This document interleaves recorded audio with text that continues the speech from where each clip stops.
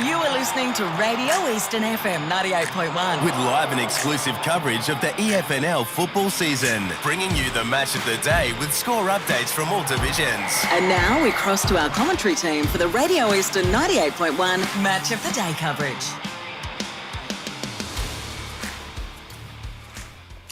EFNL Premier Division looks set for a grandstand finish as it enters its final month, with final spots and the double chance still up for grabs. And what a clash we have today, set down for decision here at Cheong Park this afternoon.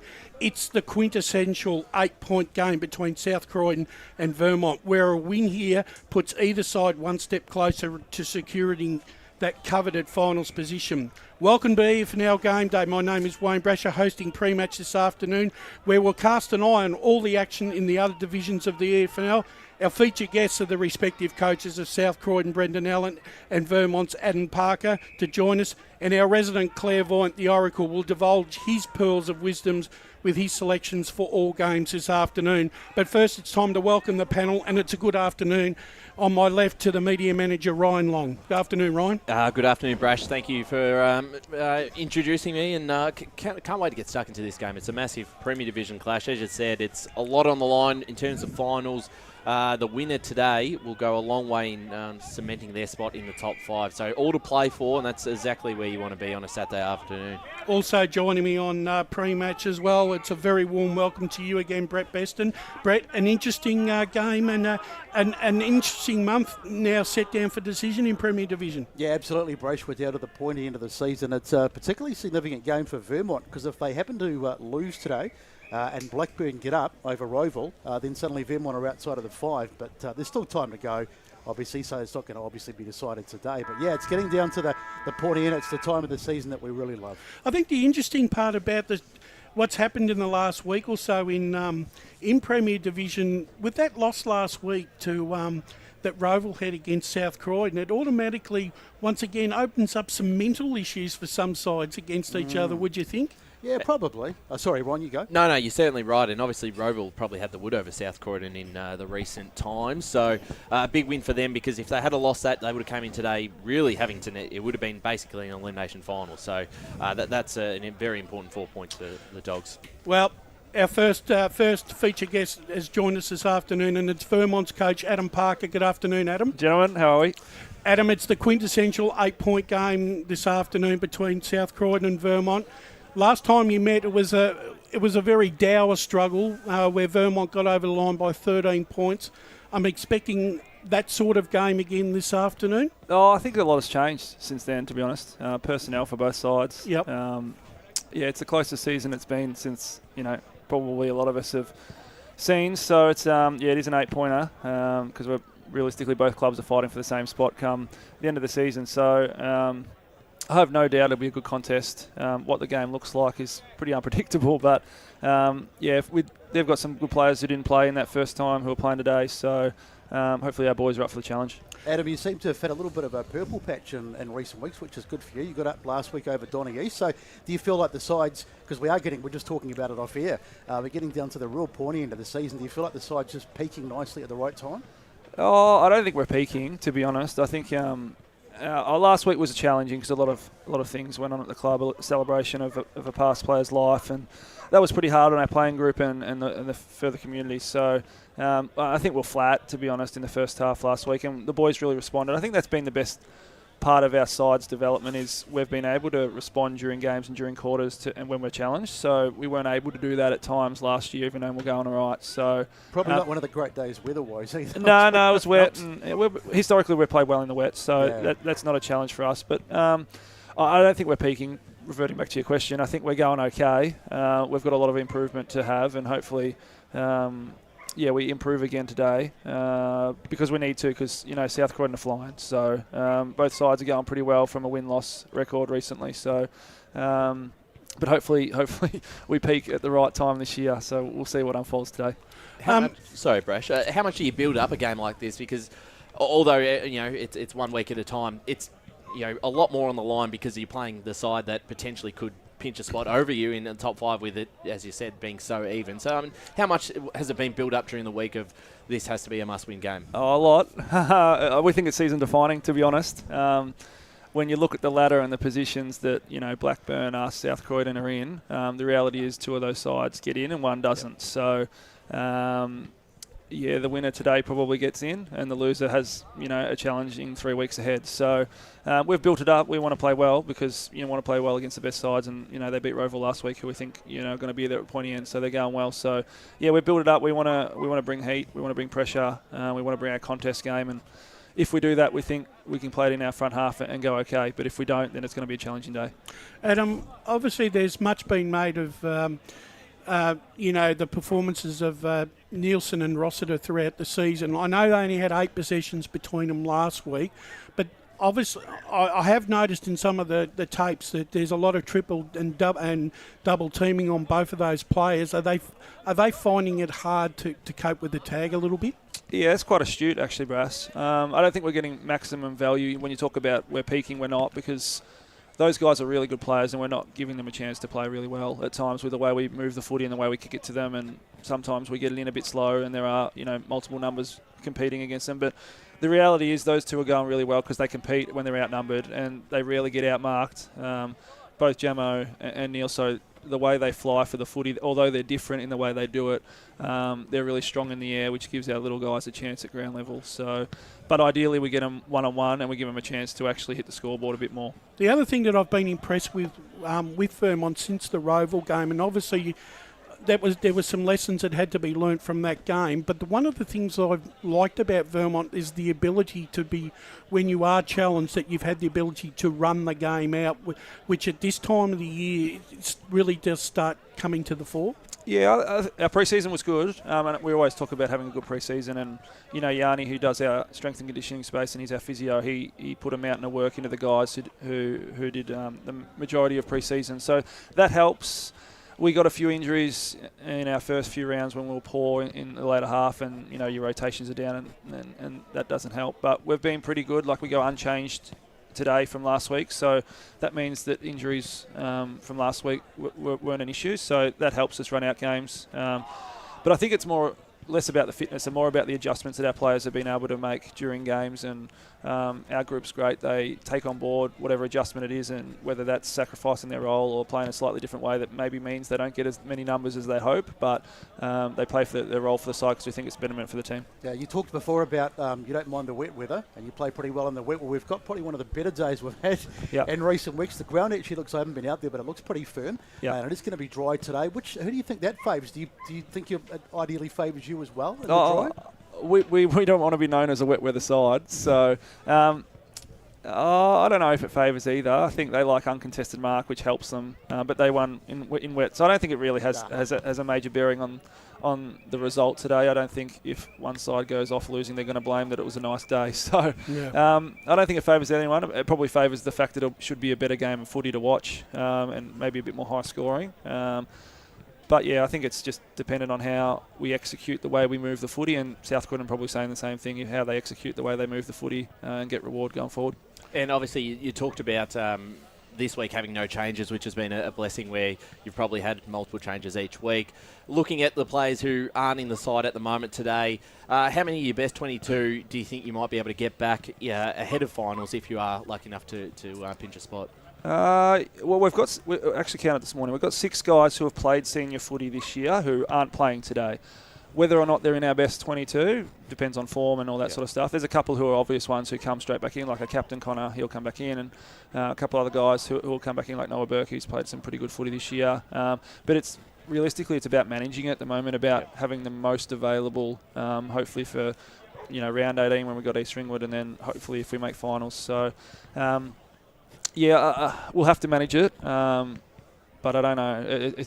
It's ever evolving. Yeah. Like, this is the first week we've had an unchanged side for the whole year, and I reckon it's really rare that it happens. So exactly. To be able to forecast what your side looks like, I don't reckon anyone will be able to do that at the moment. Adam, also too, getting your captain back before the end of the season, it's a great fill-up too, because Connor's an inspirational type player, and he's an important cog out of that back line with the run and the way that he kicks the ball to position. So he's going to be a really welcome addition back into the side.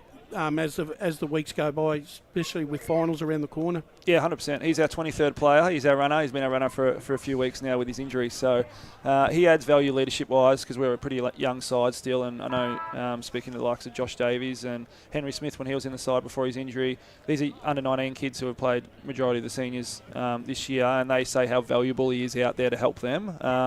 So he's our 23rd man. He'll run around in the pink today and hopefully help them out as well. Adam, and finally, before we let you go, it would be remiss of me if I didn't talk about the passing of Luke Johnson, a fantastic club person and premiership player at Vermont. I've known the family for many years, Craig, Donna and Nick. But it was a fantastic turn up and support by the club during the week at the wake. And you're right. The players, it does have a little bit of a mental edge on your playing list, doesn't it? Yeah, 100%. His situation's very difficult, right? It was one of those things that everyone knew it was coming. Yeah. So it was more of a celebration of his life, and that's how the family wanted it, and that's how we wanted to respect them by doing that. Yeah. But he gave so much back when he didn't need to, and I know Bronya have spoken about that. I know Richmond have spoken about that. Yeah. The way he spoke to our group throughout the year, we were lucky enough to get him in on a Thursday night before training, and he had guys who hadn't met him crying in the room. Yeah. We still talk about it now, and it's still pretty raw. But we know that Luke would have wanted any club that he was involved in to go out there and play good footy. So we try and keep that message. And reality is we put things into perspective pretty quickly that it's just a game of footy as well. If it doesn't go well, then there's a bigger picture about, giving back to life and not worrying about the little things too much. Well, Adam, thanks very much for giving up your time. And, like I said, it's the last month of football, and there's still a lot of football, and there's still actually a double chance up for grabs, as the last 2 or 3 weeks take shape. But good luck to Vermont today, and hopefully you can walk away with the 4 points. Beautiful. No worries. Good luck for the call. Thanks, everyone. Thanks, Adam. There you have it, ladies and gentlemen. Vermont coach Adam Parker talking about everything that's going to happen at Vermont hopefully happen for Vermont this afternoon, gentlemen. And sometimes, when you, I know football is a game, right? But you can't help but be moved by a former player who's, like I said, and I've known Luke for such a long time, and he fought to the very last breadth. And look, if the Vermont players can take some inspiration out of that about the keep fighting, I reckon it'll set them in good stead. I mean, Brett, your question about which side is it going to suit this afternoon? I think he was sort of a little non-committal there. He was. He sat on the fence, and he started off by telling us that they weren't a great wet weather side. Did he say good or bad wet weather side? No, okay in the wet, and then he sort of deferred the question about the dry. But because every side prefers, obviously you probably like a dry day, but some sides like a scrap in the wet as well. So I think it's one of those games that it probably favours both to an extent. I don't think it probably has leans one way more than the other. I think both sides are going to enjoy playing out here with no rain. There was a bit of rain forecasted for the late afternoon, but I think that might have been the actually evening, so after the game. So we should get 4 quarters of dry footy. And we talked off air. I really think with both sides in some, particularly South Croydon, in some really good form. Vermont got them earlier in the season.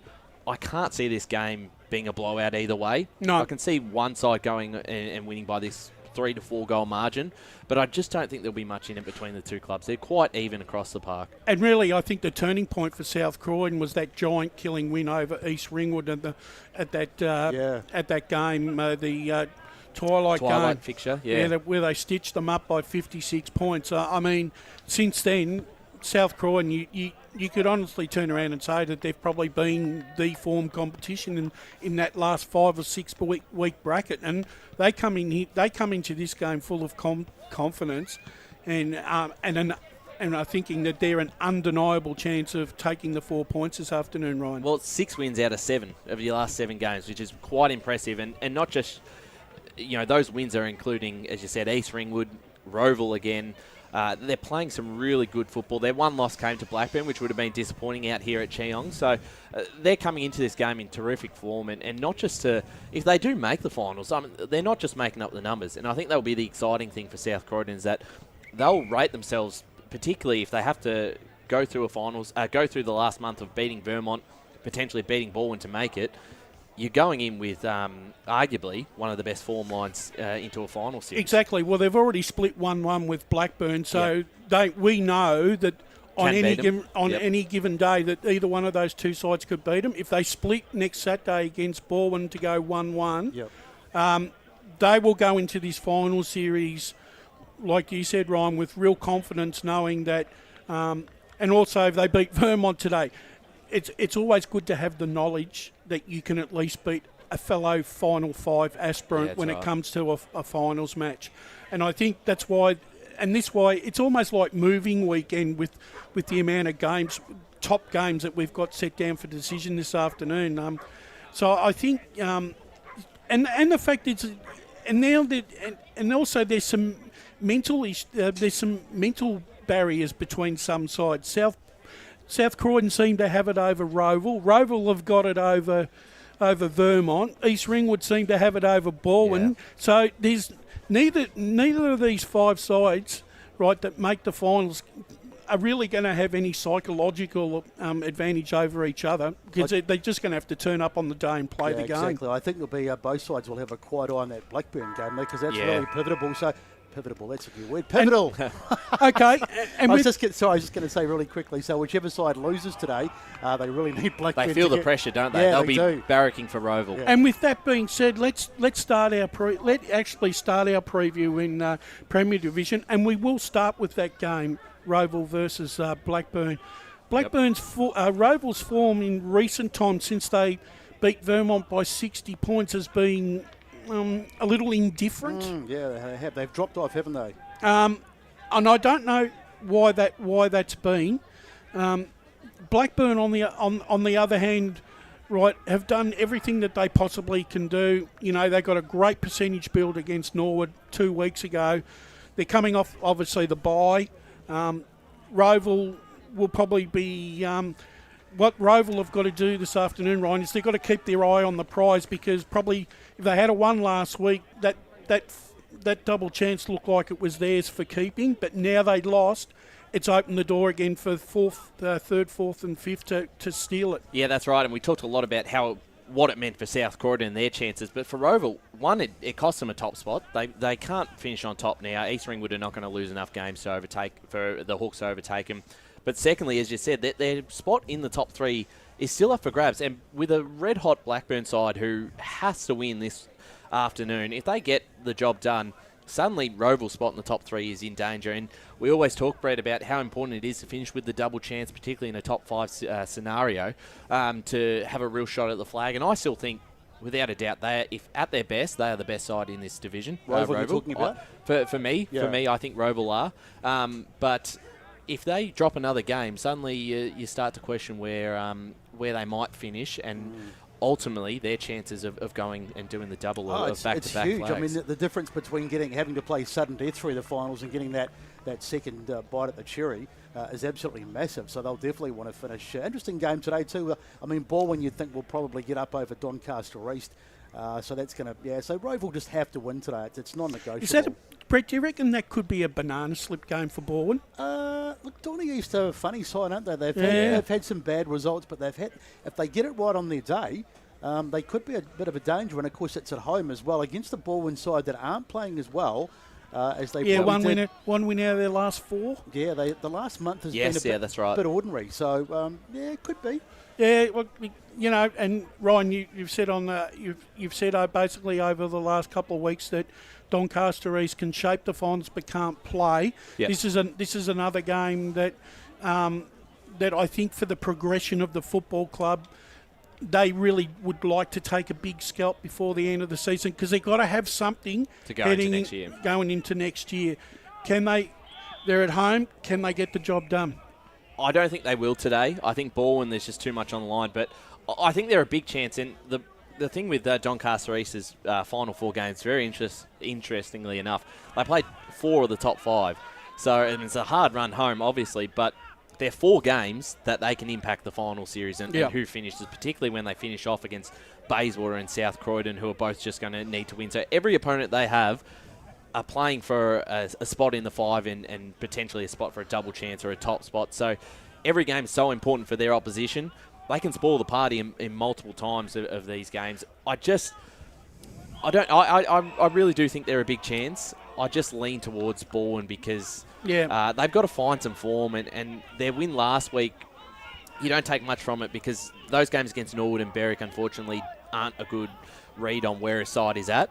So it was good that they got the win, but now they've got to do it against a stronger opposition in the Lions, away from home, and just build some form because they'll finish with the double chance for sure, I would imagine.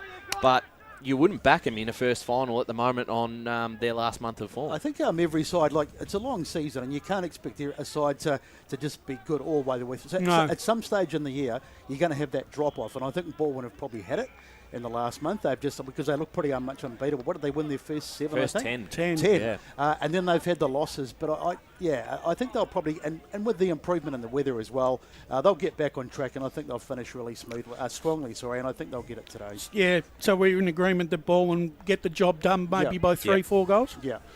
What about a tip for Roval and Blackburn? This could be a very interesting game down at Seabeck. Does Roval going to have to play at their very best to get the 4 points? They don't want to drop another game. Answorth back in the side for Blackburn. Cotter comes back in. So they do look at probably their strongest side for the season, potentially. I never tip against the Hawks. I'll tip Roval. Yeah, I got Roval winning by about 14 points. Yep. Yeah, I think Roval they have been a bit, haven't been so good in the last few weeks, but I think they'll get it done today. It's a must-win game, and I think they'll get it done. And East Ringwood travel down to Edward and Flack for the twilight fixture against Berwick.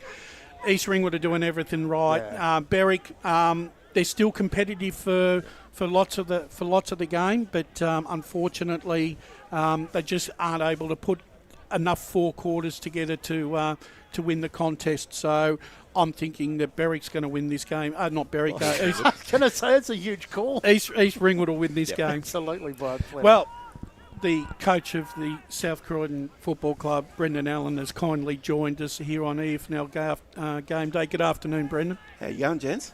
Very good. Brendan, we were just saying before that we feel that the club's turnaround really started from that big win against East Ringwood, and from that moment forward, your guys just are on that trajectory which keeps rising and rising. I think that was the turning point where it sort of clicked for us. I think could even nearly go back to the first time we played Roval. We saw glimpses of the way we wanted to play footy. It's like, as I've said it before, it's new coach, new system.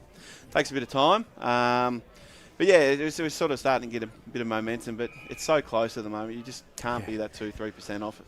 So. The interesting thing about South Croydon and Vermont contests in the last 2 seasons is there really hasn't been that much between the two sides. In victories, it's always been around that 3 or 4 goal mark. It just seems like that both the sides seem to match up very well against each other.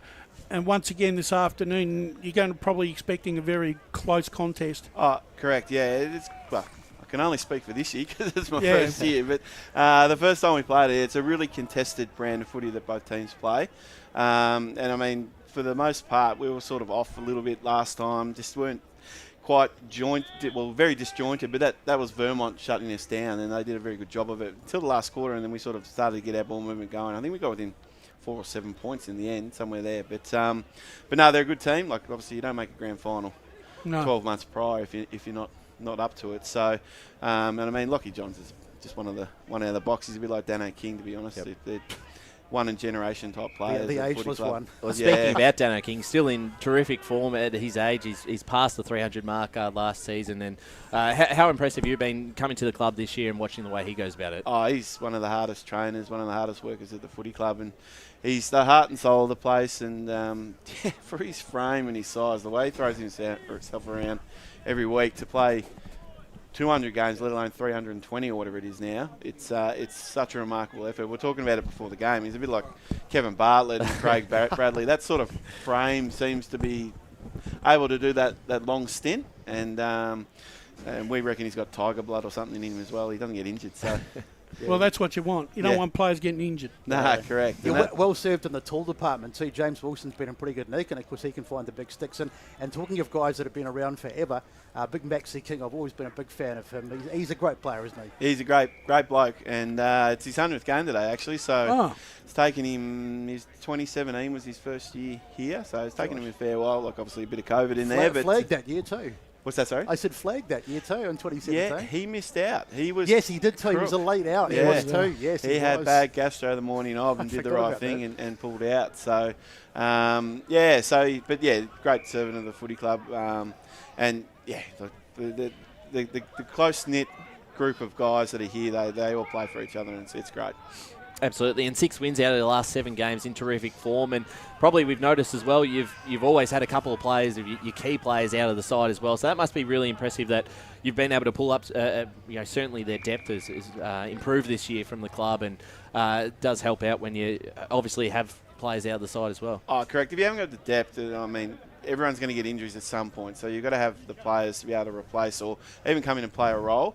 Like our dev might be getting done by 6 goals at the moment, but this time last year would have been 10, 15 goals. So everything's improving here. We're lucky with injuries. We've sort of got 3 or 4 that could come back in, but I mean, Vermont would be the same. Yep. So it's just that time of year. But yeah, you've got to have that depth, and you've got to have guys that know what they're doing when they come up, and it's the old one soldier down, next one up.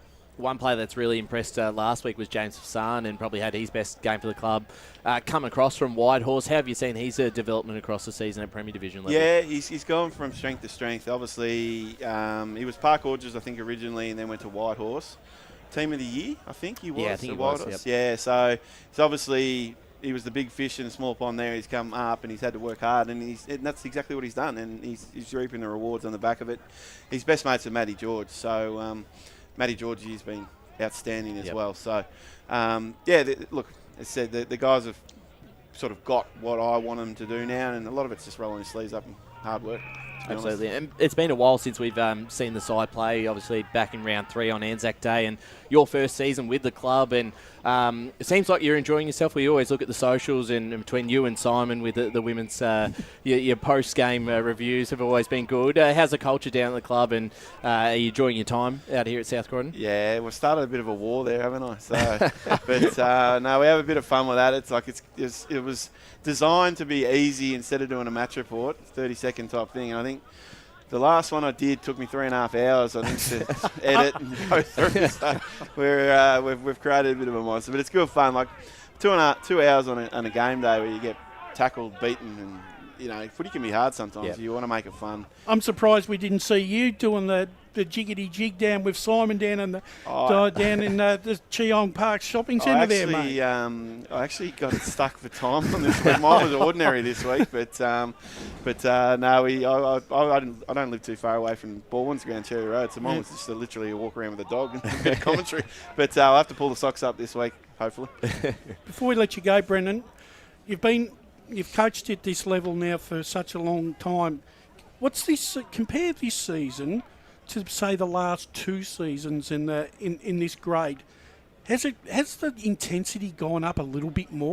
I think the pressure around the footy has 100%. Yeah. So I saw some stuff in the week during the week that the level has dropped. I don't think the level's dropped. I think it's more the contest has gotten fiercer, and it's players aren't getting out. They haven't got as much time. Like the EFNL is like no other competition in Metro Melbourne or even in the state, to be honest. You're playing on small grounds most weeks with AFL players, and it's so quick and so contested. Like, we've got guys that have come back.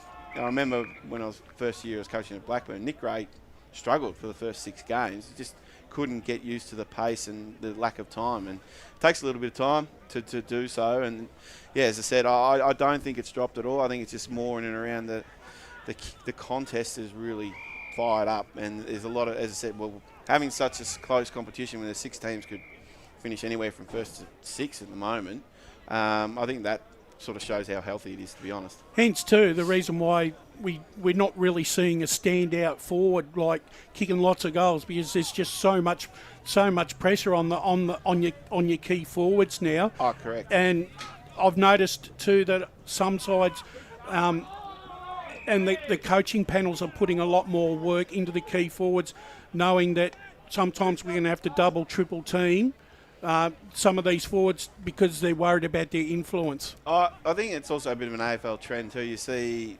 like a lot of AFL clubs, they'll literally understand when the ball's coming in, where it's going, and then they'll just go 2, 3 will drop off, and then you're outnumbering the contest. But I mean, if you're letting blokes walk out of stoppage, they're going to hit targets. So it's more in and around that stoppage contest. A lot of teams are really well set up, and coaches do their homework these days. So you've got to be pretty crafty, and you've got to manipulate space, and you've got to be set up to get anything with clean ball going into our forward line these days. But it helps having 4 or 5 guys that can kick goals instead of just the one target, because you're not predictable then. I suppose just really quickly to finish off, I know you spent some good years at Blackburn, but looking at the way the ladders at the moment, the loser of this game today, if Blackburn win, could push you out of the 5, so you'd sort of be hoping that Blackburn get rolled today, I imagine. Still a bit torn with all that sort of stuff, but South Croydon person now through and through, so it, to be brutally honest, like if we get it done and Blackburn get it done, we could be finishing 3rd, so it's anyone's at the moment, so look, you can't worry about what other teams do, you just got to worry about us, but we've got a big battle here today. That, as I said, Vermont a quality team, and we've got to show up. Well, Brendan, look, we've been actually looking forward to coming and covering this game because we know what's at stake for both sides this afternoon. South Croydon are really in red-hot form at the moment, and actually both sides have set it up very nicely for a great clash this afternoon. So good luck to South Croydon and yourself this afternoon, and hopefully by 4:45 tonight you might be sitting in the top 4. Be very nice. But I think I said it during the week to the Leader newspaper that usually this time of year finals are set. This could go right up to round 18. I think it will. So we'll just try and keep winning. So. Well, Brendan, thanks very much for joining us this afternoon, and good luck. No worries, guys. Have a great call. There you have it. Thanks, Brendan. There you have it, the South Croydon coach, Brendan Allen, letting us know on his side's thoughts on how they're going to perform this afternoon. And yes, Ryan, when we were discussing this game a couple of weeks ago about what the repercussions was going to be, we could not really not come and do this game, could we? No, we had to be here. And Brash, I don't know if you've been reading, but I do my run home article each week. Yes, and I have been. The 2 weeks ago, I had a different top 5. I had South Croydon 6. Yep. A week after, with all those results that happened, now I have South Croydon 4th. I'm assuming after today's game that will change again, and that's the way the season's going to probably end, Brett. With actually, I keep meaning to say, very good job by you. That's a very good piece of reading that. Yeah, well, it's just like the hypothetical scenarios. I always like dealing in hypotheticals because that's what keeps it's exciting, and that's what gives us the talking points. Quickly, we're going to go to a break, but the Oracle selections for Premier Division have Doncaster East 74, Baldwin 79, Noel Park 60, Norwood 38, Roval 66, Blackburn 94. South Croydon and Vermont will leave that one for the moment, but Berwick 38 and East Ringwood 86. So I think the winners look pretty set from the way the Oracle has predicted this afternoon.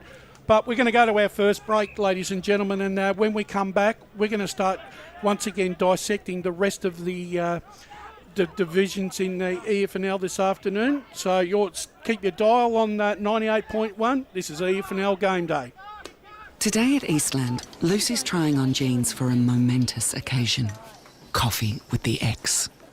She needs jeans she can move in because she's definitely moved on.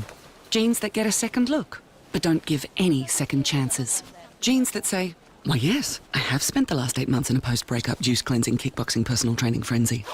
And it looks as though she's just found the perfect pair. Yeah, that's great. Bravo, Lucy. For all of life's little moments, there's Eastland. Eastland. Live real.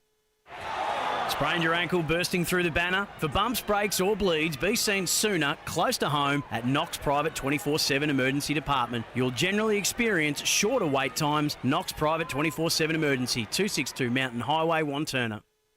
Do you feel good about your bank? Because there is a bank you can feel good about. They share their profits to fund big community projects, small community clubs, and vital emergency services. They've given $250 million to help Australian communities thrive. They have all the products and tech you expect from a big bank, with service you don't. It's Bendigo Bank. Feel good about who you bank with. Try Bendigo. Search bendigobank.com.au or search Bendigo Bank near me. Tobin Brothers Funerals wear their heart on their sleeve. Their clear and easy-to-use website and Memory Maker app make it easy for families to make an informed decision. Here's James McLeod, Managing Director of Tobin Brothers Funerals. There's no mystery about our pricing. It is clearly displayed on our website and our app. We have staff standing by 24 hours a day, every day of the year to assist you in your absolute time of need. Visit tobinbrothers.com.au. Tobin Brothers Funerals, celebrating lives. There are only 3 things that should be flushed down your toilet: pee, poo and paper. Some wet wipes and antibacterial wipes say that you can flush them, but you can't. They clog up the toilet and pipes, causing expensive blockages. Save yourself a truckload of trouble. Put your wet wipes in the bin. To learn more, head to the Yarra Valley Water website, yvw.com.au/wet-wipes. Hi, Dylan Dow from the Baroni Football Netball Club here. When I need to grab a quick coffee or a bite to eat, I'm popping into Eastland. Eastland's more than a shopping centre. They support a range of community organisations and have been a major partner of the EFNL since 2018. Cheers, Eastland.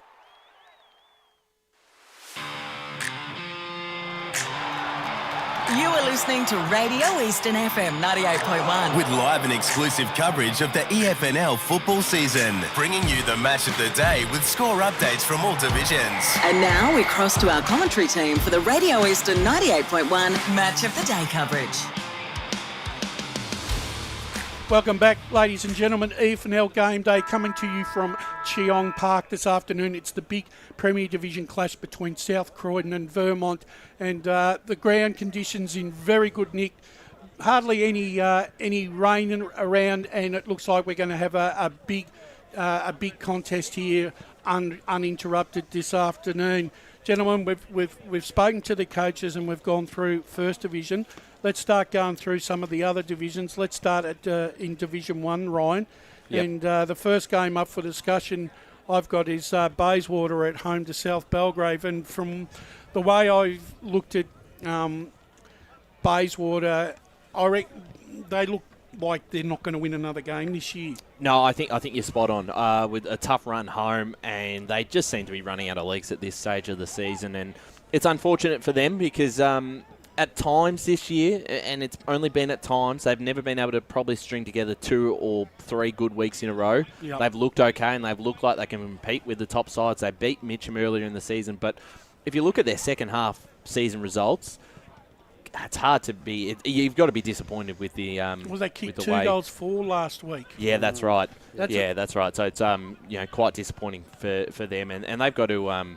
They're playing Park Orchard, yeah, and either way, whether it's Park Orchard, South Belgrave, you just can't see them really getting close to either of those two sides who are just streets above them at the moment. What do you reckon about Park Orchards, Brett? How have you seen their form? I like them. Yeah, I'm really hot on Park Orchards. I love that team. They've got some great players, and they're flying at the moment. So I think, they're a big chance for the flag. I think we can pretty much call, maybe I'm going a bit early, but I reckon Park Orchards, Mitcham and the Granny. I just don't. I can't see it not being those two sides. I think you might be right on the money there. I think the one thing that sets Park Orchards aside from maybe some of the other sides in this division is the fact that it's they don't have apart from Michael Prosenak, the rest of the team is very well drilled, and they do a job.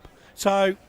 And they're young. And they're hard. And they're quick. They've always had a young, quick side. So that's been the sort of the feature of their success, I think, over the last few years. I reckon I want to have 12 or 14 consistent players going into a final series where you're not relying on a key forward, rather than base your game based on a key forward and probably another a running forward in the finals, because that's where you get found out, because you've got to have multiple goal kickers going into finals. that's when your midfield and your on-ballers really start coming to the fore. If they can start hitting the scoreboard, that takes the pressure off the... I think they always have, though. Like, even going back a few years when they won that flag in 2017, even that year, like, they still had... There was plenty of guys right across the board. They got, a few multiple goal kickers every week. They didn't rely on just one player. That's right.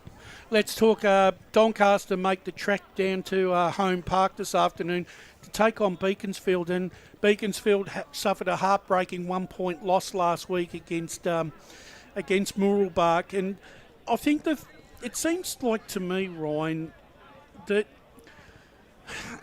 Beaconsfield always seem to be a work in progress. They constantly may have to make changes week in, week out, and you and I have actually spoken about this. And I know Mick Fogarty wouldn't say it publicly, but I reckon he'd be feeling a little frustrated at times that he just cannot put a consistent side on the park week in, week out. And I think that's part of the reason why Beaconsfield's form keeps fluctuating. Well, I think if everyone's available, if you take out the VFL, everyone's available. They're probably a top 3 side at the moment. I think at their best, they're a really strong side, and we saw that on the weekend against Park Orchards. Couldn't get the job done, but they would have been pretty impressed with the way they went about it. But unfortunately for them, they're probably going to have to do it the hard way. They're going to have to finish 4th or 5th and go through an elimination final and put together 4 good weeks in a row. I believe, and I'm not great with the qualifications and who will play and who doesn't, but having a quick look and a chat with a couple of people, looks like they might get a fair chunk of their VFL listed players qualifying for the final series, which is a big tick for them. Well, they're going to need them. They will, and particularly, I mean, the thing is that they're probably playing Montrose in the first week of the finals. They've beaten the D's twice this season. You throw in a couple of those players that didn't play the last time they played. Yep. They'd probably go into that final as favourites, and you compare that to last year where they were missing Jake Bowe, they were missing a couple other their key players. Ocker was done for the season. They were limping into a final series, which was never going to result well. This year, I think they're a little bit more well set up. But I think Jake Bowe actually comes back in the side this weekend. Yeah. So I like Beaky. I like what I'm seeing from them. I agree, and that is frustrating for them. But I think they might just be getting their best side a bit more consistently over the last couple of weeks. What are your thoughts on Beaky, Brett? Yeah, pretty much the same. I think the VFL thing obviously is quite significant. I mean, you put it down to it's no different to any side having a few injuries. I mean, the VFL thing, they're just going to have to live with. But I think they're going all right, and I think I'd favour them to get in ahead of Montrose, to be honest. Yeah, I think. Yeah, look, like I said, that's the only thing that I find frustrating. I think we haven't seen the best of Ocker, and if he can, he's a super player on his day. That's right, and I reckon, and I'm thinking if he's fit, right, and he's had a couple of games under his belt, he could be that X factor that could carry Beaconsfield maybe past one final, maybe past two. Yeah. But I sort of feel like with them, if they win the majority of their games in regulation, I could see them at least winning one final, but I don't know whether they can win two. Sorry, Brian. Don't underestimate the Mick Fogarty aspect as well, because Mick's been around. He's been there. He's done that, and having a coach like that going into a really important time of the season and playing finals, that just could give them a bit of an edge as well. Is the pass mark one finals win? Yes, I agree. Yep. I think they can win at least one final. Yep. And Doncaster, quickly on them. Look, they've had to come down. They've had to suck it up this year. They haven't had the season that they probably were hoping that they would have. They've had their moments throughout the season where they've won a few games and they've been close in quite a few other games. It's just about the club developing their younger players and moving forward again for next year. They've done what they've had to do. They've survived this year. But I think for the surety of the football club, they need to keep pushing. They need to go on that youth trajectory and try and get as much into the club, even players from other clubs that would be wanting to play senior football.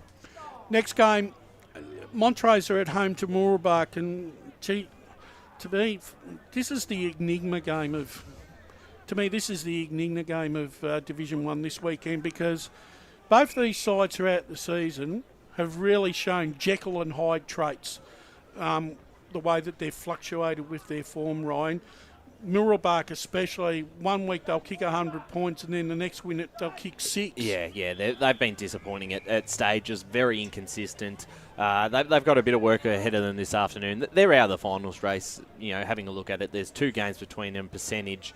So even if they do beat Montrose, which, it still is an 8-point game, they're still well behind. And that's probably going to be frustrating for the club, knowing that at their best, they proved it earlier in the season when they knocked off Montrose, but they just haven't shown that from a week-to-week basis. So for the Ds, I think they'll get across the line today. Too much on the line for them. If there is a double chance available, if Mitcham slips up in the last 2 games, Montrose might be able to pinch that spot, but unlikely, I think. Yeah, they're relying on other results. Yeah. Montrose will have to have their best side playing like they were in round 1, round 2, round 3, right, to challenge to get that.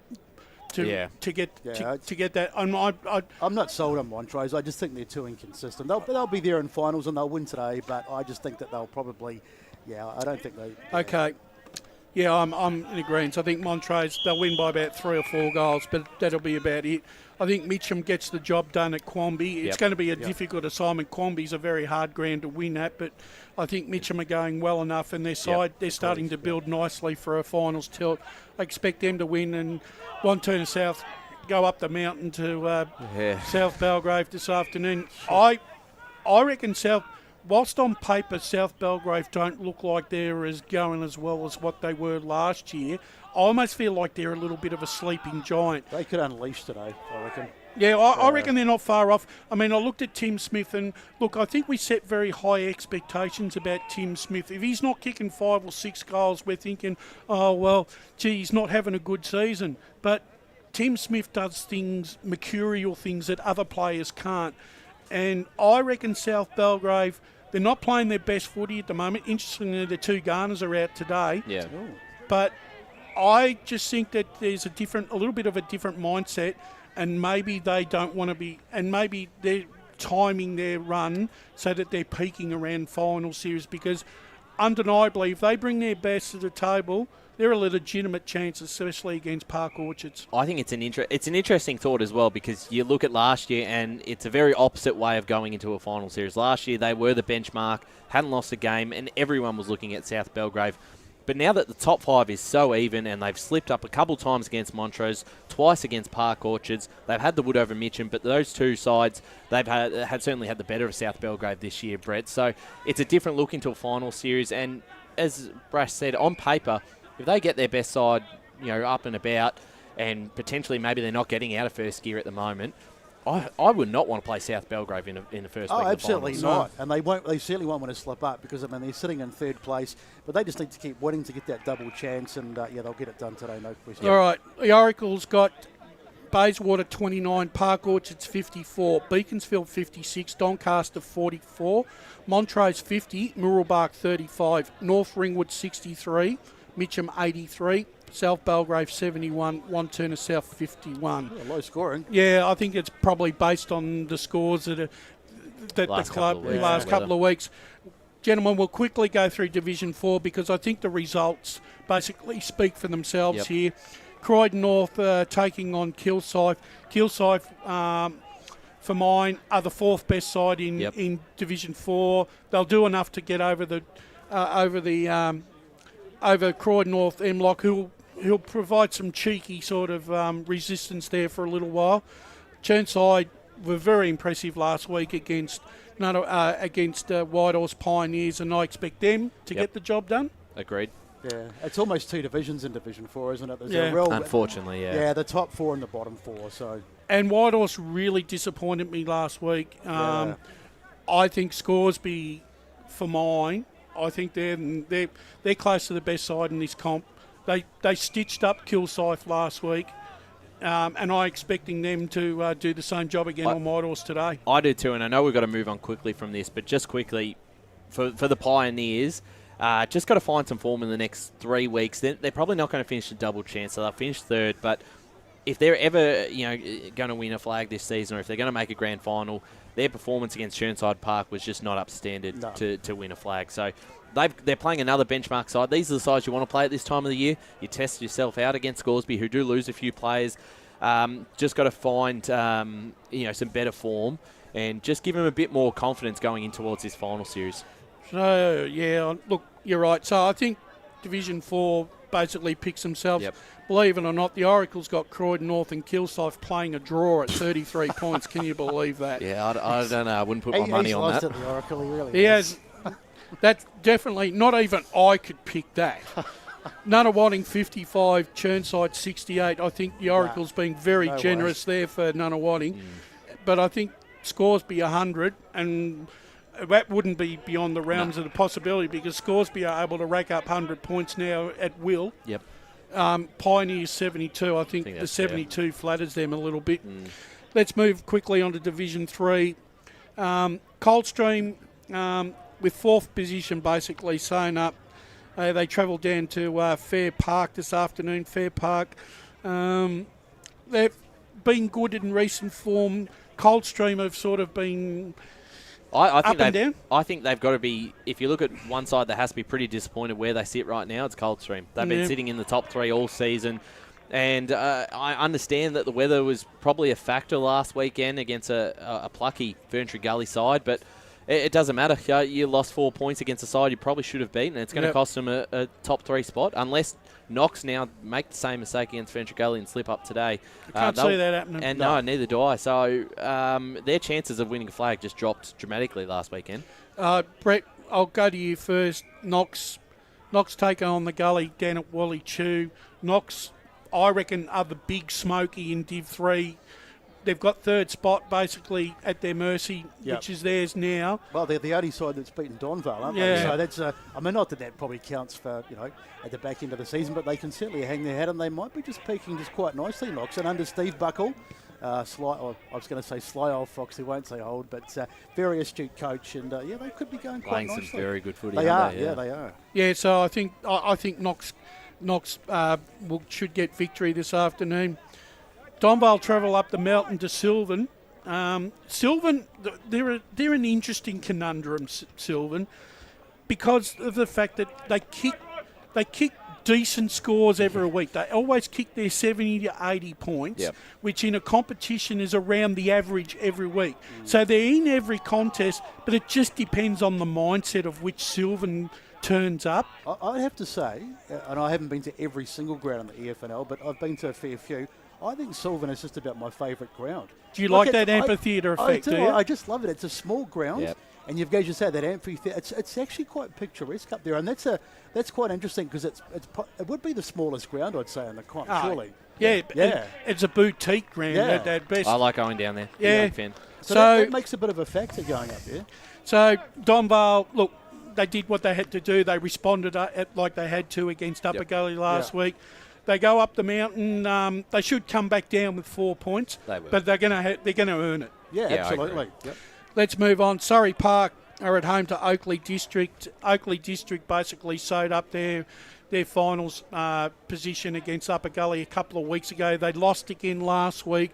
Surrey Park are starting to build again after that game. Ryan, they're starting to add the pieces of the puzzle to have a big tilt at a final series. At the moment, I think Surrey Park are just going well enough, and with those players that have just come into the squad, they're probably in their second, third game back. They should be cherry ripe to take this game by the scruff of the throat this afternoon. Agreed, and they will, and I think they can win big as well with a lot of players coming back in the side in recent weeks. Just on this game, now throw another hypothetical.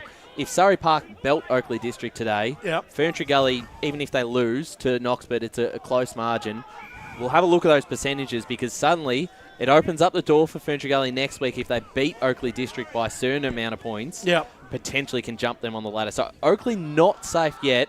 Important, even if they don't win today, they don't get belted out of the park and keep their percentage at a strong spot, which it is at the moment compared to Ferntree Gully. So we'll just keep an eye on that one today.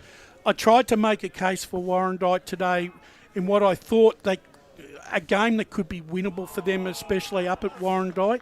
But I just feel with the inclusions that Upper Ferntree Gully have brought back in this afternoon and a lot of experience, unfortunately for mine, I can see Upper Gully travelling to Warrandyte and coming home with the 4 points this afternoon. Yeah, I was there this morning. Yeah, I say this they will. every week, but I just don't know what's happened to Warrandyte because it wasn't that long ago they were a really good team, and they have just they've just fallen off a cliff.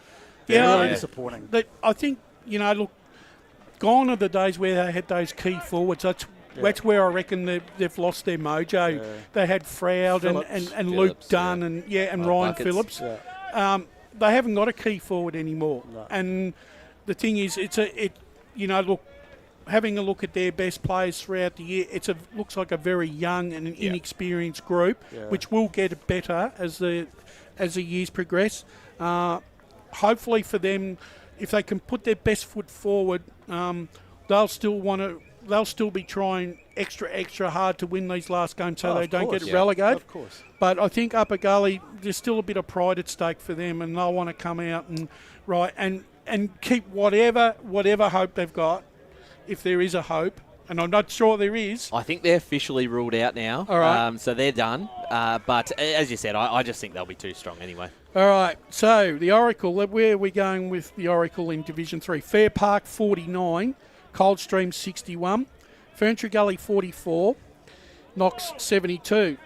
The upset, he's tipped the upset, Sylvan 64, Donvale 58. That's interesting. They won't lose again. Surrey Park 80, Oakley District 51.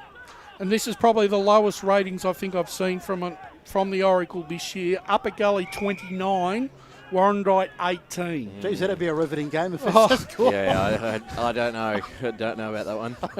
We've got 4 minutes left in pre-match. I think Tempe get the job done against East Burwood. Yep. Waverley Blues and Lilydale. Have to win Waverley. They just have to find some form. Been That so is one side. disappointing, Yeah, haven't they? I agree. 4 out of the last 5 they've lost. Yeah. I'm going to tip the upset. I'm going to go Lilydale. Yeah, I think that's fair. Up at the LSA. Oh, is it? Yeah. Oh, okay. I'm backing Waverley, but if they let me down one more time, I'm not tipping them again. I'm not tipping them again this they've season. made me a fool for the last 4 weeks. Yeah, I'm going to tip Waverley, but with no confidence at all. Ringwood playing the Basin. Is that? Danger game for the Redbacks again, but every time we say that, the Bears just haven't performed for 4 quarters. So I think still Ringwood, finals on the line, can't afford to slip up. Yeah, I believe Fletcher Roberts once again is not playing for Mulgrave this afternoon. No. They take on Croydon. Look, for me, Mulgrave are just the enigma. Yeah, they are the Edward Nigma of the whole competition. The what? The Edward Nigma. That's a Batman reference. That's a Batman reference. I'm sorry. Enigma. The Joker. The Joker, yeah. Because I just cannot get a read on him. I just cannot. I just don't know which side's going to turn up. One thing I do know who will turn up, Lin Jong. Another big game on the weekend. He's easily their best player. Yeah, I agree. And I think he will feature very prominently in Chandler Medal Night because Mulgrave have a very, very good record of winning these medals in division, so he can't be taken off. But I think Croydon, is Fraser Smith back? No, I don't believe he is. Doesn't matter if he's not in. I think at Croydon play that ground so well. Yeah, no, he's not back yet, but still, I think Croydon are going to be too strong. Yeah, and finally, Heathmont. Well, I know we've been talking at Heathmont and praising them and pumping them up over the last week. It might come to an end today. Yeah, Baronia. They probably. I reckon they needed that really hard, tough, compromising game last week. I agree. They've been belting sides left and right, and to have a real tough contest against Croydon where they still managed to walk away with 4 points, I think they'll be still pretty pleased with that. And as much as the Jets have improved, Ryan Young's been outstanding in recent weeks. I gave him the roughie on the podcast as the roughie of the week. I still think it's probably a bridge too far. As good as they've been in recent weeks, it's hard to beat Baronia. And I don't think Baronia have lost at Heathmont in the last 3 seasons. No, they won't lose today either. And I think, Mullinger, McHugh, Tink and Jordan Haynes have clearly been Heathmont's best 3 players this year. And, they're going to have to be at their very best, Heathmont, to get the points this afternoon. So Baronia for mine. And finally, the Oracle has Croydon 41, Mulgrave 67. Don't ask me how he could tip Mulgrave or she. East Burwood 46, Templestowe 49, Heathmont 57, Bronya 78, Lilydale 44 to beat Waverley Blues 36, and the Basin 20 to be defeated by Ringwood 35. So there's some interesting pearls of wisdom there by the Oracle this afternoon. I don't know what jungle juice that person's been on, but I tell you what, I don't think I could have picked half of these sides that he's picked. Well, gentlemen, that's pre-match done and dusted for another Saturday afternoon, and everyone else keep everything and get ready, as we're going to bring in the call team for the big clash this afternoon. It's South Croydon versus Vermont, and it's coming to you live on EFNL Game Day, Facebook and YouTube all around the world, and stay tuned. As Sarah opened her best friend Jackie's wedding invitation, she was overcome with a wave of emotion.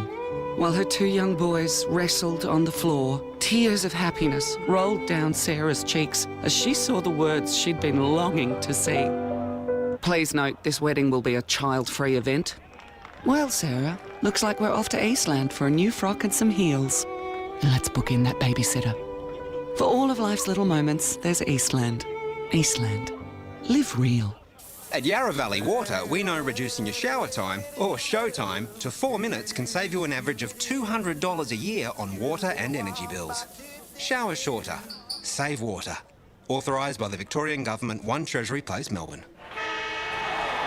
Sprained your ankle, bursting through the banner? Broke a finger, high-fiving the ruckman? Or did you run into the goal post again? For bumps, breaks or bleeds, be seen sooner, close to home at Knox Private 24/7 Emergency Department. The preferred provider of emergency care to the Eastern Football Netball League, you'll generally experience shorter wait times. You don't need private health, but there is an out-of-pocket fee. Be seen sooner, close to home at Knox Private 24/7 Emergency Department, 262 Mountain Highway, Wanturna. Do you feel good about your bank? Because there is a bank you can feel good about. They share their profits to fund big community projects, small community clubs, and vital emergency services. They've given $250 million to help Australian communities thrive. They have all the products and tech you expect from a big bank, with service you don't. It's Bendigo Bank. Feel good about who you bank with. Try Bendigo. Search bendigobank.com.au or search Bendigo Bank near me. The first time I met the team at Tobin Brothers Funerals, I felt like I'd known them for years. They're so caring, honest and passionate. James McLeod, Managing Director of Tobin Brothers Funerals, sums it up best when he says, Every day our people get out of bed to assist client families in their absolute time of need. Our people love what they do, and you will not find a more highly trained group of people than those at Tobin Brothers. Visit tobinbrothers.com.au. Tobin Brothers Funerals, celebrating lives. Hi, I'm Ben Desson from Montrose Football Netball Club, and when I need a new kit for a night out, I head over to Eastland. But Eastland is more than a shopping centre. They support a range of community organisations and have been major partners of the Eastern Football Netball League since 2018. Thanks, Eastland. You are listening to Radio Eastern FM 98.1. With live and exclusive coverage of the EFNL football season. Bringing you the match of the day with score updates from all divisions. And now we cross to our commentary team for the Radio Eastern 98.1 Match of the Day coverage. Welcome back to the Eastland match of the round between South Croydon and Vermont. A big Premier Division clash. It is 4th versus 5th with a spot in the top 5 potentially about to be lost, with Blackburn also looking for a top 5 spot. It is tight as it's ever been in Premier Division for those last positions in the final series. I'm Ryan Long, Media Manager of the Eastern Football Netball League, joined by a full crew here today. Ben Warren-Smith, Wayne Brasher, Ray Baird, Paul Uconi and Brett Beston on the boundary. And Ben, I'll start with you. It's great to have you back at the footy and out here at Cheong Park, where there is just so much on the line. We always talk about it. You know, coaches will say it's just it's a normal game. Every game's a throwaway game. Oh, I can't think of the line, Ben, but there's a lot on the line today. There certainly is, and it's great to be out here. I haven't been to Cheong for a number of years. Love coming down to the kennel. There's a big crowd in as well. If you're heading to the game, there's no car parks left inside, so don't bother coming in. You'll be wasting valuable time. Find a car park, do a Wayne Brasher and park a few streets away outside the ground. Exactly. But it's fantastic to be out here. What a game it's going to be. It's been mouth-watering all week. I've been excited. I was texting Brash yesterday going, can't wait to get back out here. And like you said, it's such an important game because, the side that wins today almost nestles themselves into a final spot. We know that Blackburn's taking on Roval in a really tough game out there today at Seabeck. So they're the side that's also like knocking on the door of these two sides who are equal on 36 points each. So it's an unbelievable clash that we're going to see. And, the Doggies are in good form, aren't they? Yeah, They got belted by Blackburn and then they've come back the last fortnight and really put the pedal to the metal and beaten some good sides at that as well and by good margins. So I'm expecting them to have a really good showing today. But Vermont, the ever brilliant Vermont, they love the big occasion. They love the big games and they'll be primed to this. I was just watching them practice behind us in the caravan up on the hill up there. They look really switched on. This game's going to go right down to the wire. Certainly right, and as you said, both sides pack a crowd. Great followings from both South Croydon and Vermont. And if you are looking for a car spot, you can park in my street out at Oak Lane, a couple of streets down from here. You will be charged for it, but in the driveway. In the driveway, absolutely. It's a great spot.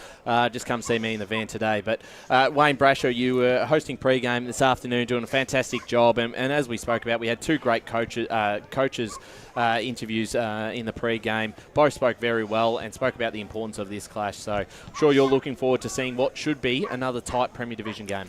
I always love coming to watch Premier Division football. It is absolutely no better coming to watch a game of Premier football. Doesn't matter whether it's Roval, South Croydon, Blackburn, Vermont, East Ringwood, Donny East, the whole lot. There's just something about EFNL Premier Division football. It's gone up a notch again this year, as the coaches have alluded to. The game's got tighter, and this is what we want. And the fact that we've still got 4 rounds to go, and it doesn't look like the third, fourth and fifth are still up for grabs. Certainly right. And Ray Baird also joining us this afternoon. Ray, it's great to have your experience in the box for what is a massive game. And you'll be keeping also a close eye on the result out at Seabeck Oval, because that has implications on the way the ladder will shape out alongside this game. Yes, thanks, Ryan.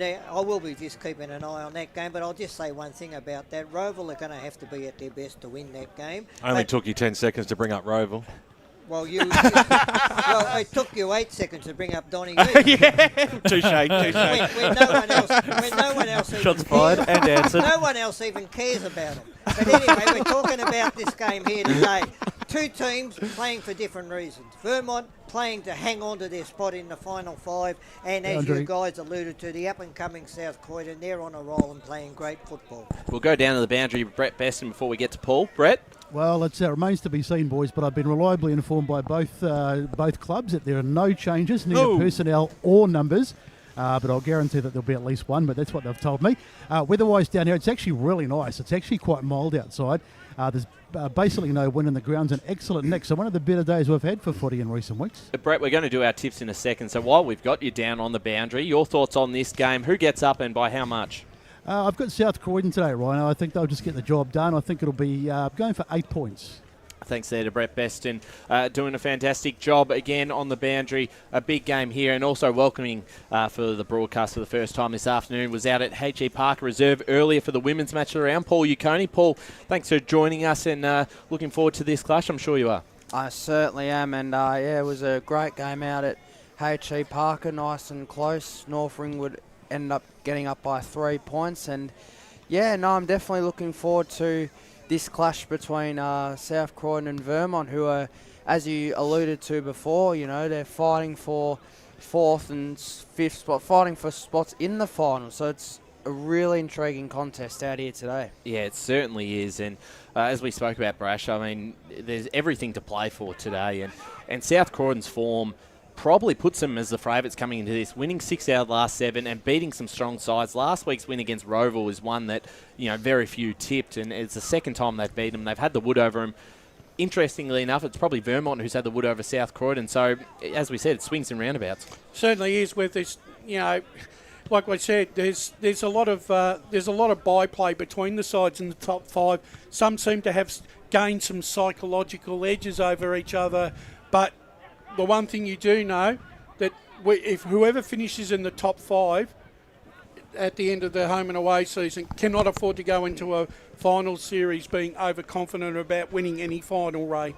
You did right, Brash. This is what we've been waiting for a couple of years now, just the evenness right across the Premier Division, and whoever, like you say, whoever gets there in that top 5, if they're on their game on the day, they can knock any of the other sides off. Ryan, as we alluded to last week, with that loss for Roval, they basically given 4th, 5th and 6th still a quick sniff at that double chance. So you can bet your bottom dollar that Ben Wise will have his side back on point this afternoon, to make sure that they to cement that, because the eye on the prize has to be that double chance, Ray. Yeah, it certainly is. That's going to be the big, huge advantage. But only 2 sides can get that, mate. Yeah, certainly right. We're going to do our tips for the game. Paul, we'll start with you. Your tip this afternoon out at Cheong Park. Beautiful conditions. Does it favour either side, and where are you going? Mate, I'm going to go South Croydon by about 4 or 5 goals. It's a brilliant day for footy. It's quite a bit mild, and but I think South Croydon at home, they're playing really, really good footy. I think they will get up by about 4 to 5 goals, South Croydon. Ray, your tip this afternoon? Well, all I'll say is Wayne Brash is going to cross me off his Christmas card list, because I'm picking South Croydon. I'm picking South Croydon. Lee, can you just shut his microphone off? Thank you. No, I'm picking South Croydon by 18 points. Is he on yours? I just text now. I don't know if he can read them, but Wayne Brash, your tip this afternoon? Well, I think when you compare the two sides, the two South Croydon sides that played last time, it's chalk and cheese. I reckon this is their best chance to beat Vermont this afternoon with the side they've got listed. But I've been liking the way that Vermont have been running their games out in recent times, and I'm going to tip Vermont by 9 points. Yeah, I think this will be very tight. Ben Warren-Smith, your tip this afternoon? I haven't been able to pick one all season. Everyone I've ever picked it's gone the other way. Today I'm going to go for South Croydon by 3 points. Yeah, a real close one. I'm also tipping the Dogs. I think they'll get the job done by 3 goals, but I don't think they'll get it done by any more. I think this game will be that 3 to 4 goal margin either way, but just on form, I think South Croydon may edge out Vermont. So do we all agree 3/4 time, even halfway through the last quarter, the game will still be on? Yes. I think so. I can't see, and every time we say that as well, it's a blowout by quarter time, and we're sitting here, twiddling our thumbs for the next 3 quarters. I hope it's not that sort of game. I think both sides will show up and perform very nicely, because there is so much on the line, so they can't afford to be off even by 5%. One other thing I've noticed, Wayne Brasher, what's this Vermont out there trying to look like Roval, running around in the yellow jumpers, Exactly, mate? I said that before. I was wondering whether we were playing, Roval was playing South Croydon. It's the reversible jumper as well. The Oracle's got Vermont winning 89 to South Croydon 85. No surprises to see Dan King officiating this game, and he's about to hold the ball aloft as the game is underway as South Croydon kick to the Croydon end of the ground. It's a bit of a mismatch in the ruck. Hawkins went up. He got the easy knockdown. A quick whistle's been paid, and it's going to be a free kick going the way of Lockie Johns. Lockie Johns on the right boot, squeezes it up towards the half-forward line. Stretching nicely there was Cooper Leon. He's about 55 metres out. He's going to kick it deep, right up to the hot spot, right to the top of the square, over the back. It might even be a push paid. Couple of collisions there. I know Shink was in, not Shink, it was Tommy Shink that got hit pretty hard there. And I think he's going to be paid the free kick, or it might go the way of Jones. Oh, I think Jones might take the free kick from him. I think he's got winded there, so... That was a very heavy collision early, with Nielsen really splitting the pack there, Ray. That's what for Vermont to get up, Nielsen's got to do that. He's got to be a bit more vigorous and do the right thing. But South Croydon don't want to lose a player at this stage of the game either. It's very important. I think the thing is with Vermont, if Nielsen's been double and triple tagged, Ray, his importance with getting the ball down for the small forwards is going to be real important this afternoon. Yep, you did right, Brush. Shink has got himself up, which is a good sign. He's coming off, but it'll be a free kick going the way of Chris Jones, the defensive goal square. So An early stoppage there in play as Jones drives the ball out towards the wing position and knocks over the boundary line. She goes for a boundary throw-in. So on the far side, right in front of the sponsor signs, a minute and a half into this contest, Eastland match of the round. Thanks for joining us. Radio Eastern 98.1 FM or our Facebook and YouTube streams. Hawkins with the tap down. Stole here by Hellerin for the Dogs, and they link up on that far side. The kick was a poor one and was well away from O'Neill, the intended target, and Vermont will take the kick. In fact, it will be Johns who will take this one. The champion of the Vermont Football Club, coming off a 33 disposal game last week in the Eagles' big win over Doncaster East, as Johns sends them back into attack for the second time this afternoon. Nelson fired for it, couldn't quite bring it down. Leon's there. 2 tackles there from the Dogs. And we'll get a ball up inside 50 as we go down to Brett Beston on the boundary line. Thanks, just on Tommy Schenk, boys, he just came past me. He ran past me, but then after he got off the ground, he sort of doubled over. So I was wondering if he was going off for an HIA, but it doesn't look like he is. So it might be some damage around the ribs, but he looks okay, and we'll keep an eye on him in the next couple of minutes. Thanks, Brett. We'll certainly keep an eye on that one. It'll be a big loss for the Dogs just a minute into this contest, as Vermont have done all the attack in the opening 2 minutes. Nielsen got the hit out down, but going nowhere. We'll get another stoppage. I think what's going to be really important for both sides this afternoon, Ray, when they get the ball in their forward 50, if they're on the defensive, they've got to work hard to keep the ball there to create the linking up well. Sorry, Brash. Jenkins shoots for goal, and he pushed it to the left-hand side. Sorry, I had to cut you off there. That's all right. As Vermont worked themselves out of the stoppage, got the handball over the top, and then just the minor score. So 3 minutes gone now on the Bendigo Bank scoreboard. First term. Let's cross back down to Besto. Sorry, boys, I hate to keep chipping in, but I've just spoken to the trainer. No problems for Tommy Schenk. It's just winded. On your Besto. Nice and thorough early in this game. Just that whoever's got momentum in this game, and I believe it's going to change every 3 or 4 minutes, and you've got to hit the scoreboard. Tommy Taylor waited a while for the ball to come back, then took off, sold a little bit of candy, and then goes direct through the middle of the ground now. The first player there was Hawkins. He got a palm on the ball, hit the deck though. George was there, quickly wrapped up by Jenkins, and we will have a ball up just outside the centre square. True centre wing position out at Cheong Park. Get down here if you can. A little shove in the rucks, or Charlton hit the deck and he'll take the free kick. Support out wide. It was a risky kick. Getting a handle on it was Rossiter, but couldn't quite get the ball away from his opponent, and the mark has now been taken by Halloran. So screaming for it short was George. It's going to be ignored. They're going to go for the old switcheroo here as the kick goes out towards Jones. Jones takes the mark, and he's got players further afield. Getting underneath it there was Hardstaff. Nicely fisted away there by Barker. It was good support he had, and a strong tackle over the top there by Devon McKernan, and we will have a ball up right in front of the faithful, the brethren. They're getting chirpy early out here at the kennels. The umpire throws it up, knock over the back there by Hawkins. Tried to find Johns. They would have done that a million times at training and in games. Comes out now, picked up by Matty Jones. He's going nowhere, and we'll have another ball up. No score yet, or one score to Vermont, no score to South Croydon. A few minutes into this match of the round, tapped out of bounds there by Hellerin. We'll get a boundary throw in right in front of the South Croydon interchange box. Bit of a chess game at the moment. Both sides still feeling each other out here. Yep. Certainly right as this ball brought back into play. Vermont are going to get the ball through Hawkins, who slams it forward. Punch from behind. Doing well there was Jenkins. Cut off by Kilpatrick. Couldn't quite cleanly grab it. And they do quite well here, South Croydon. The first time they'll go inside 50.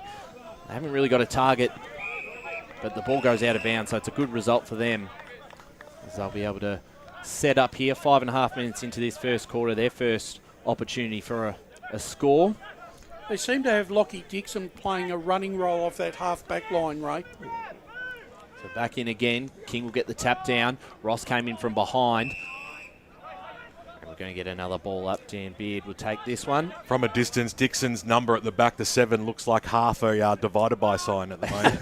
It certainly does here, as Vermont will rebound out of their back half. The mark was dropped there. As it comes back out of bounds again, we'll get another boundary throw in. 6 minutes into this game, it's the Eagles 1 behind, South Croydon yet to score.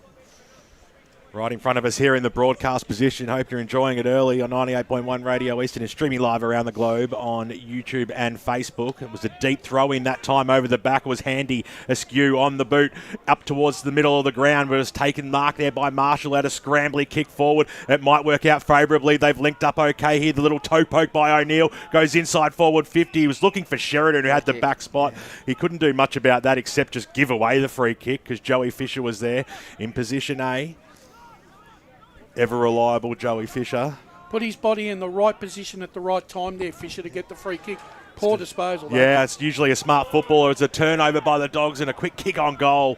Goes left and scores a level out here at Cheong. 7 minutes into this first term. It's one behind apiece. Probably an opportunity gone missed there. He had a little bit more time than what he thought he had, and it should have scored a major. Yeah, I believe that was Sheridan, so very dangerous around goals usually. He's kicked 23 goals this season. As Vermont will bring the ball back into play. Has an option right in front of us, but decides to go right down the line. Punched from Rossiter, fell in the hands of Chris Jones, who just sends it forward, and there he is again. And Tommy Sheridan takes the mark. Inside 50, directly in front, about 40 from home, and a big opportunity for South Croydon's first. Well, he gave away that free kick earlier, made amends by the smother, then the shot on goal, and now found himself in the right position. So it's a good turn of fortune for him. So he will line up for the first goal of the game. Tommy Sheridan has had a great season so far for the Dogs. Slow run up, and will kick it just in front of the arc, and that's right through the middle for the first of the day. South Croydon on the board, 1-1-7 to Vermont, 1 behind. We've played 8 minutes on the Bendigo Bank scoreboard. Yeah, they got caught flat-footed there, Vermont. Too many of their back six pushed too far forward, Ray. Yeah, no, that's right, Brash. And up until then, I thought their back six was going well because early on they put a wall across that back 50 line, and they forced South Croydon out towards us. So if they can keep doing that, they'll be okay. But they got caught out then. So the early lead for the Doggies.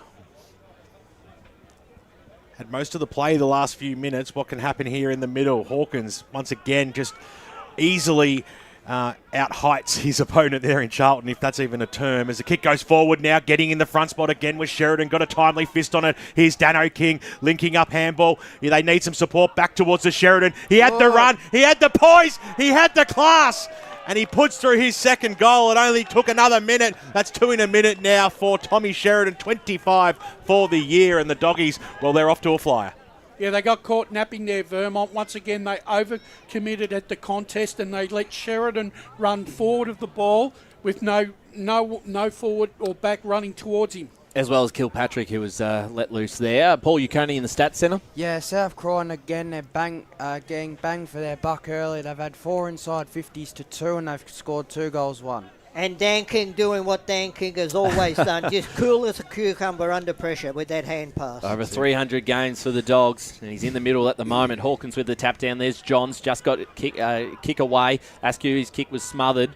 Well done there by Tommy Taylor to stop this one at half back for the Dogs. Leading by 12 points. It looks like Askew is shattering Dan King this afternoon. What a great education for the young man. Yeah, it's a big opportunity for him today as we're going to get another ball up right outside the forward half for South Croydon.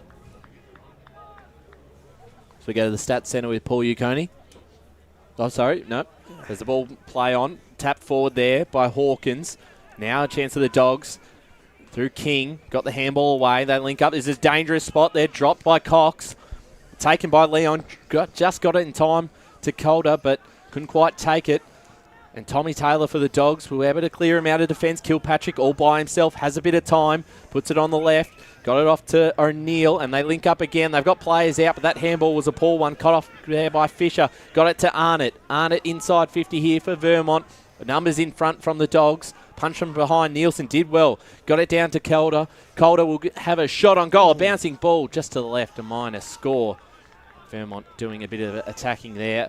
3 behinds, or 2 behinds to South Croydon 2-1-13. 10 and a half minutes gone first term. South Croydon look very dangerous once they get that outside runner on that far wing. They get those hand passes going and they look really good. Yeah, they're getting that really good overlap, Ray. Yep. You're right. So Taylor takes off once again. Going to do that all day, you would think, as the kick comes back in by Kalkowski up towards the deep inside forward 50, but good mark. Eyes only for the football. Jones, who's had a little bit of the football early in this game. Big man. Big man with the big number on the right boot. Just gets it out of that danger zone, kicks it up towards the Max King direction. He palmed it down. Kilpatrick, little kick off the ground. Sorry, it came towards Kilpatrick now. He's quickly tackled, going nowhere. Umpire said play on. Good play there. Cox over the top. King's in there as well. On the floor was askew. Can the ball scoot out? Good umpiring to let it go, see if they could get it out, but eventually we will have that stoppage. 12 gone here in the first term. Every time Vermont go into their forward 50, their kick is under pressure and it's being turned over. Vermont leading the clearances early, 5-2. It's very much Paul. A quick kick out of the stoppage by Cox. Bouncing football. Beetle plays, little toe poke by King. Had O'Neill there for support. Nicely done there. Picked up by Halloran on the right. Boot inside forward 50. And the big man, James Wilson, who I watched kick 4 goals straight in the practice, takes the mark lace out. Too easy, Bresh. Too easy there. Yeah, you can't afford to give Wilson 5 yards. No. I mean, he was clearly on the lead. He actually anticipated what was going to happen there, Wilson. Well, he went into this game with a 2-goal lead on his teammate Tommy Sheridan, and now they're equal, so he'll be wanting to regain that back. But it's all about the team. He comes in. This should be bread and butter for a forward of his ilk. He goes goalward, and he does not move the goal umpire. Straight as a die over the goal umpire's head she goes, and they are off to a fantastic start here, the Doggies, the home side, and they're up and about. There's no doubt about that. 3-1-19 on the Bendigo Bank scoreboard. 2 behinds, Vermont. Early warning signs here for Vermont.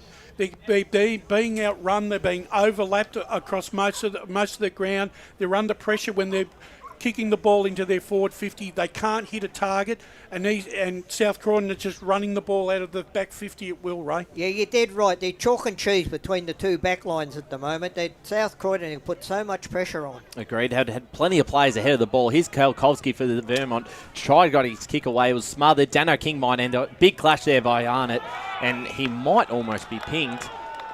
Back in the middle, but we'll get a ball up. Well done there, Dano King. I reckon I've seen 6 Vermont kicks being smothered off the ball in the opening 15 minutes here. Well, here's Nielsen. He gets his kick away this time towards centre half forward. No mark taken. Who's at the fall of the ball here for the Eagles? They tried to get the kick forward through Askew. Chancellor Leon just gets his handball away from the tackle. Here's John Smart. Handball over the top. Vasquez can run onto this one. Well pressured. Might not have it. He might earn himself a free kick. He will. Yeah, he got legged there, Lucas Vasquez. Probably lucky to get the free kick. Yeah, very. Just outside 50. Looks to switch it into a dangerous spot. Rossiter grabs it. Tried to get his handball away. Just can't quite get rid of it. Don't know if he dispossessed it the right way. Askew got caught high. Just got away. O'Neill took on Nielsen and he stole it from him. And now he ends up with the ball going forward and finds a target.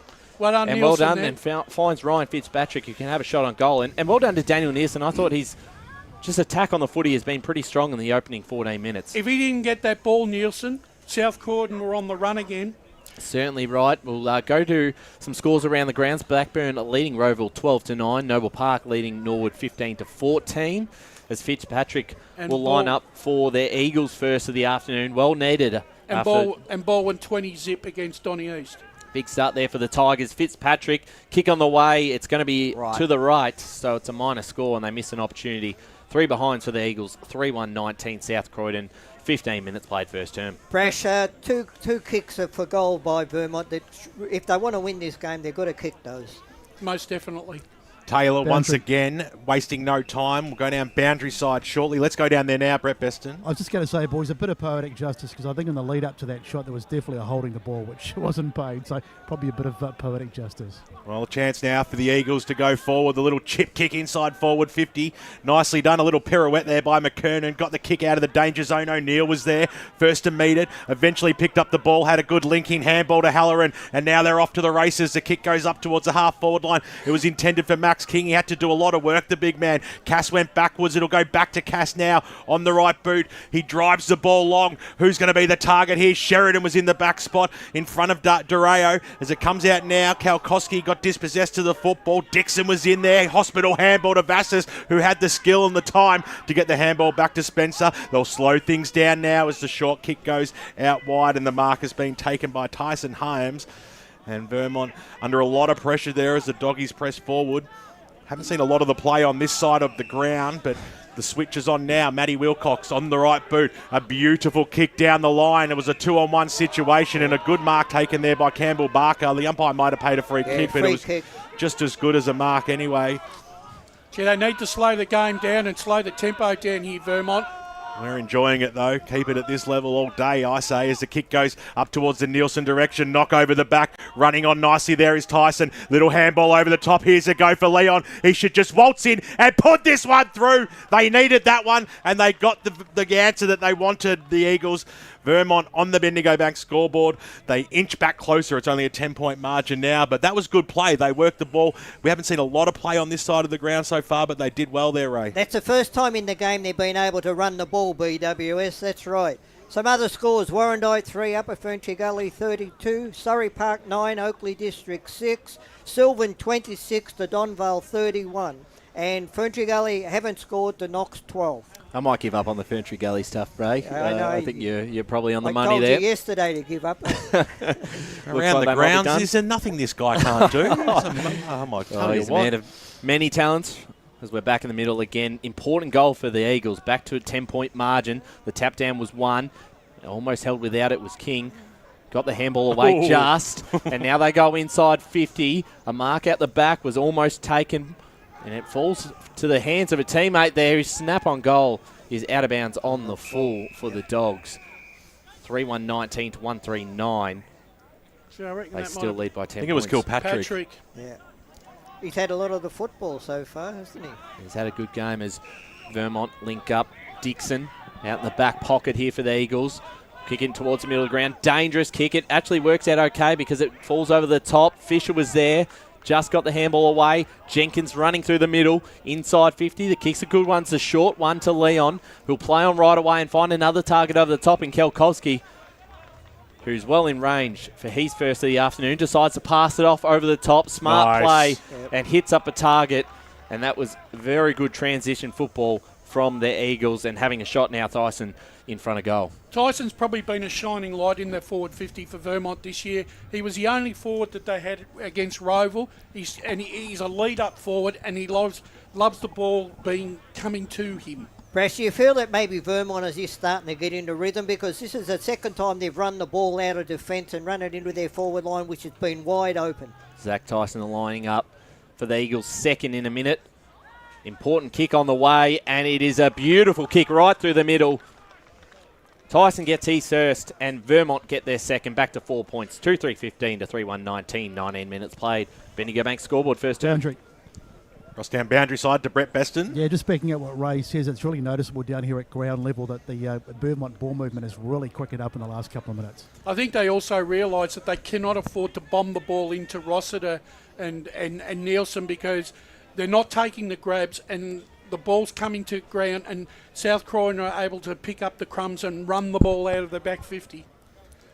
Ball back in the middle here, 4-point ball game. Umpire Dan Beard throws it up now. Big knockdown over the top there by Hawkins. They'll get the clearance again. It comes out to Askew, who's done well early.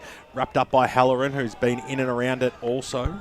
Picks himself up. Notice there's a lot of numbers on the Vermont jumpers that have had a bite or something taken out of it. It's like the Silverfish have gotten the bag when they got washed last week, as it kicks up towards the half-forward line now for South Croydon. Knocked back. Here's Fisher. Got dispossessed of the football. Got knocked away as he got it. Kilpatrick. Advantage played inside forward 50. And that's what you want. Maxie King coming out in front, and he'll have a shot, the big man. We normally see play in the ruck from about 45 metres out. Slight angle. Brash, another Vermont kick that got smothered. It's been a lot of that today. I think that's the 8th smother. And the other thing is, too, once again, Wilcox has been caught behind the contest, and he's allowed... Wrap it up, Brash, as it comes in now. King, he does not make a mistake. This is goal for goal out here. This is an entertaining term out here at Cheong Park for the Eastland match of the round. Premier Division at its best. Hope you're enjoying it today. 4-1-25 on the Bendigo Bank scoreboard are the Doggies, and Vermont 2-3-15. Please continue, Wayne Brasher. Yeah, just Max King was once again on the lead, and Wilcox has been caught out twice, once by Wilson and now by by Max King. Paul, let's go to you. Yeah, a lot to like about South Croydon's tackling pressure so far, 11-5 in their favour.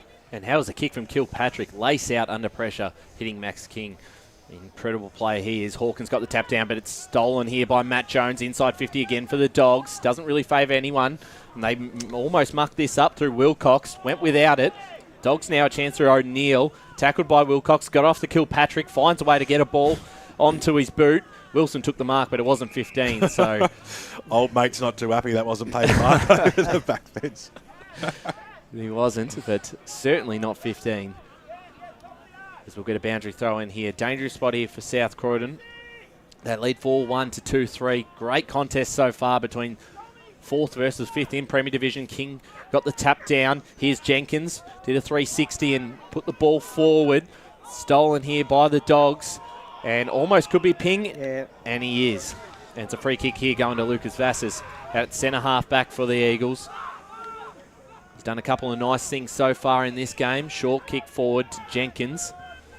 Jenkins finds a target. Here's Barker. Barker, right on the boundary line, tries to hit Calder. Got the handball off to Fisher. Over the top to Rossiter. Just got it away to Johns. Johns inside 50, looking for Nielsen. Was behind. Did well to contest. Got the handball over the top. They link up. A chance over the top. Running into an open goal is Leon. And misses to the right. And that was an opportunity wasted. They move to 2-4-16 Vermont, 4-1-25 South Croydon. A couple of times now, Dan Nielsen has been able to make something out of nothing. Yeah, did and, well. and keep the ball alive for Vermont. So that's always good when you've got a big man who we know who can kick a lot of goals, doing those 1%ers. You said that at the start of play, didn't you, Brash? He's got to do homework on the ground. Well, he's just wrapped up his opponent here. Matty Jones just ran into a brick wall, and the big man, speak of the devil, is going to take a free kick for holding the football 15 metres out. You'd have to say that Nielsen has probably been Vermont's best player I in agree. his first quarter. Yep. He's done everything that you want from a forward. From a forward. Well, Dan Nielsen kicked 27 goals for the year. He looks like he's come straight off the set of Game of Thrones. I almost feel like I should call him Your Grace. He comes in now. He's 20 metres out and he slams it straight through. This is some sort of a game we're seeing out here. This is what we wanted, what we expected. And Vermont get the answer they were after. Back to a 3-point margin here on the Bendigo Bank scoreboard. 23 and a half minutes gone here in the first term on the Eastland match of the round. 4-1-25 to 3-4-22. And around the ground, Division 1, Bayswater 1, Park Orchards 4. Montrose and Mirrabah tied up 8 each. North Ringwood 9, Mitcham 14, South Belgrave 17 to Wanturna South 15. Thank you there, Ray Baird. And as you said, Brash, I think you're spot on. He's done everything he possibly can. He's just his attack on the ball. And as Ben said, made something out of nothing. So back in the middle again. Usually it's commentators' curse. This time it just worked perfectly. It certainly has. The South Croydon lead by 3 points. Cracking game out here at Cheong Park. Get down if you're around the area. South Croydon back in the middle again. Hawkins gets the tap down. Here's Johns, kick forward. Here's Tommy Taylor for the Dogs at centre half back. Did nicely and got the kick away into space on the wing. Running onto this one. Jones couldn't quite get these. Beat by Davies, who sees this over the bounce. And that was a push after the ball had already gone out. And there's going to be a bit of carry on after this. Didn't need to do it. Someone getting a yellow card here, I reckon. Yeah, well, Dan Beard's reached down for the socks. I think Jones might be carded on this one. Having a look at the replay, he was already out of bounds, and an unnecessary push is going to probably result in a yellow card for him. Quarter time score from the Catfish out at Ferntree Gully and Knox. Knox lead by 18 points at quarter time. Davies has put in a very good, consistent season for Vermont so far across that half-back line. And Jones coming off to the bench, so I'm assuming he was carded. And Dan Beard's made a little note in his pad as we go down to Paul Uconi Stat Centre. The free kick count in his first... He's actually taken the number. Sorry, Paul. Sorry, Brush. Free kick counts 8-2 in the first quarter in favour of Vermont. That's unusual to take the other opposition's number as well. That means that could be a report even. No, I think he's asking if he's okay. Well, he took the number though, Lee. Yeah, he written something down. Maybe it was his phone number. So Davies either way will take the kick on that far side.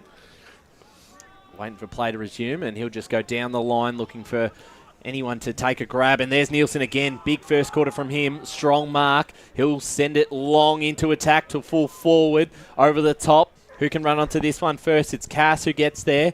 The Dogs under a bit of pressure. Jaden Cass looks to get it out of their back half. Mark not taken by Vermont. Leon got the handball off to Taylor for the Dogs, who cuts it off. He's wrapped up in a tackle by Kelkowski. 26 minutes played.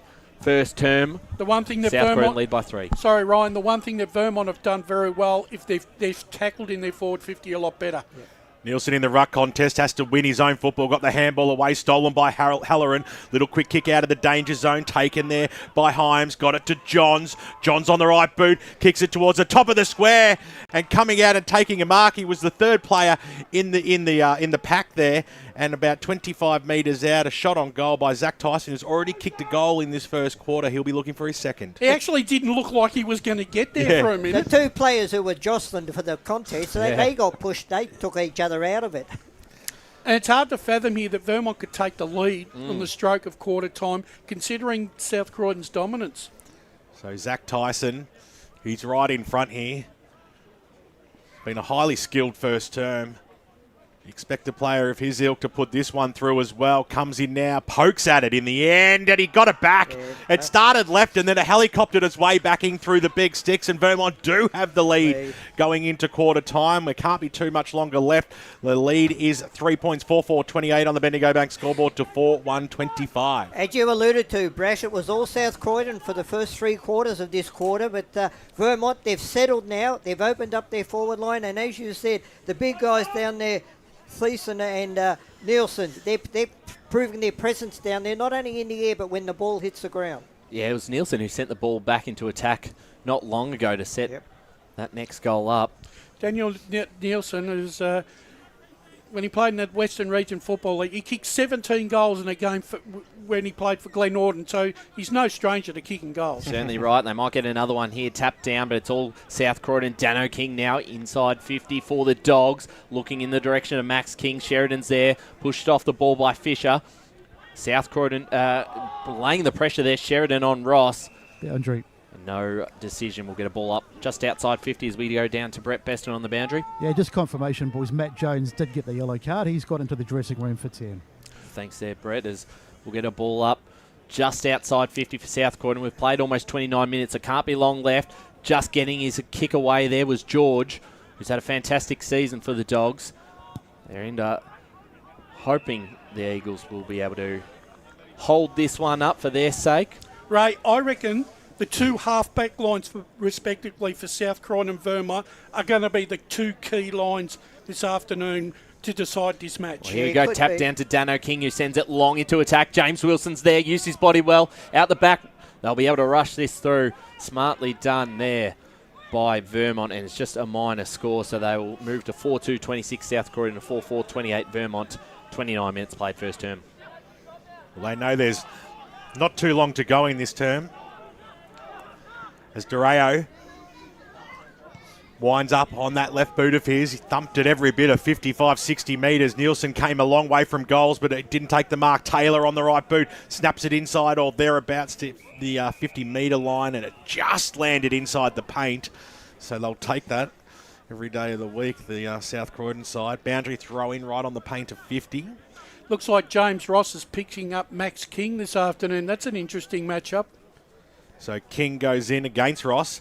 Came down to King of the Dano variety. His kick went inside forward 50. O'Neill got the little handball away. This is promising for George on the right boot. He kicked it right across the face of goal. It was a shocker the end. He actually tried to pass it to the forward standing right on the line. Yeah, it was the wrong option, wasn't it? But they draw closer as we hit quarter time out here. The Bendigo Bank scoreboard shows Vermont, who gave up a 3-goal early lead to South Croydon, came back firing late in that term, and they lead by one solitary point, 4-4-28 to 4-3-27. Major goal kicker on the ground. Zach Tyson has 2 for the Eagles.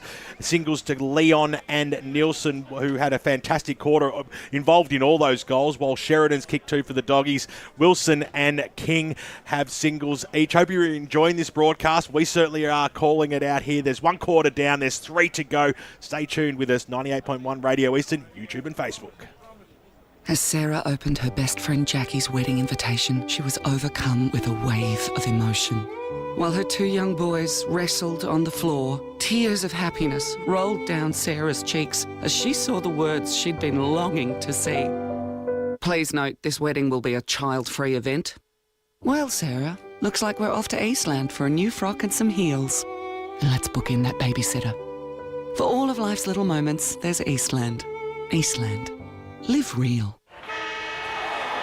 Sprained your ankle, bursting through the banner? Broke a finger, high-fiving the ruckman? Or did you run into the goal post again? For bumps, breaks or bleeds, be seen sooner, close to home at Knox Private 24/7 Emergency Department. The preferred provider of emergency care to the Eastern Football Netball League, you'll generally experience shorter wait times. You don't need private health, but there is an out-of-pocket fee. Be seen sooner, close to home at Knox Private 24/7 Emergency Department, 262 Mountain Highway, Wanturna.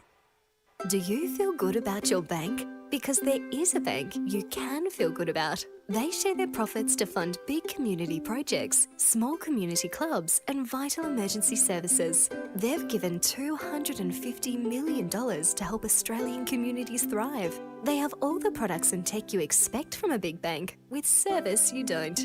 It's Bendigo Bank. Feel good about who you bank with. Try Bendigo. Search bendigobank.com.au or search Bendigo Bank near me. Tobin Brothers Funerals wear their heart on their sleeve. Their clear and easy-to-use website and Memory Maker app make it easy for families to make an informed decision. Here's James McLeod, Managing Director of Tobin Brothers Funerals. We pride ourselves on being the most transparent funeral company. All pricing on goods and services are available on our website. It's all there for you to see and make very informed decisions when planning a loved one's funeral. Visit tobinbrothers.com.au. Tobin Brothers Funerals, celebrating lives. At Yarra Valley Water, we know reducing your shower time, or show time, to 4 minutes can save you an average of $200 a year on water and energy bills. Shower shorter. Save water. Authorised by the Victorian Government, 1 Treasury Place, Melbourne. Sprained your ankle, bursting through the banner? For bumps, breaks or bleeds, be seen sooner, close to home at Knox Private 24/7 Emergency Department. You'll generally experience shorter wait times. Knox Private 24/7 Emergency, 262 Mountain Highway, Wanturna. You are listening to Radio Eastern FM 98.1. With live and exclusive coverage of the EFNL football season. Bringing you the match of the day with score updates from all divisions. And now we cross to our commentary team for the Radio Eastern 98.1 Match of the Day coverage. Welcome back to the Eastland Match of the Round out here at Cheong Park. It is South Croydon versus Vermont, and the Eagles lead at quarter time 4-4-28 to 4-3-27 in an exciting first term out here at Cheong. I'm Ryan Long, joined by Ben Warren-Smith, Wayne Brasher, Ray Baird, Paul Uconi and Brett Beston on the boundary. Boys, I'll throw it to you first, Brash. Your thoughts on that first term? I thought probably South Croydon controlled the first half of it, but Vermont made the most of their opportunities late to actually pinch a lead through some good work from the likes of Daniel Nielsen. Yeah, the opening 5-6 minutes, Vermont were bombing the ball inside their 50, hoping that Rossiter and Nielsen could take marks and kick goals. Then all of a sudden what was happening is when they when they brought the ball to ground, South Croydon were able with their runners to run the ball out of their back 50 and create overlaps as they were moving forward. Then what happened is all of a sudden Vermont managed to put a little piece of play where they changed their game style a little bit and started chipping it around and handballing and started a run-on play. All of a sudden their dynamics of the contest changed and they managed to then be able to get the game on their terms, where South Croydon were playing very much the same sort of football. I think it comes down to both half-back lines. Down to you, Besto. Yeah, got Brendan Allen, the South Croydon coach. I mean, Brendan, good start, but probably just a little bit guilty of a bit of overuse at times. Yeah, just inviting the pressure from them, and like they're a very good, as we said before the game, contest team. They like to get numbers around the footy, so if you start overusing it, they're going to get a bit of a look. But it's high-quality game of footy. It's a great game. Couple of little hiccups for you. Jonesy with a yellow, and Tommy Sheridan took a nasty knock, but he's okay. Yeah, Tommy Schinker was. Yeah, Shinks. Yeah. Nielsen pushed him in, that's dangerous stuff. That, but Tommy just on the probably sounded worse than what it was. The bloke just got on with it. But he'll be right, Matt. We'll just calm down and off we go again. Good stuff. Thanks, mate. Thanks there to Brett Beston and Brendan Allen there from South Croydon. Any scores around the grounds, Ray, before we get started on this second term? No, not at the moment. Yeah, Ray, how did you think that South Croydon, they did run the ball well and they caught Vermont out, but it just seemed like that Vermont, once they got their running game going, that they were struggling to cope with it? I just think a little bit more pressure around the forward 50 for Vermont. They worked their backsides off keeping the ball in there in the second half of that first quarter, and that puts a lot of pressure when the ball's coming out. You get a lot of missed kicks, kicked anywhere, and that's what South Croydon were doing.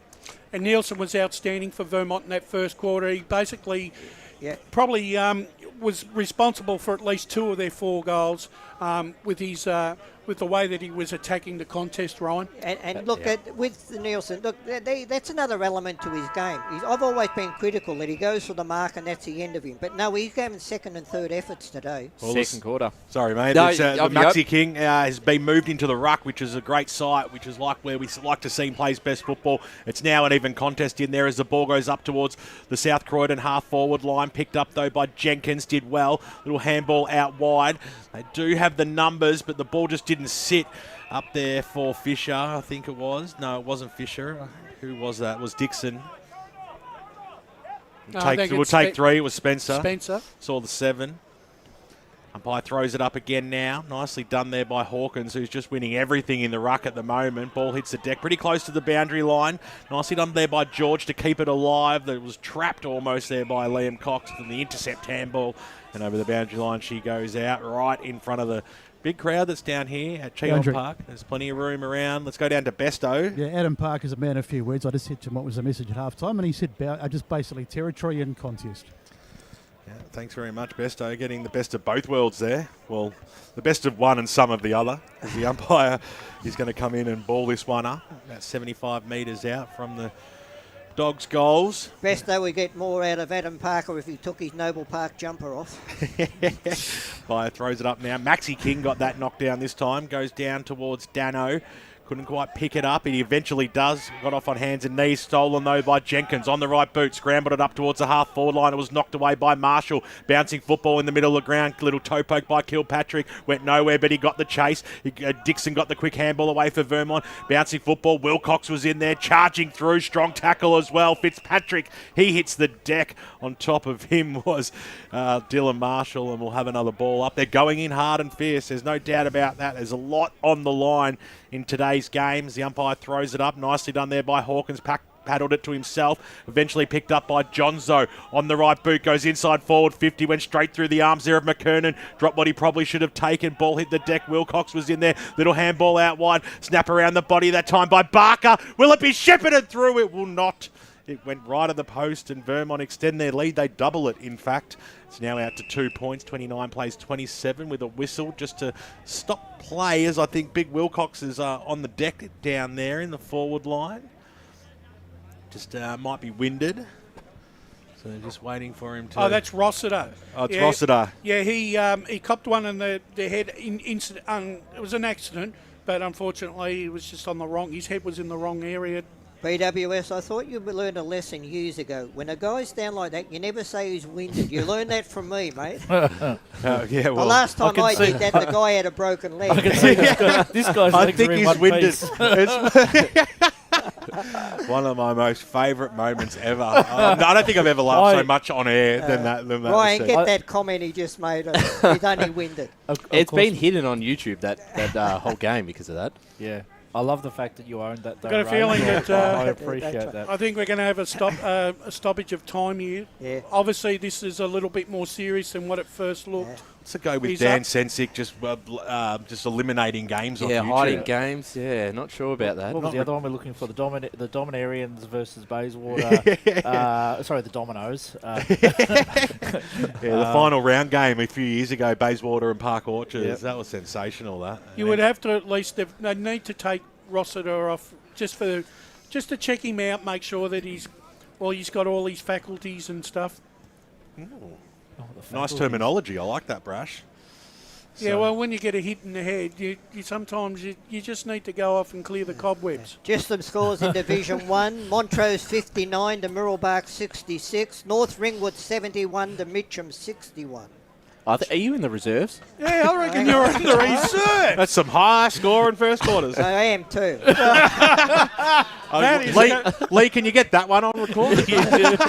That is the greatest faux pas already this year. It looked all right to me. That's a Blake Tennant error, right? You cut him deep there.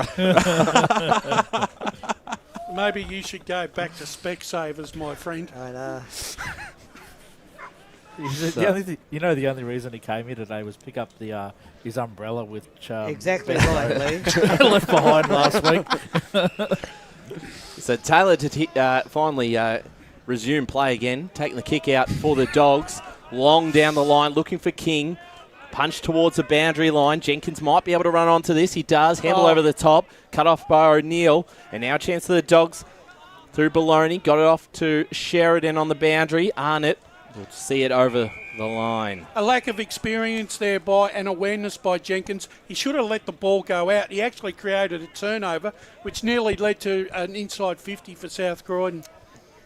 We'll get a boundary throw in here on the broadcast side. Hawkins again has been fantastic in the ruck. Kilpatrick almost kicked it to himself.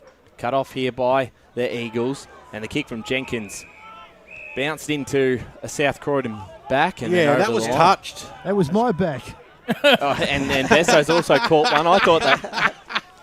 It definitely did. It had a rebound. It rebounded off the back. That's what I had thought. But, there we go. But play on now for Taylor. Taylor goes backwards. Finds a teammate there in Marshall.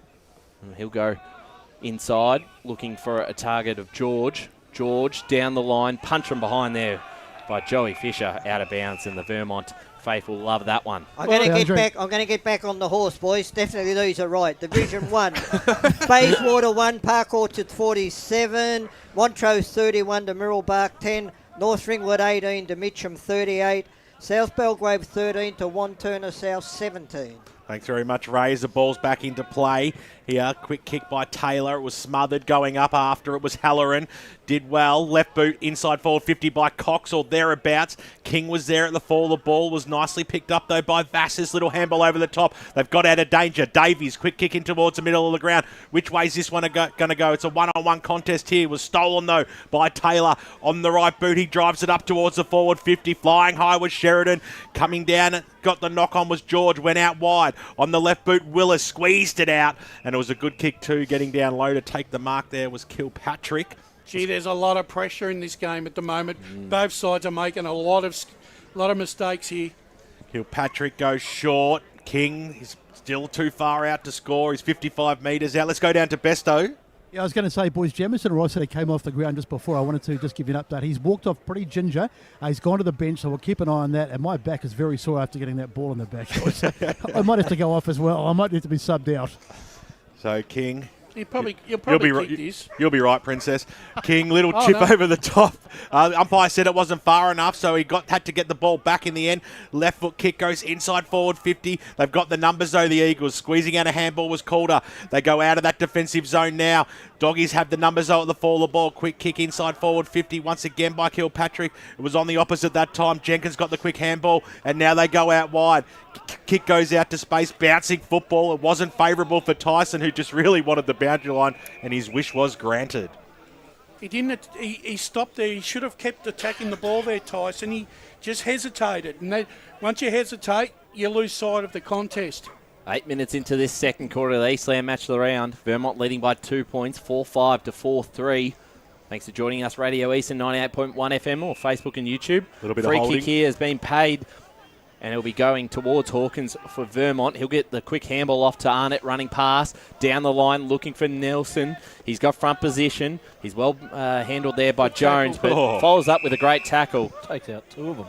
And we'll get a boundary throw-in. I love the way he rolls. He's creating a few headaches in the ruck division at the moment, Hawkins. He's very agile, and he's really sticking to his task here. Yeah, he's probably won majority of the hit-outs today by far. Got the tap down again. This time it's Jenkins, who almost was being held. His kick was smothered by Want. And we'll get another boundary throw in again. How many times have you called a Vermont's kick smothered? It's got to It's be at happened a least a lot. dozen times. Just on Hawkins, what he's doing, he's not getting body on body. He's trying to jump over the top of him, and it's working at the moment. Look at him now. Look, he's 2-3 metres behind his opponent. Yeah, and he's got a really big height advantage against Charlton when they go up against each other. Little kick by Hardstaff. Got smothered. There you go. There's one back for Vermont, Brash. As the kick goes up and the whistle's been blown, so it'll be a free kick to the Dogs, going the way of Matty George. Yeah, that was a dangerous kick. Short passes on. Just waiting for it in the end. A little bit lazy there by Cass. So another chance through Himes for Vermont to go forward, getting underneath it. Hardstaff got the knock away, but to no avail because Askew was there on the right boot, kicked it into no man's land. It was disappointing, and it's getting underneath it. Tommy Shink, great to see him back on the ground after copping one in the chops in the first quarter. Kicked it out wide. Good mark by Sheridan, who's a long way from goal. He's kicked 2 in that first term. Kick goes up towards the half-forward line. Went over the top of all players. Fisher was there. Wilcox got the handball away. He might get it back. Eventually, they linked into Fisher, who was looking for Wilcox. Stolen, though, by Halloran, who's had a good game so far. He got it away to the big man in Jimmy Wilson. On the right boot goes Goldwood and puts it through. Oh, he just didn't. He had the time, and he just made them pay, didn't he? You don't leave space for a big man like that to get the ball, and he put it straight through the goals, and he's kicked his second now. And it took a little while for the first goal to happen in this term, but South Croydon have it 5-3-33 on the Bendigo Bank scoreboard. They have the lead back by 4 points. That was confidence kicking for goal, because he had Max King right on the point of the square, and he said, no, I'm not going to bother about you, Kingy. I'm going to put this one through myself. Important that he did kick it, and that's exactly what he did. Paul, Yukoni Stats Centre? Yeah, South Croydon are leading the inside 50s in this second quarter, 5-2. Vermont paid the penalty for overusing the ball there. Certainly right back in the middle again. It's now the Dogs in front by 4 points back in the lead. The kick from Kilpatrick was cut off by Himes. At centre half back here for the Eagles. He's done pretty well so far, Himes. Yeah, he's had a few good moments. Finds Vassars by himself in the middle of the ground. Can give it back to Himes, or will choose to take his time before he goes forward. Inside 50, leading in front was Tyson. And that's a beautiful kick and a great lead. Zach Tyson can line up for goal number 3. That's strong dukes there by Tyson. That is a great mark. Running full ball, hands outstretched in front of him. Stewie Lowe-like. Extremely well. Can you explain who Stewie Lowe is? That's back in your era, is it? Everyone knows Stewie Lowe, secured the champion, mate. So Zach Tyson already has 2 this afternoon. He had hands like buckets too, Stewie Lowe. Yeah, that's it. That was his nickname. For goal number 3, and to give the Eagles back the lead in an exciting contest so far. That is a perfect kick, and the Eagles strike back with their 5th, 5-5-35 to 5-3-33. A 2-point lead for the Eagles, 12 minutes into this second term. Both sides are making each other pay for their mistakes, Ray. Yeah, no one can get back-to-back goals at the moment, Brash. And look, the intensity of the game. I'm loving the intensity. It was great in the first quarter, but it certainly lifted again in the second quarter.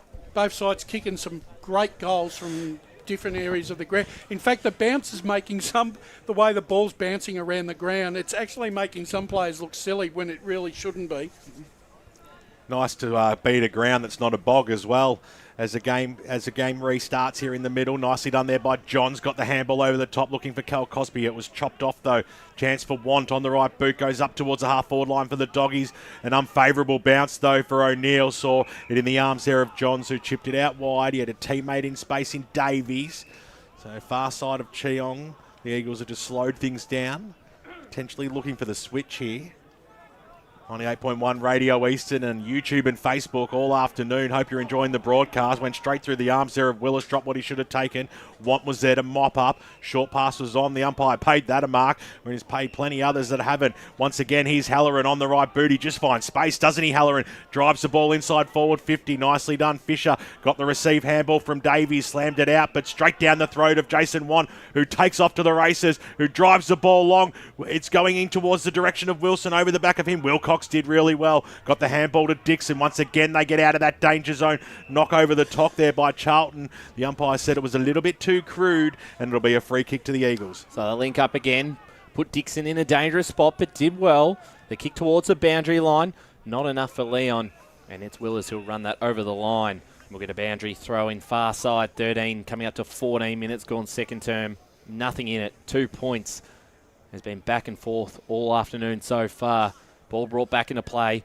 King versus Hawkins. Again, it was Hawkins over the top, trying to get it down to Jenkins. And it will be another boundary throw in right in front of the scoreboard on the far side of the ground. Division 3, Frenchie Gully 2-4-16, Knox 5-1-31. Thanks there, Ray. The Eagles making a slight comeback.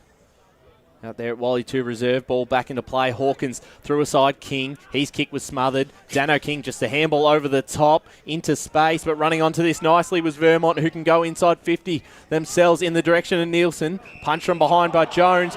And a free kick against Jones. Nielsen will have the set shot. And you can probably hear the South Croydon faithful in the background. Not happy with that one. He one hand punched the ball, but the other hand was on Nielsen's shoulder. Great drive by Lockie Dixon through the middle of the ground to set that up. So Nielsen will have the set shot. Well, I don't really think that the South Croydon faithful should feel like they've been done by. No, that was definitely a free kick, and they're right next to our caravan. If we saw it, they should. And it is the bar. So Dan Nielsen has had an impressive game so far. The kick on the way. You can tell by the reaction. He gives it to the South Croydon box.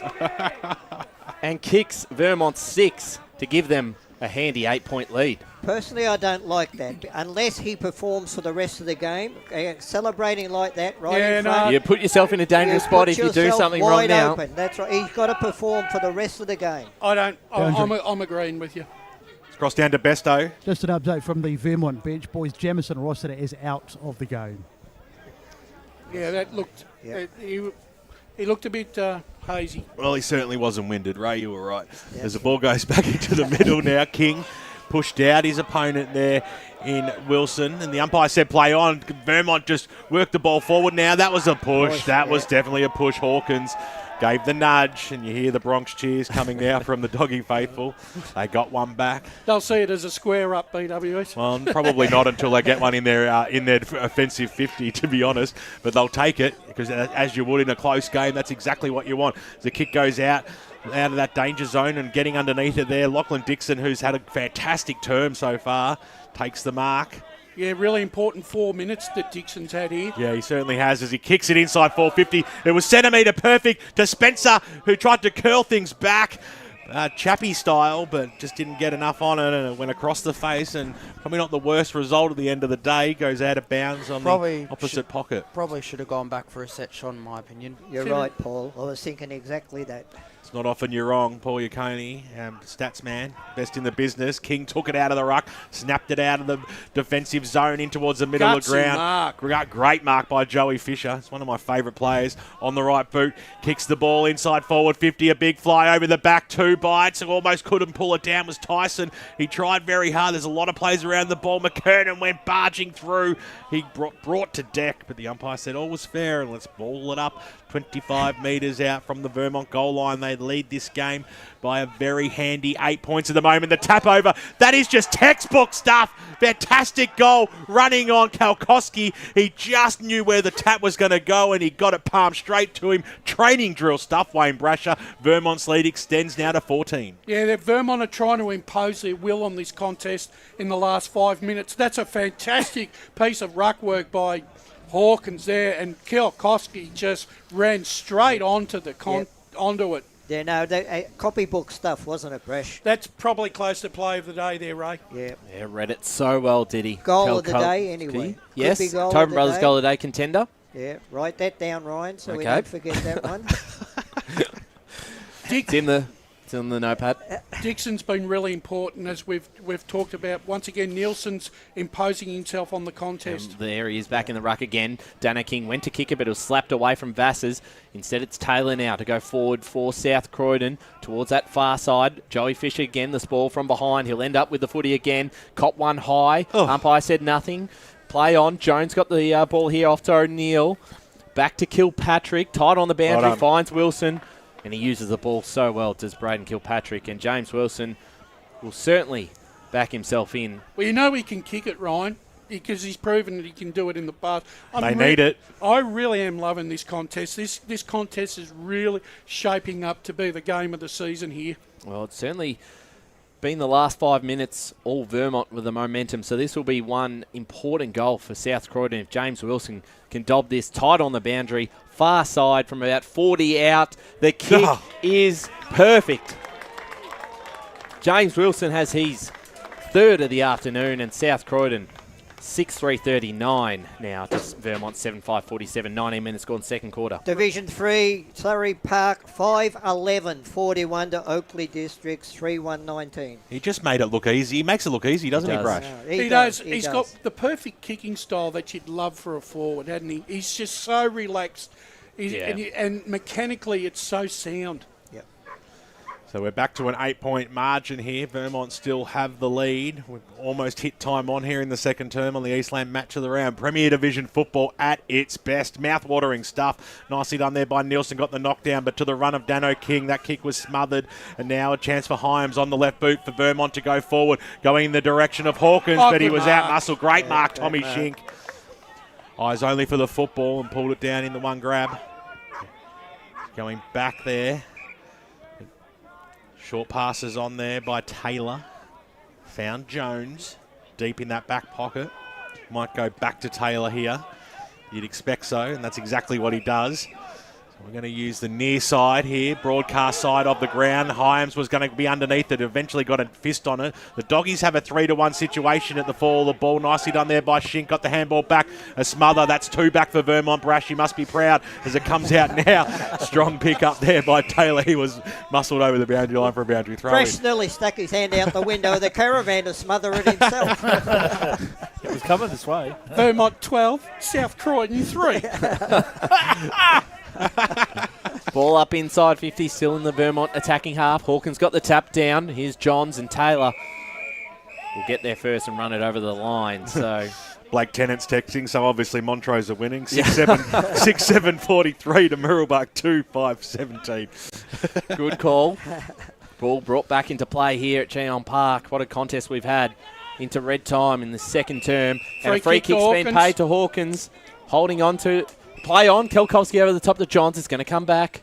Hawkins will have a set shot on goal. The free kick and there's against King. And there's absolutely no guarantee that this is going to go through either. Oh, nice. Do you see how he marked that? Just stuck out the mitt and just took it in the hand. Just one hand. Just clunked it like a basketballer. Well, Stewie low hands, you see. Buckets, mate. Brash, you bagged him all. You've praised him all day for his ruck work. Now you bagged him Giving him because no he can't chance. kick a Ray, goal. have you seen him kick the football? Doesn't matter. Have you seen him ruck like he has today? I've seen him He's ruck up and about. Give He's him a up and go. about, I suppose, yes. He's been one of their best performers so far for I the Eagles. better be careful because Mrs. Hawkins might get hold of me. To extend the lead to 14 points. Hawkins comes in from about 45 out. Kick on the wave. It holds its line, hits the post. And Brash has proven right. Well, that's a 50-50 bet. Vermont's moved to 7-6-48 to 6-3-39 South Croydon. But a better attempt on goal than the way you were sort of sounding that he was going to kick it. Sounded like he was going to kick it to us. So Taylor brought the ball back in. Strong mark by Nielsen, who took it and then took off as well. Thumped the ball back towards the top of the goal square. Who's going to get underneath it? A good fist on it there by Tommy Shink. Couldn't quite take the mark that time. Was Cooper Leon, who kicked a goal in the first term and threw for a minor score. He's taking his time to get up, but he'll be okay. Brash, Vermont have got that great wall of China across that centre line. Nothing's getting past. Yeah, they can't at the moment, South Croydon. 10-point margin. Matty George took it from the kick in and then thumped the ball down the wing. Nielsen's underneath this one. You'd back him every day of the week to take the mark, and he does just that. He's clearly best on the ground BOG at the moment. Without doubt.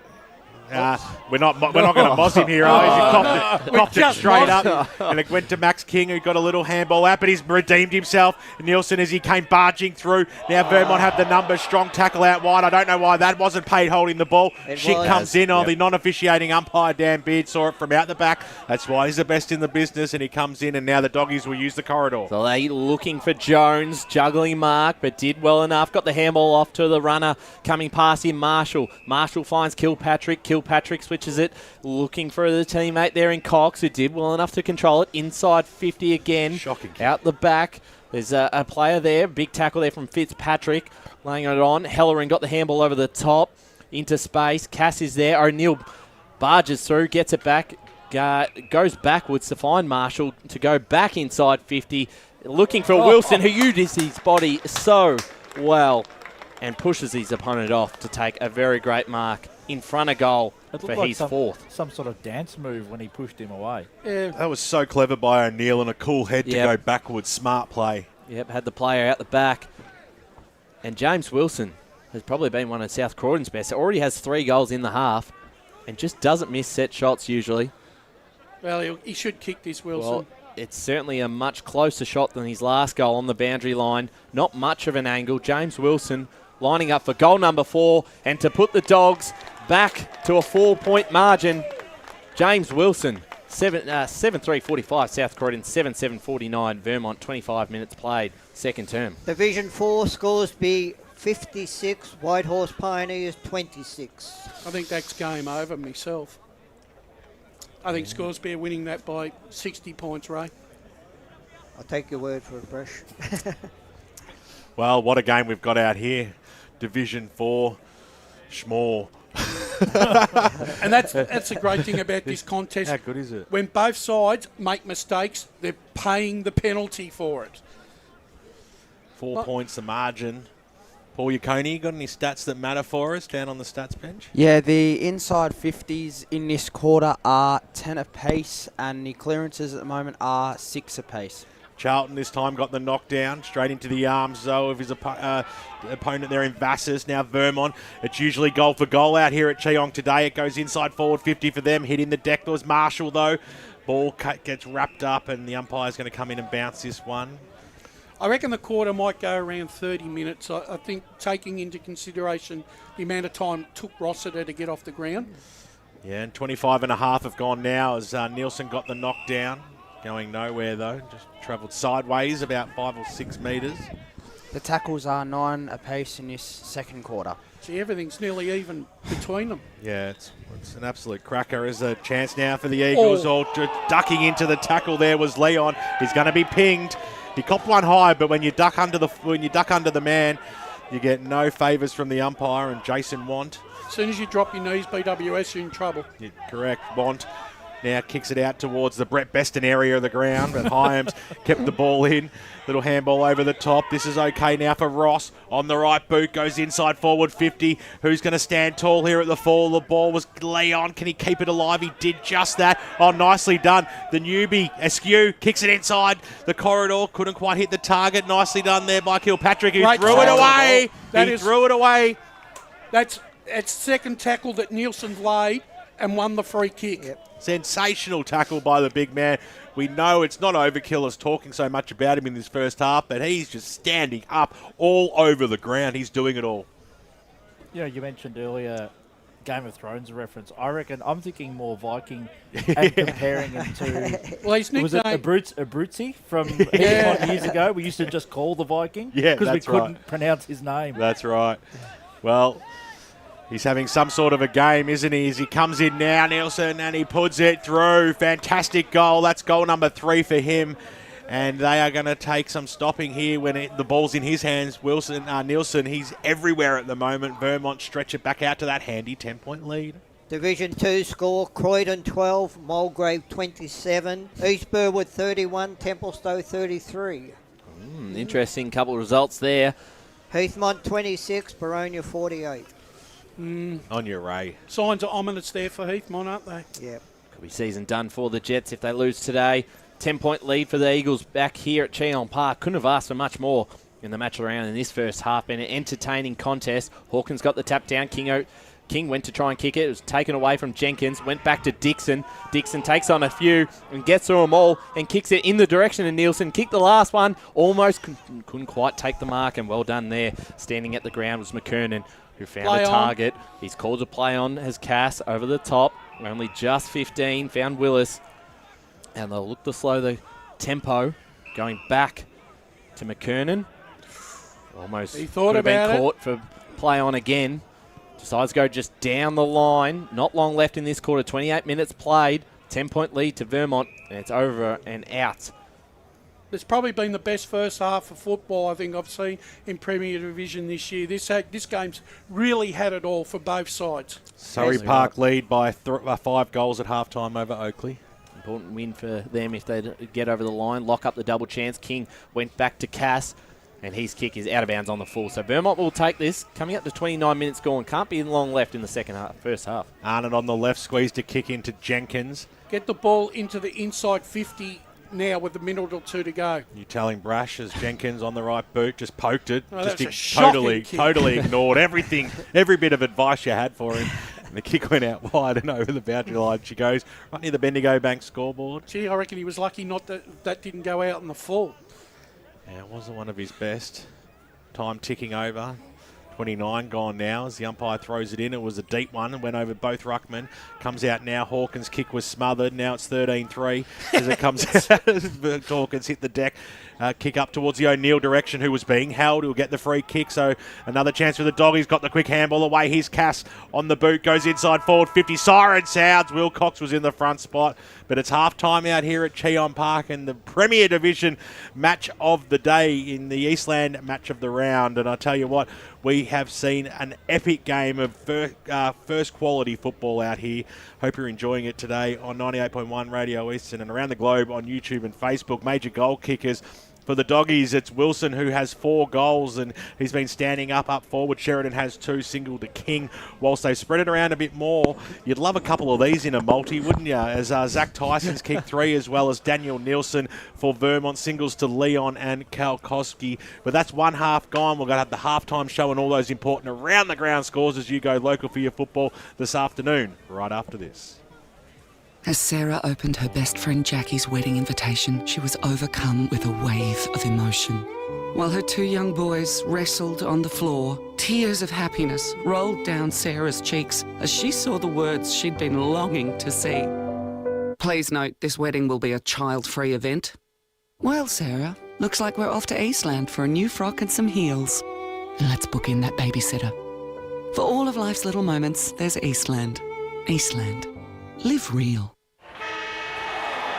Sprained your ankle, bursting through the banner? Broke a finger, high-fiving the ruckman? Or did you run into the goal post again? For bumps, breaks or bleeds, be seen sooner, close to home at Knox Private 24/7 Emergency Department. The preferred provider of emergency care to the Eastern Football Netball League, you'll generally experience shorter wait times. You don't need private health, but there is an out-of-pocket fee. Be seen sooner, close to home at Knox Private 24/7 Emergency Department, 262 Mountain Highway, Wantirna.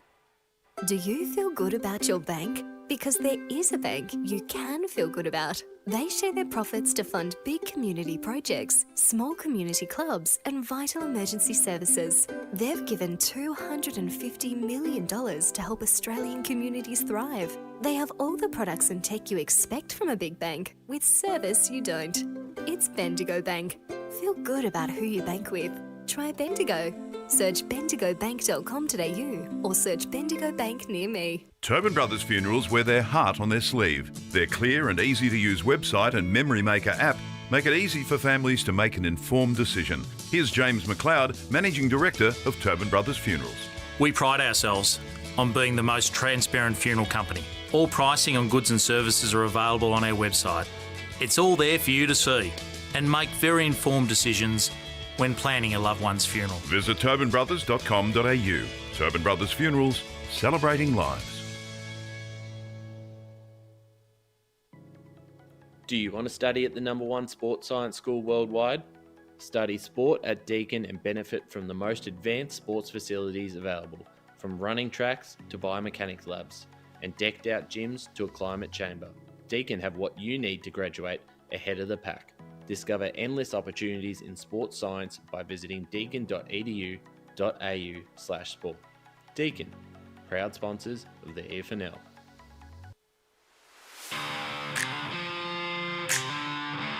You are listening to Radio Eastern FM 98.1. With live and exclusive coverage of the EFNL football season, bringing you the match of the day with score updates from all divisions. And now we cross to our commentary team for the Radio Eastern 98.1 Match of the Day coverage.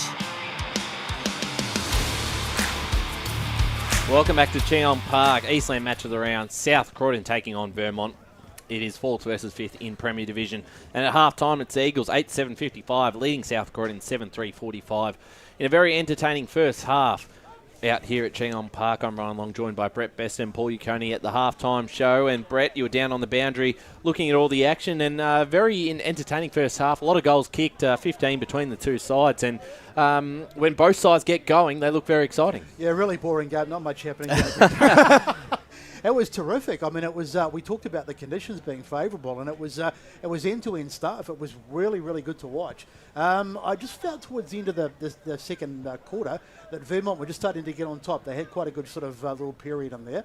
Not to say that South Croydon can't come back, but I just felt that Vermont was starting to get a little bit dominant. So it'll be interesting to see how South Croydon respond when they come out after half-time. Yeah, certainly right. It was a bit of swings of momentum at certain stages of the game. As you said, Vermont in that probably second half of the second quarter started to take a bit more control through the middle, had the options up forward. Nielsen just having one of those outstanding games for them. Just extraordinary. I mean, the guy it's like he just took the game on. Yep. He was everywhere. He was. I mean, he's kicked the 3 goals, but besides that, he's winning the ball. He's charging around like a lunatic. So he was absolutely incredible. So Attack on the footy, unbelievable. Yeah, so I don't know how they're going to stop him. And also, I mean, for South Croydon, Tommy Shink went off with the issue with his ribs, but he came back and he was colossal across the across the back. A couple of intercept marks, and without him, they'd probably be even more trouble. But they're going to take some stopping here, Vermont, if they come out and play like they did towards the back end of that second quarter. Yeah, and also as well, I mean, you feel like they kept bombing it into players like Nielsen, giving those intercept marks. Yeah, absolutely. And I mean, Tommy Shink, he just eats those up for breakfast, and he was really, really good. And the other guy that was really good when he got his hands on the footy was James Wilson. We know what a class act he is. 4 goals. Yeah, and I talked about him before the game, and he got 4. So turning into a bit of a shootout. Look, I mean, there's nothing in it. It's only 10 points. But first couple of goals of the second half, I think, will be really important. And obviously to see how South Croydon nullify the big man Nielsen. It's probably the great thing about this game is that both sides have match winners up forward, and as you said, Wilson doesn't miss set shots at all. He just knows this ground so well. You could pencil him for one no matter where he is in that forward 50. He's got 4 for the afternoon. Sheridan kicked a couple in that first term, and then Zach Tyson and Daniel Nielsen both kicked 3 goals each. So both sides have got some players to look at stopping in the second half in their respective forward 50s.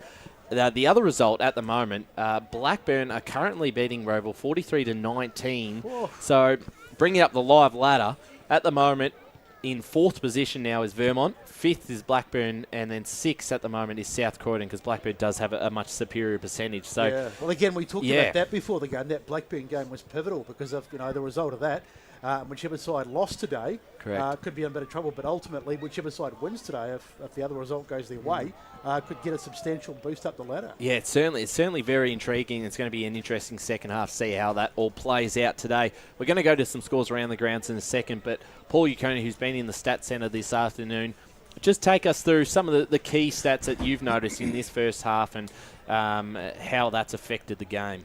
Yeah, no, they're fair. They're very even, these statistics. The clearances are 16 apiece. I felt like, particularly in that second quarter, Vermont were on top as far as getting it forward and creating opportunities. The inside 50 marks, 6-5 in favour of Vermont's.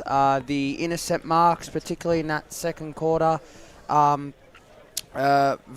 Vermont won the second quarter 5-3, but it's 5-5 in intercept marks. The tackles are 24-20 in South Croydon's favour. The inside 50s are 27-24 in favour of Vermont, and the free kicks are 12-7 in favour of Vermont. Thanks there to Paul. We're about to go to an ad break in a couple of minutes, but we'll just quickly go through some of the scores around the grounds. As we said, Blackburn leading Roval at the moment, which would be a big result for the context of the ladder. Baldwin's leading Doncaster East as well, 42-26. Noble Park, big lead over Norwood. Besto, 74-28.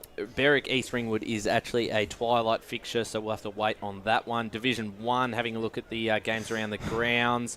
Bayswater Park Orchards geez, this is a big lead, 73-12. Disappointing there from Bayswater just to not really put much of an effort in. Montrose leading Mooroolbark 45-17. Mitcham running away at Quamby Reserve 63-24. South Belgrave 38-1. Turner South Monty 30. South taking up to South Belgrave, aren't they? Yeah, a big surprise. Having a look at that game coming in, I don't think anyone would have given them any hope to get close. So a good performance so far. Mulgrave lead Croydon 27-19. East Burwood, Tempe, close game. Templestowe leading by 2 points there. Must-win game for them. Yep. Bronya leading Heathmont 48-33. The Waverley Blues just starting to kick into gear now. They lead by 12 points over Lilydale. Ringwood 56 to the Basin 22. And in Division 3, before we go to our ad break, the results around the grounds. Knox 38 to Fentree Gully 16. 79-70, Donvale Sylvan. I don't know if that's correct, but that's a very high-scoring game at half-time, if that's a result. Surrey Park 50-20, Upper Fentree Gully 97-28. Again, another high-scoring game. We're going to go to an ad break. Just quickly before we go, your tip, is it sticking with South Croydon or are you going to flip? I'm going to stick with South Croydon, but not with a lot of confidence, the way Vermont played in the back end of that half, but I'm going to stick with South Croydon. And Paul? Same as best. I'll still stick with South Croydon, not with a lot of confidence. So I think I went from by about 4 goals, but I think it'll be closer. But I'll still go with South Croydon. Thanks, guys. We're going to go to our last ad break here. Jumping into the second half in a minute, it is Vermont 8-7 to South Croydon 7-3. Today at Eastland, Lucy's trying on jeans for a momentous occasion. Coffee with the ex. She needs jeans she can move in because she's definitely moved on.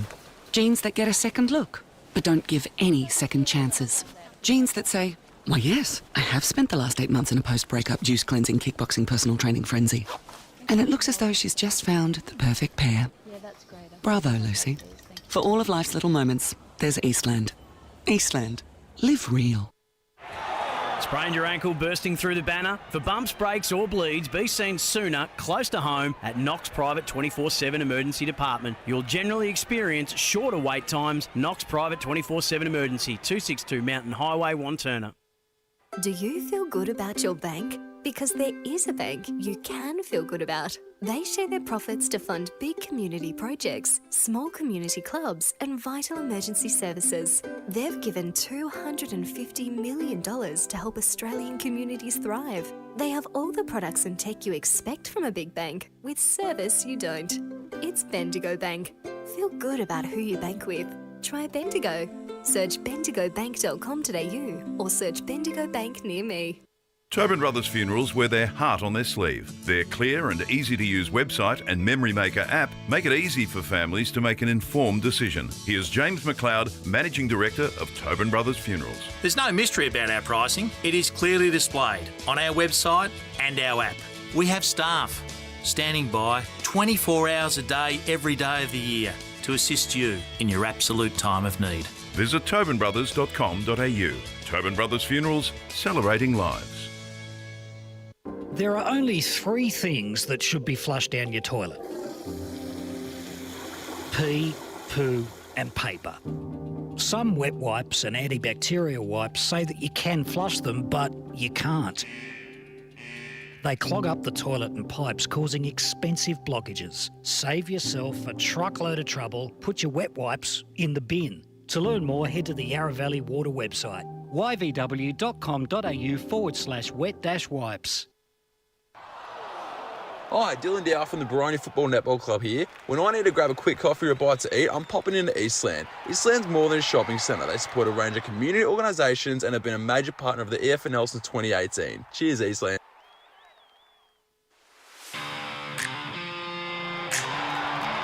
You are listening to Radio Eastern FM 98.1. With live and exclusive coverage of the EFNL football season, bringing you the match of the day with score updates from all divisions. And now we cross to our commentary team for the Radio Eastern 98.1 Match of the Day coverage. Welcome back out here to Cheong Park. It's the Eastland match of the round today. Premier Division football. Ben Warren-Smith, Ryan Long, who's earning some brownie points with the misses outside the caravan, Wayne Brusher, Ray Baird, who's kissing babies, and Paul Yacconi, the best in the business on the Stat Centre, and of course our very own John Blackman, Lee Green from LKLM Media, the best media team in the country. Mr. Warren-Smith. And let's not forget Megan, who's on top of the caravan doing her best work, the best camera woman in the country. But Brash, I tell you what, this is the best game of the year so far. Most definitely. Both sides are really capitalising on each other's mistakes. So far, Vermont have, with a 10-point lead, have just made a little bit more hay while the sun shines, but take nothing away from South Croydon. When you've got a guy like Wilson that can kick goals from anywhere on the ground, you're always going to be in the contest.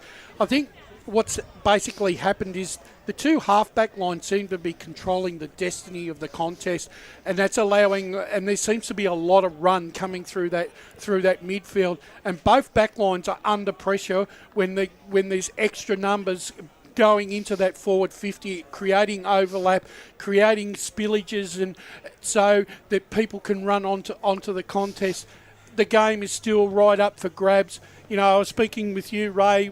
I said to you, if Vermont get the opening couple of goals, do you still see that South Croydon can still be in it? And I still think they are, but it'll be a hard task. It'll be a hard task, Brash, but you can never write South Croydon off. But the way Vermont, that quarter in particular, they built the wall of China across the centre of the ground there, and the ball hardly came out towards the end of the quarter out of that defensive 50 there. But they've got to continue it on. Half a game of football. It's been a great game of football. Have you walked the Great Wall of China? That's two references you've said I have, today. actually, Yeah, I yes. thought so. I From thought that end might to be the end. case. Let's go. Let's restart this game, and there's a second half out here at Cheong Park. It was a fresh air shot by both ruckmen, then a fresh air shot by Charlton to have a kick away. Kick goes up, but it's been quickly taken the mark there by Cox of the Doggies, who kicked it up towards the Max King direction at centre half forward. Couldn't quite take the mark. Scrambly kick through the middle of the ground to no one's advantage. In there was Cox, got the handball out, but it was stolen that time by Jenkins. Inside forward 50 or thereabouts to Nielsen,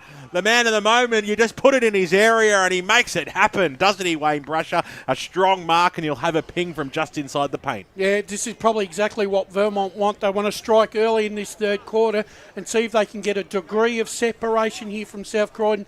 A lovely way to kick by Jenkins, but really that was a very, very good mark there by Daniel Nielsen under pressure. I tell you what, when you're on, you're on. He had no way he was going to Well, mark he probably that. had no right to be taking that you're right. You're right, Brash.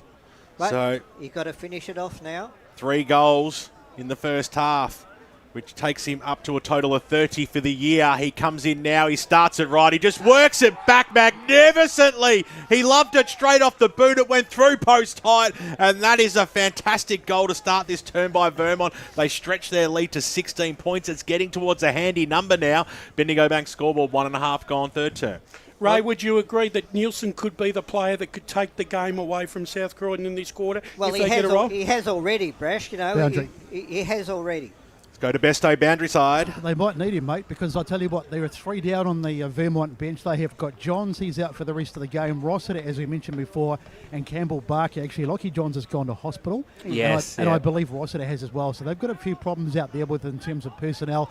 But they're very confident. And Adam Parker said, it's season defining, so go out there and win it. And from the South Croydon bench, they just want to be better around the contest. They feel they're right in this game. Well, I did see Johns leaving the ground just before, so well spotted there, Besto. Tap down, Askew for the Eagles. Arnott tapping it forward, gaining some ground. Here's Jenkins who can run on it. The pass off to Leon. Got it. Oh, shot on goal is good. And Cooper Leon adds another one. Vermont have got 2 in 2 minutes. And they move to 10-7, 67 to 7-3, 45 South Croydon. And they are playing some very, very strong football at the moment. Not the opening that South Croydon wanted here, Ray. Well, they're the two. That's the opening that you predicted, Brash. You said if they can get the next 2, is the game going to be over? Well, I tell you what, South Croydon, they've got to pull something out of the bag now. But still, the fact that Vermont are down on the bench may come back late in the game. Yeah, it may come back. It may come back. But the way they're going now, it's hard to see. South Croydon have got to stop the flow at the moment. 2 goals in just over 2 minutes. Yep. Leon did really well then. That's his second. Stole the handball, really. Could have been going out wider, but the finish was superb as the umpire, Dan Beard, will restart this one. Yeah. Dan Beard, not Beard. Thank you. Dan Beard. Beard. Beard. Thank you. Okay, sorry. Oh, sorry. He's no relation. No, it's not even spelt my way. That's It what I'm sounded pointing like Damn beard. it's okay. It's okay. I don't know. Did I say that? You might not be. You might be hearing things. Hyams, he was under pressure, came charging in. Cox. And that's 2 times you've beaten me today, Ray. I'm looking for the comeback. Don't you worry, it won't take too long either as it comes into the middle of the ground. Dixon, been really impressive for the Eagles. Darts this way, darts that way, little spin as well. Just fancy styles, like he's been watching the gymnastics at the Olympics. Kicks it in towards the middle. Tyson, who's kicked 3 goals in the first half, takes the mark in the centre, thumps the ball forward. It was into an open space. And it was in the direction of his the Nielsen direction, but he couldn't quite pull it down. And Jones, who took the mark, has coughed it straight up. Tyson Calder winds around now on the right boot, kicks it right back towards that direction, but getting in the way again, Chris Jones. And he'll take 2 and go for the reprieve. Been very handy in defence has Jones, and finds Matt Jones, who has the short kick towards Kilpatrick. Need a big second half from the South Croydon Star if they are to get across the line. Trailing now by 22 points. Short kick forward finds McKernan. And they're just slowing the tempo down on this game again. Had Taylor as an option running past. Decides to go forward himself and finds Cass.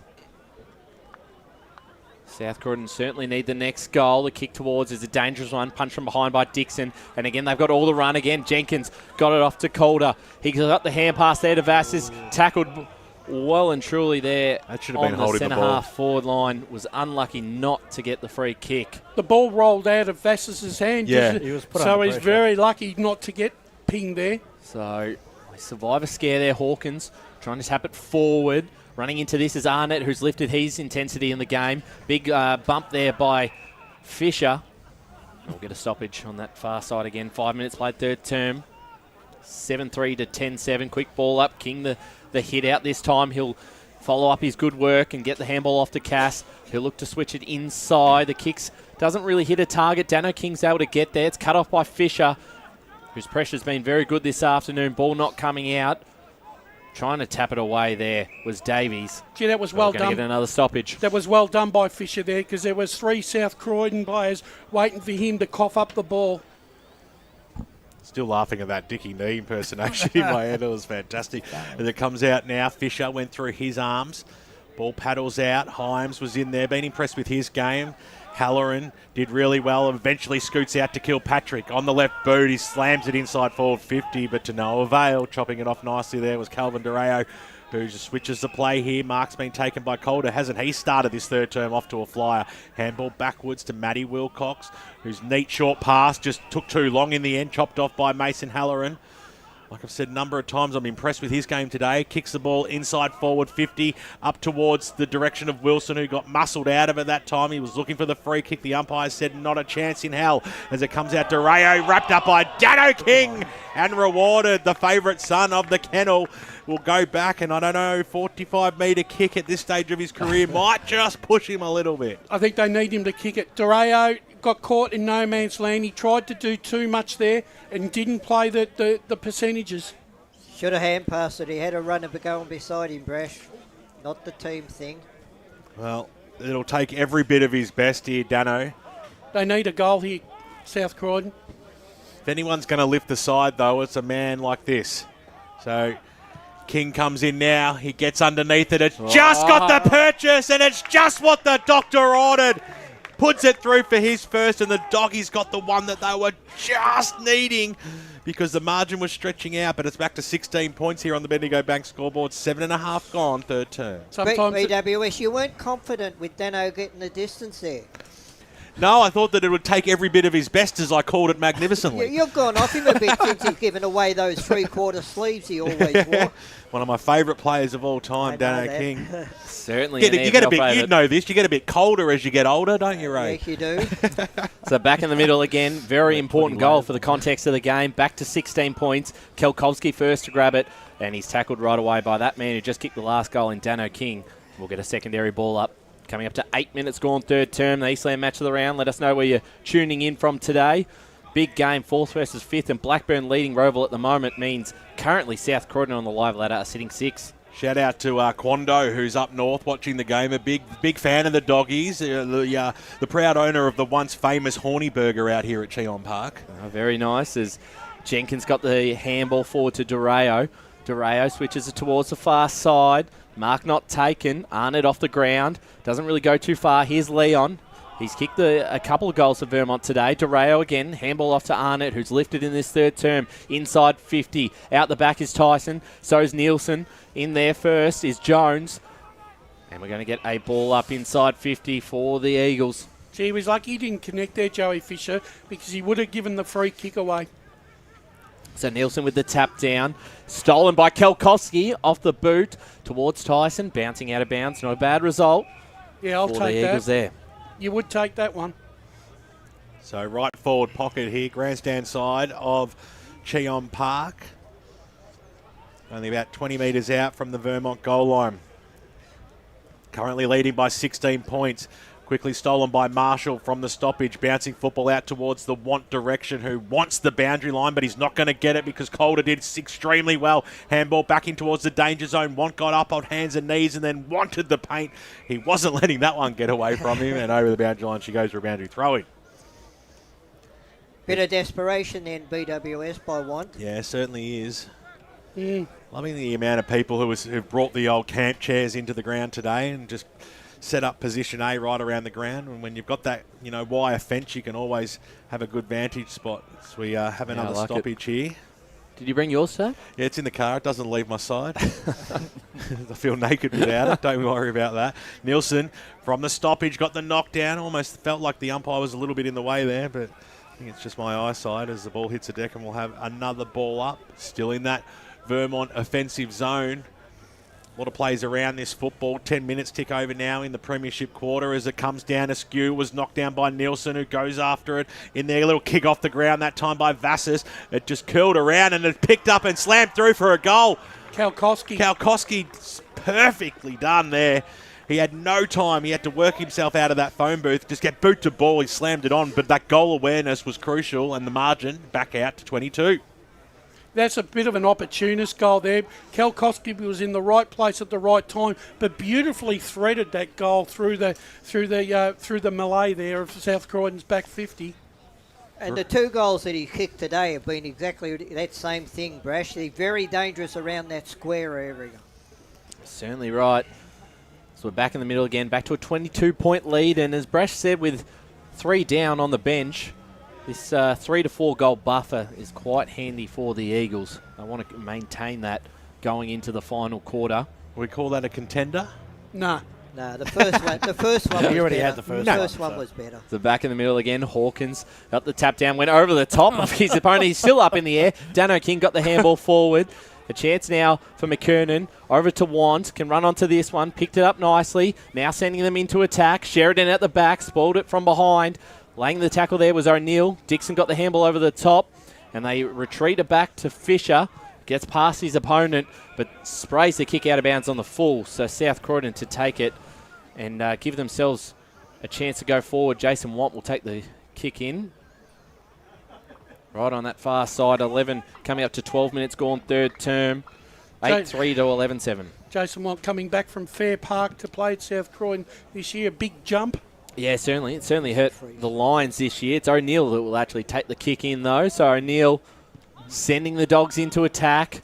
A lot of numbers for the Eagles. A mark not quite taken. Wilcox is there. Kick off the ground there by Dano King, but all numbers for the Eagles. They'll mop this one up. Dixon to send him out of attack. Good mark here by Tyson. He's taken a couple of really contested pressure marks. Courageous. Copped a hit as he took that. Domvale 97, Sylvan 89 at the moment. Wow. North Melbourne have got back in front of the Tide. Yeah, Sorry, Ryan. Yeah, I saw that one. I thought you might have. So, marked by Ross. Deep in the back pocket over the top to Wilcox. Been a great player for a long time, Matty Wilcox. Upper Gully 122, Warrandyte 35. Holy dooly.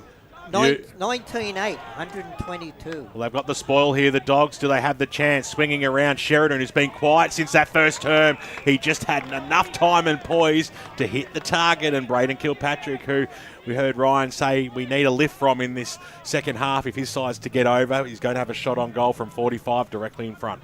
Yeah, once again, I thought that was the wrong kick there by Wilcox. He kicked to a contested contest, and he should have been looking for the out. Well, the turnover was critical. Now the Doggies a chance to make them pay for it. Braden Kilpatrick, the crowd will tell the stories. Pushed it right. It's not going to come back. Almost poked at that one. Didn't kick right through the football. Through for a minor score. Bendigo Bank scoreboard, 13.5 gone.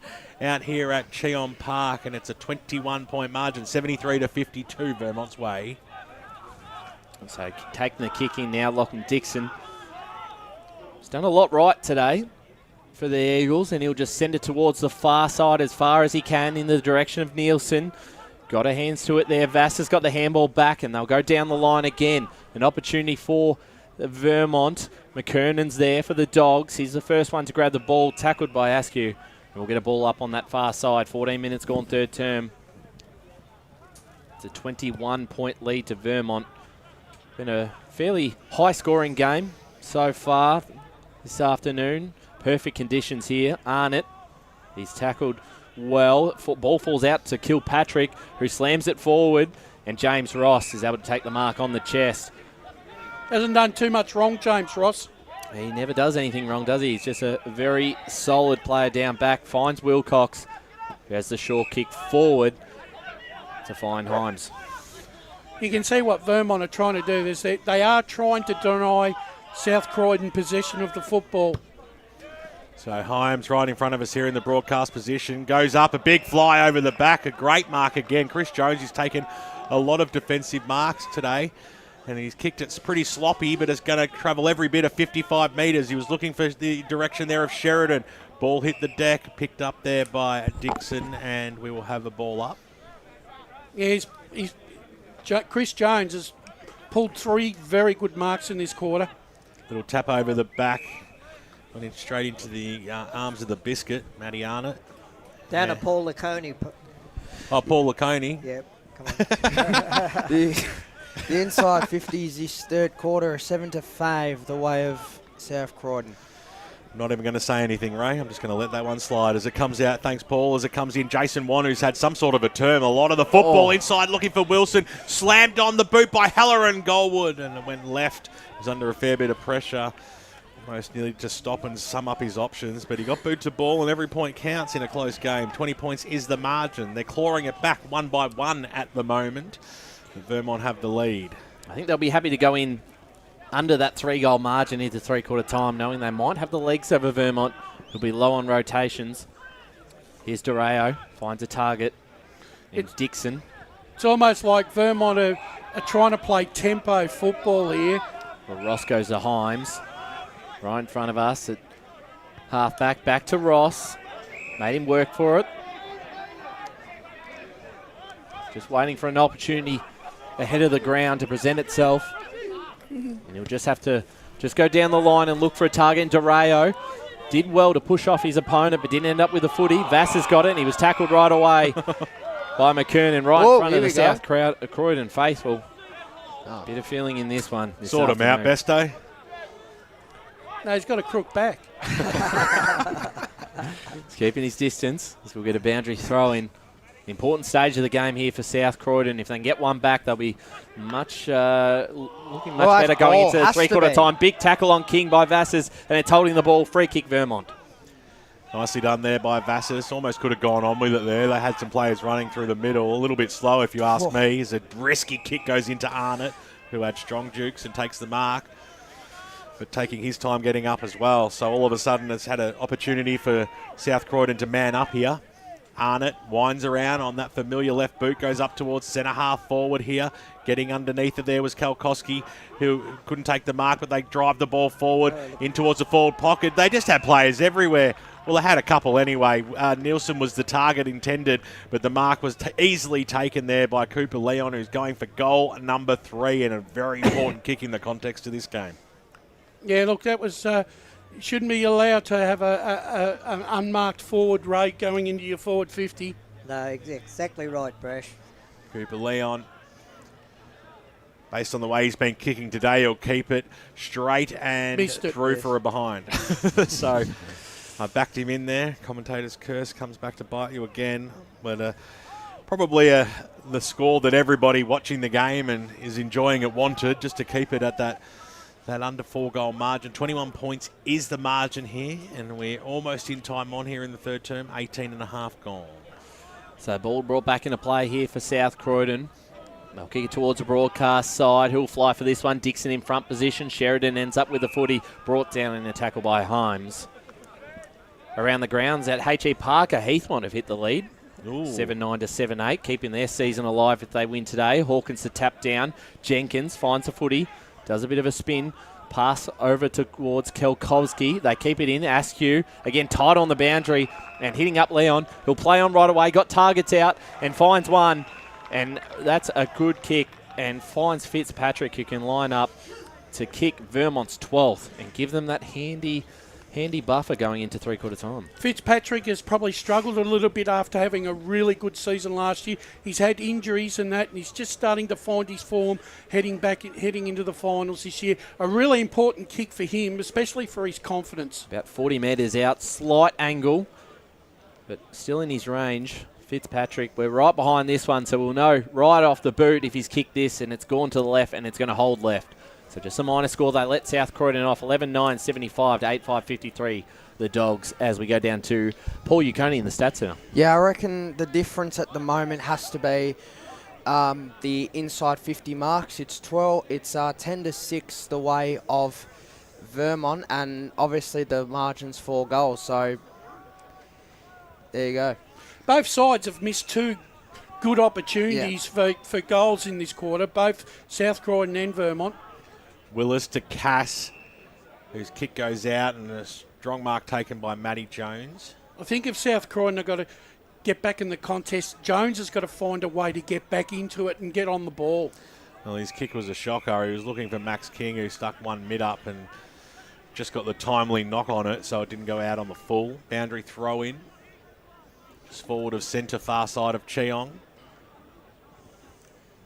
A lot of dogs inside the ground today, but I suppose it makes sense given that we are at the kennel. Bit of a dad joke, but it's real. As it goes inside forward 50. Oh, nearly just ripping it from behind there was Spencer. Quick kick out. No avail. Nicely done there. Handball to Jenkins on the right boot. Kicks it up towards Nielsen over the back there. Nicely done by Jones, who just went, I will have a behind, thank you. And handballed it straight through the goal. So you don't see that too often. Usually it's a knock, not just the clear handball through. It's like hitting a target back in the old big kick days where you got to handball the ball through the target. Ball back in play. Joel Bowden style back in the day. Who's he? You don't know him? Yeah, doesn't he live in the territory now? Good question. I actually think he might. If he was still in Victoria, he'd be playing for Richmond at the moment. Oh, well, we need him. The ball comes out to Dixon. Check that score for me, by the way, see if we've hit back. As South Croydon through hard stuff. The handball cut off. His Vassis went the don't argue, went backwards to Dixon. Dixon, snap around the corner and finds a target on the chest there of Calder. Tyson Calder will have the short kick towards Nielsen, juggling mark, and he's doing absolutely everything. See, that's close to mark of the day, that. I think that would be the Ringwood Mazda mark of the day, or the mark of the week contender. Yep, I saw the score. He could be pulling down all the awards at the moment. Well, he certainly could. He's had just one hell of a game. That is such a strong mark. It's just sometimes when everything is going right, and this one would be goal number 5 and would really make things difficult for South Croydon heading into the last quarter.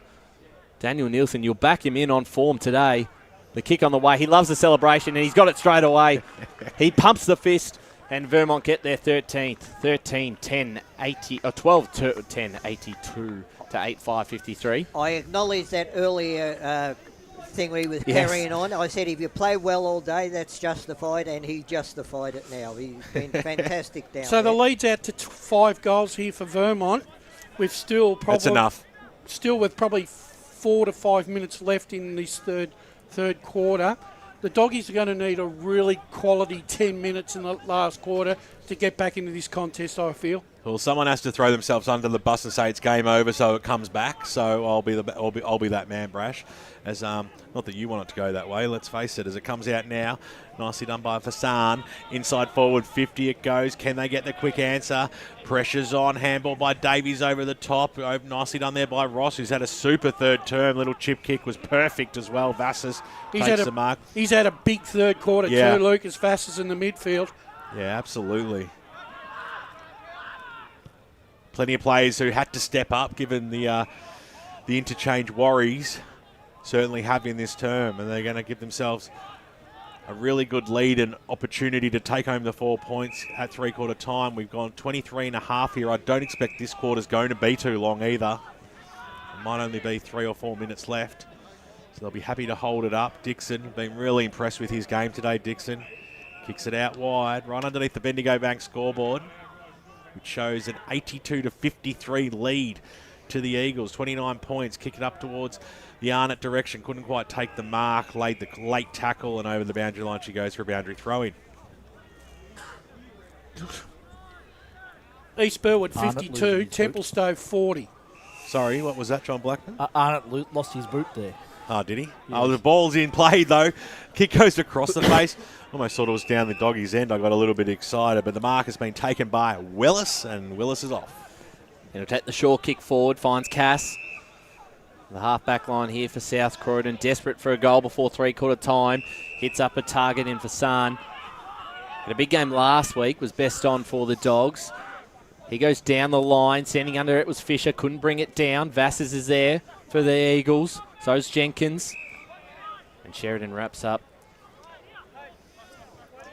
Shout out for the hot chips out at this ground too. Absolutely magnificent. They certainly went down. They hit the spot at half time, I'll tell you. The burger melted in the mouth. Oh, nice. My chips were a bit cold, but South Croydon go inside 50. Ross punches it out of bounds. You got yours second hand, though. Did you get yours, or did the missus get them for you? No, the missus got it for me. Oh, well, we know who to blame for that. Certainly not the canteen. She had them for 20 minutes before she came over and said, here you go. 18-point lead to Blackburn, 7-10, 52 to Roble, 4-10, 34. So again, the live ladder. Trouble down at Seaback. Live ladder has South Croydon 6 at the moment. Snap on goal from O'Neill. Not going to make it, and taking the mark there is Spencer in the back pocket for the Eagles. They've done everything right in this third quarter, Vermont. Everything right. Yep. Their back 50 has really tightened up, and they've just played the percentages this quarter. Spencer, his kick went out. Almost like everybody stopped there, but a nice little handball by Kalkosky over the top, and now he's Calder on the left boot up towards the half-forward line, dropping what he should have taken there was Hawkins, but the umpire's going to come in and pay him a free kick. It's almost a gift for the big man, but he'll take it.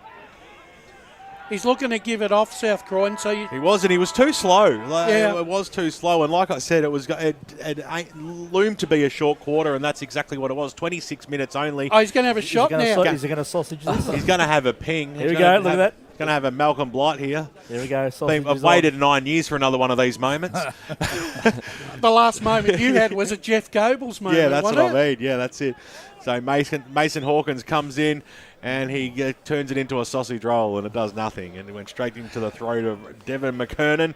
But that's three-quarter time out here, and it was an A-plus effort by the Vermont Football Club during that third term. They call it the Premiership Quarter, and they hold a very handy 29-point lead with only 30 minutes to play. Major goal kickers on the ground. Dan Nielsen, what a superstar game he's having. He's kicked 5, 3 goals to Zach Tyson, 2 each to Kalkosky and Leon, the major goal kicker. James Wilson, who's been quiet since kicking his 4th. Sheridan has 2. He kicked them in the first term. We need a lift from him if they're going to get up the doggies today. And Dan King and Max King both have singles. Hope you're enjoying the broadcast on 98.1 Radio East, and of course streaming live around the globe on YouTube and Facebook. We'll be back with that all-important last quarter and all those around-the-ground scores right after this.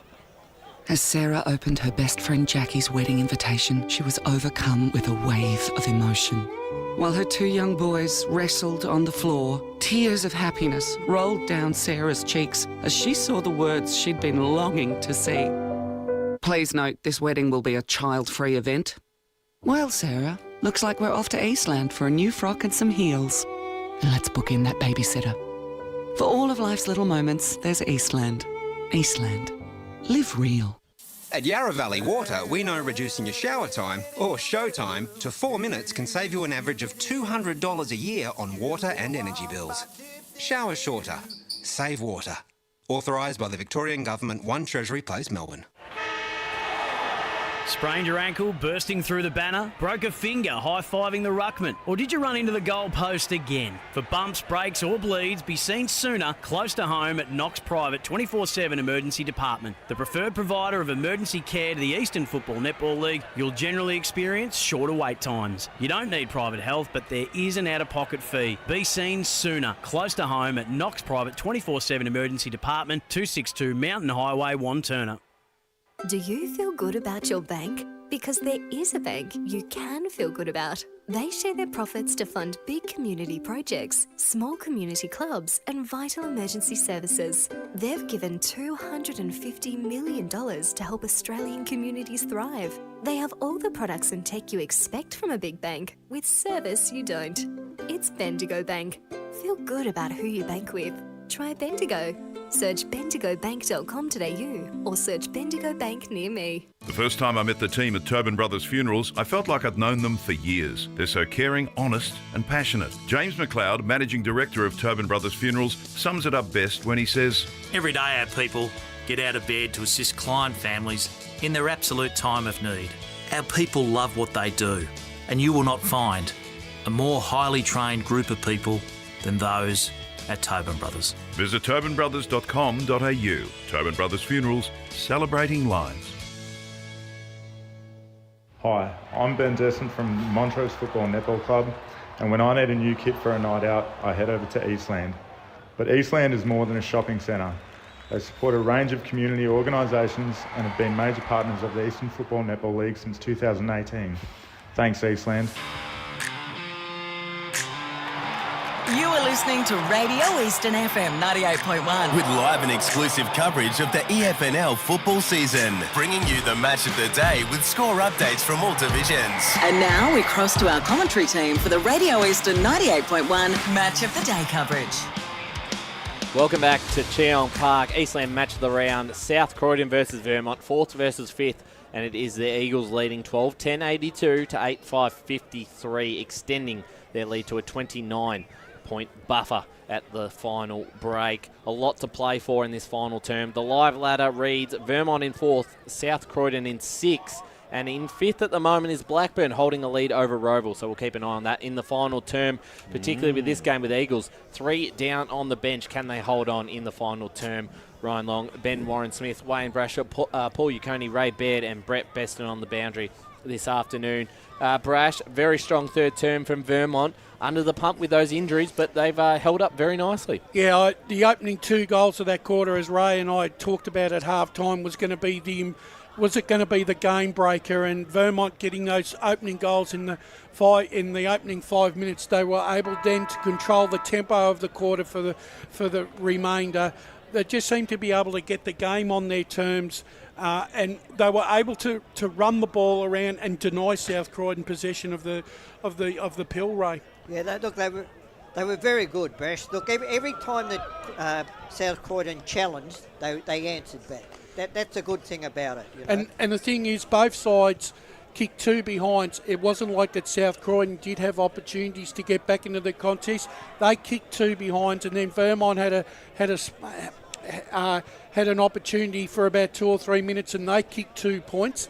But then all of a sudden, once Vermont got that 22 point and then got that extra goal to push it out to 29 points, it does seem like a bridge too far. But like I said, with boundary boys, when you're down by 3 on the bench, nothing's taken for granted. Let's go to Besto with Adam Parker. Yeah, Adam Parker, mate, you must be absolutely delighted with that quarter. You're 3 down on the bench, but you've just come out and just played probably the best quarter of the season almost. Yeah, it was a positive quarter, no doubt about that. We had the advantage of going down the hill a little bit. They put a number behind the footy pretty early, which we didn't adjust to really quickly, but I thought the second half of that quarter we did really well and we moved the footy pretty well.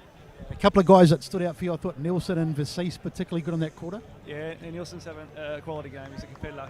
He's going really well. We like him. And also Dixon also played pretty well. Yeah, he's been huge. So 30 minutes to go. We'll see how we go. Good stuff. Good luck, mate.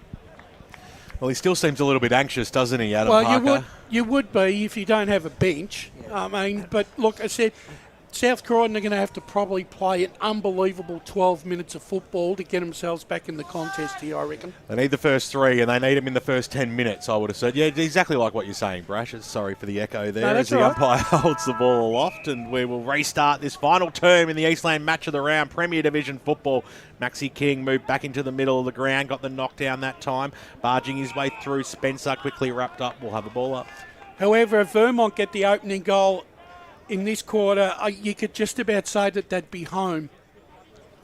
Yeah, you'd almost write it down, wouldn't you? To take the sting out, it's not really what we want, but we'll appreciate anything that's good football. Barging his way through Vassis. Yeah. Is it Vassis or Vassis? No, it's Vassis. It's Vassis. I heard Besto say Vassis, so I thought I'd back him in there, but we'll just shut him down at the same time. The kick goes up towards our forward line. Boundary. Let's go Besto to boundary Not for side. the first time you've done that either. He's been doing it all. He's been doing it all day to everybody. From the South Croydon bench, it was just work rate and just give it your all for the last quarter. On your Besto. Great job today doing it solo. I'll come down and join you at the end of the game. You mean take over? Good on you. Wow. Oh, wow. Who let that little munchkin in there? Specify the shots over the bow, not into it, Ray. Oh, dear. Take one of the two Spencers off him and he gets all chirpy, doesn't he? He has a kick ball in now. Quick kick, though, by Jenkins was smothered, but it was picked up and kicked in by Vassis to the top of the goal square or nearabouts. Nielsen, first time for the day, he's almost been out-muscled, but charging his way back through. Vassis again kicks it to the top of the goal square, which this could wrong its way through, but it won't because there was Jaden Cass just to tap it through for a minus score, and the margin's out to a clear 5 goals now. 1.5 gone, final turn. A lot of work ahead of the Dogs. They'll go down the line looking for O'Neill. It's been quiet. Yes, probably hasn't had a massive day. The handball was actually quite dangerous. Back to McKernan. It works out okay, but again, Vermont are well set up behind the ball. Dixon to run onto this one and just shrugged off his opponent very nicely and down the line over the top. McKernan might be able to get there for the Dogs. A free kick being paid to Vermont. And you can hear that through the fatal right in front of us. And from Brash. As Hawkins to send the Eagles back into attack. And Tyson. It's actually Tyson, you're right. Correct, Brash, as he goes in towards a dangerous spot. Great mark there by Jones. It's been an intriguing contest, Jones and Nielsen, but Nielsen's got the points with 5 goals too. Yeah, he has to take away the victory. At the moment, he's probably best on ground or very close to it. Cox for the Dogs. Looks to go the dangerous kick in the middle ground. It's about a 1-on-4 for favouring the Eagles. King did very nicely, though. Went back to McKernan. McKernan forward now to Dano King. Will hold that on his chest. He's held up Sheridan's here. out Has the here. pass. He's got Helleran there. Helleran's kick well was done. smothered. Kelkowski picks it up nicely on the rebound. Takes his time. Handballs it back over the top. And they link up again. Kelkowski will receive it. Has Fisher.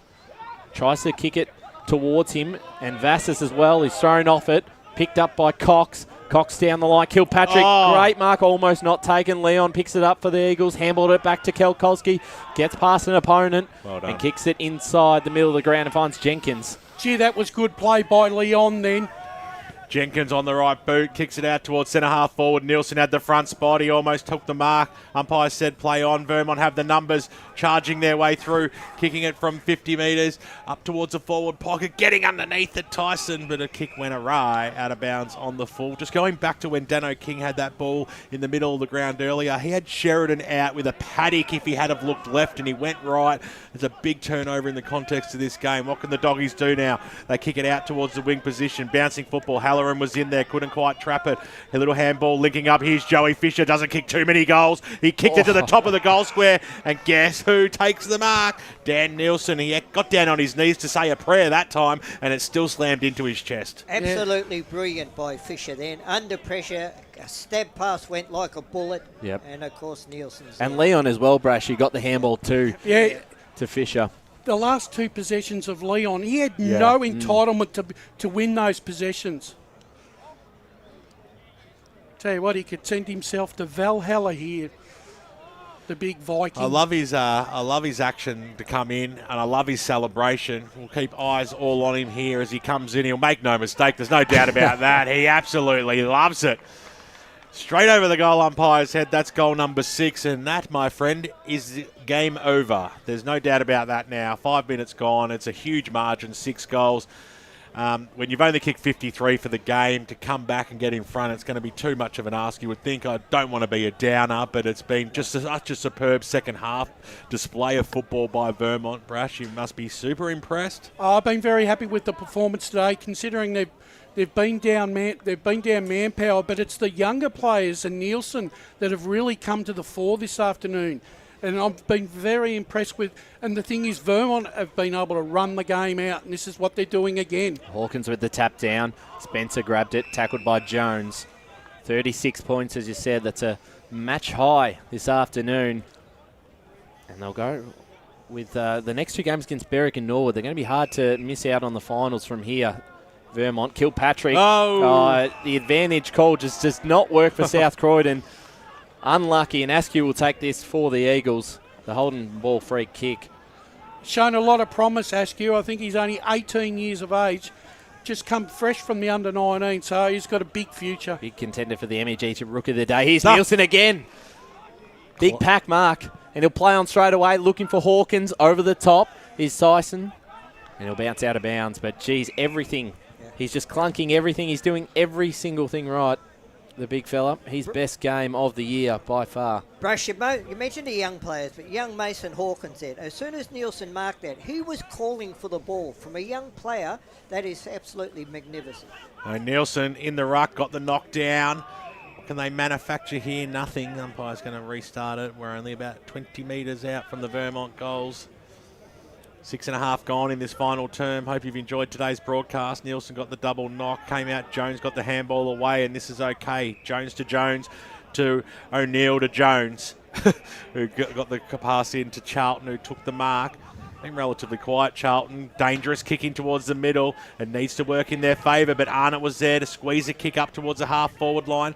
Paddling it into his advantage there was Tyson. He did well. Got the little knock on. Quick kick goes inside forward 50 for Vermont. Fitzpatrick regained his own football there and then copped one high, and he'll go back and have a shot. And for that second effort, he's almost should be rewarded with a goal, but he doesn't need to because he's got players just left alone, which is sort of unforgivable stuff. And the short pass was onto the forward pocket where Jenkins takes the mark and just takes off and kicks a goal. It's almost like they just gave up and threw their arms up in the air there, and the doggy's not good enough, to be perfectly frank, and through it goes for another goal to Vermont. 14-11-95 now, and if I said it before, it's certainly over now, but South Croydon just heads down in that whole last few passages of play. Brash, as a Vermont person that's seen a lot of football over Vermont over the years, they're breaking tackles and everything. Yeah. They're back to the old Vermont. Yeah, they're starting to look like the form that they had last year heading into the final series. You know, like Ray, but there's still a lot of football to be played in this season, and even though Vermont will take a big step to securing a finals position today, but it's not fait accompli just yet. Kelkovsky in the middle, wrapped up by King. And the other thing to factor in now is percentage as well, because that margin slipping out to 40 points, it's going to hurt the Dogs' percentage, which might come into play at the final round of the season. So even if they can't win this game, they would love to get a bit of respectability back on the scoreboard before full time. King and Hawkins. No one really wins it until Hawkins just smashes it down to Fitzpatrick. And they link up to Himes. They go backwards. Dixon, forward it goes. Mark almost taken by Jenkins, but controlled it well enough. Got it off towards Fitzpatrick. Picked up here by McKernan. Well tackled by Jenkins. Ball comes out. Fitzpatrick wins out. Oh. The kick inside 50. Hits up Jones from South Croydon in defence. It's taken about 8 marks in the defensive zone, and his opponent's kicked 6 goals. It doesn't make much sense, does it? Ball's gone towards that contest all day, though. Can't win them all. As the kick goes back. So Matty George is looking backwards here. Squaring things up. Got it to Taylor, who on the right boot tries to go direct over the back, though. Picked up by Davies. Handball to Fisher. Fisher chip kick in towards the middle of the ground. They're making hard things look easy at the moment, Vermont. Tyson Calder on the right boot. Kicks it inside forward 50 or thereabouts, almost pulling the mark down there was Tyson. Second effort was there because he got the ball back from the received handball, but the scrambly kick forward looking for Jenkins, who kicked the last. Bounced away from him, and we'll have a boundary throw-in. Paul Yaconi on the stat centre. Yeah, one-way traffic in this last quarter as far as inside 50s are concerned. It is 6-1 in favour of Vermont. Thanks there, Paul. Doing a great job in the stat centre this afternoon. Hawkins pushed out King. And a free kick's been awarded, and it's going in favour of Vermont. I believe that's Askew down there. Yes, it is. And he'll have a chance for his first of the afternoon. Be good if he could kick this. Go a long way to his chances for the MEGT Rookie of the Day. Don't know. Him and King have gone head on head, and they've both had their moments, I reckon. Hawkins and King? No, I'm talking about... Oh, sorry. Other King. Askew. Askew was charged with taking on Dan King this afternoon. Oh, Dano King. I think he's held his own very admirably. Certainly right. Deserves a goal. It's a long way out. It might fall short. It will. Nielsen's there. Punched over the line for a minor score. 14-12-96 to 8-5-53. Ray Baird around the grounds. Yeah, Frenchy Gully, 18 minutes into the last quarter. Frenchy Gully 4-6-30. Knox 9-7-61. Well, they've coughed it up on the kick in. Josh Spencer's taken the mark on the second bite. And although this might be beyond his range, everyone's trying to get around the goals at the moment. So it looks like he's going to go back and have a ping. See, the errors have really piled up for South Croydon in the second half, hasn't it, Ray? Yeah, boys, do you think that South Croydon, they've had a great last 3 weeks? Do you think they've run out of petrol tickets? Possibly, but, look, you can only play each game on their merits, can't you? I know, but they've been really good over the last 3 weeks. It's caught up with them, I think. Spencer comes in, he kicks it across the face. It's not going to get the distance. It stays alive, actually, in the end. Jones couldn't quite take the mark. Look at Nielsen just came still barging his way through, but... The old don't argue was a little bit too harsh, and the umpires played the free kick. 3 of them. He said, hold my beer, and they all went after him.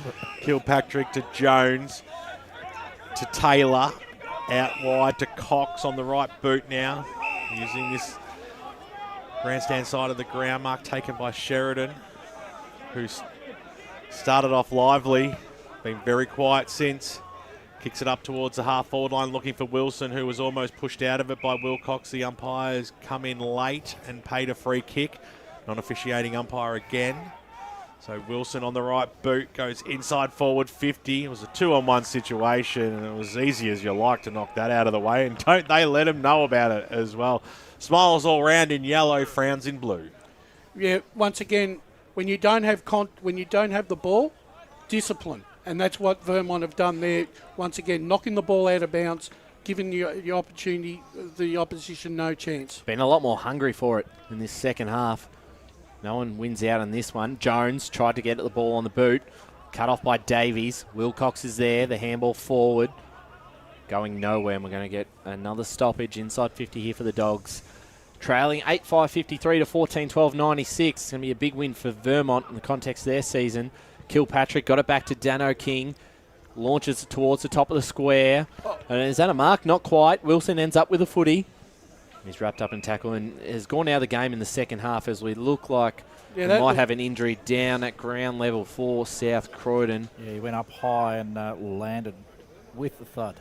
He was holding his shoulder on the ground, so not good news. Probably a chance to go around the grounds. Yes, we've got some scores around the grounds. Premier Division, we've got Baldwin leading Doncaster East by 41 points, almost a 100-point lead to Noble Park over Norwood. Blackburn just in front still, but 3 goals over Roeville.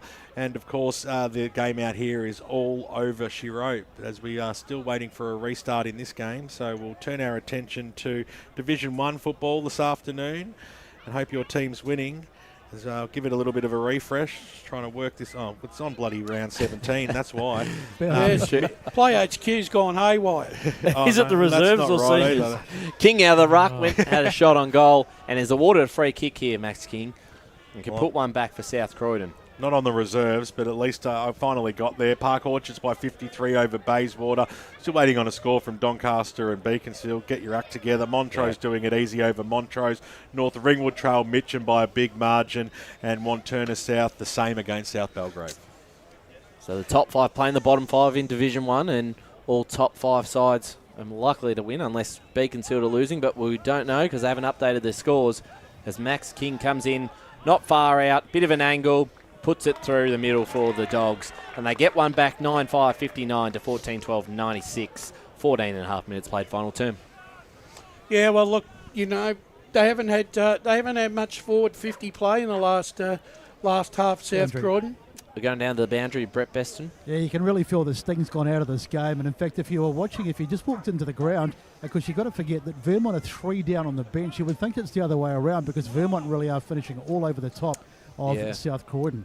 If you just walked into the ground, you're a tight ass and didn't want to pay the fee to get in. Well, that too, yeah.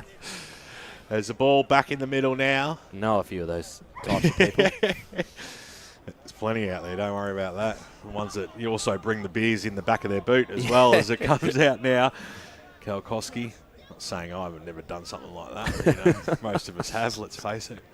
Can't throw stones in glass houses like Ray. As it comes out now, as a little handball by Baloney goes out wide, looking for Cox.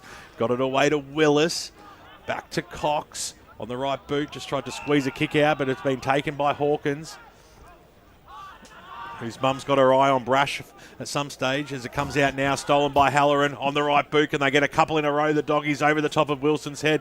Wilcox was there, mopped up there by Fisher. Little chip kick over the top. He never wastes anything, does he? And Mason Hawkins takes the mark just inside the defensive zone. Wayne Brashy looking nice and relaxed at the moment.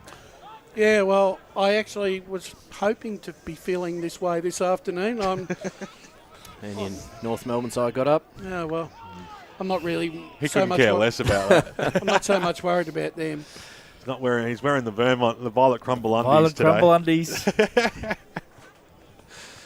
There's Dan Beard about to restart the game. Sporting a trendy old hairstyle these days, Dan. I'm quite impressed with it. Keeping up with the Joneses, and there's plenty of them in the South Croydon side. Stolen there by George. Little knock over the top, Kilpatrick linking up with one of the Joneses. This one's Matt. Goes over the top now to King. Handball over the top. Series of handballs in the arms now of Charlton. Snap around the body, bouncing football. Who wants it? It's a 3-on-1 situation, and the one's going to win out here. Dureo did really well just to force the ball out of that defensive zone. Quick kick though by Jenkins. Up into the middle. Nielsen looping handball over the top to Kalkowski. This way, that way. He's going to go back into the middle, back towards the Nielsen direction. He had 2 players to beat, but we've seen that happen multiple times today. Nicely done by Jones. Got the ball over to Cox, to Dano King. Now it's a chance for the Doggies to go forward. Inside 50 he goes, and it was a good kick too. Halloran takes the mark, who probably deserves a goal for the game he's had today, the young fella. On the right boot now, kicks it towards the top of the goal square to the Wilson direction. And that was good play by the Doggies. They really held disposal. They kept their eyes up and found the target, and Wilson will go back and plump this one through without a doubt for his 5th. He's been the lone wolf down there this afternoon, Wilson. He really has held his own and probably won his position. Wilson to put the line through the 4. That makes the 5. He makes no mistake. And South Croydon get another one. That's their 10th on the Bendigo Bank scoreboard. The sting has gone out, as Besto said. It's a 31-point margin out here at Cheong Park in the Eastland match of the day. Boundary. As we go down the boundary, Brett Beston. I just wanted to mention, too, the sting will doubly gone out of this game for South Croydon because Blackburn looked like they might be home against Rover. They're about 20-odd points up. So it's going to mean that South Croydon are going to go out of the 5 after today's game. So that's sort of a double whammy, isn't it? Yeah, that's correct. And a tough game against Baldwin next week, South Croydon. Away from home too, I believe. Yes. So it doesn't get any easier for the Dogs. But as I said, if they can kick a couple more, just don't want to lose that percentage too much today because it will certainly factor in the end of the season with 3 games to go. Tap down, Taylor, wrapped up by 2 Eagles. We'll get a ball up back in the middle. 18 and a half minutes gone, final term. It is 10-5 to 14-12 in favour of Vermont. Handy 31-point lead. It's going to be a big win for the Eagles. 3 down on the bench. We'll get another ball up back in the middle of the ground. Bloody Maltese dead. Needed Zerha for 2 goals. Hack. Here's the Dogs going forward. Bouncing ball over the top. Didn't work out well for him. Ross got it. Got it off to Dixon.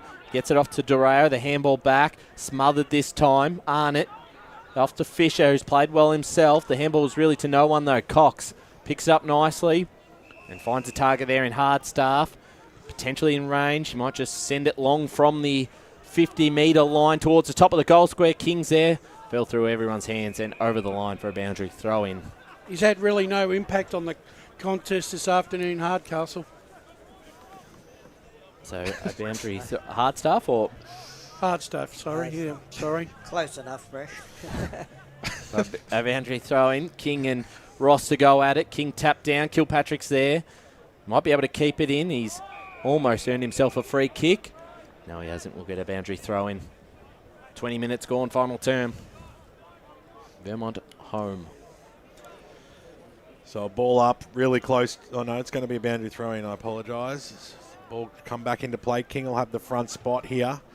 He'll go up against Ross. Ball hit the deck, picked up by Jones.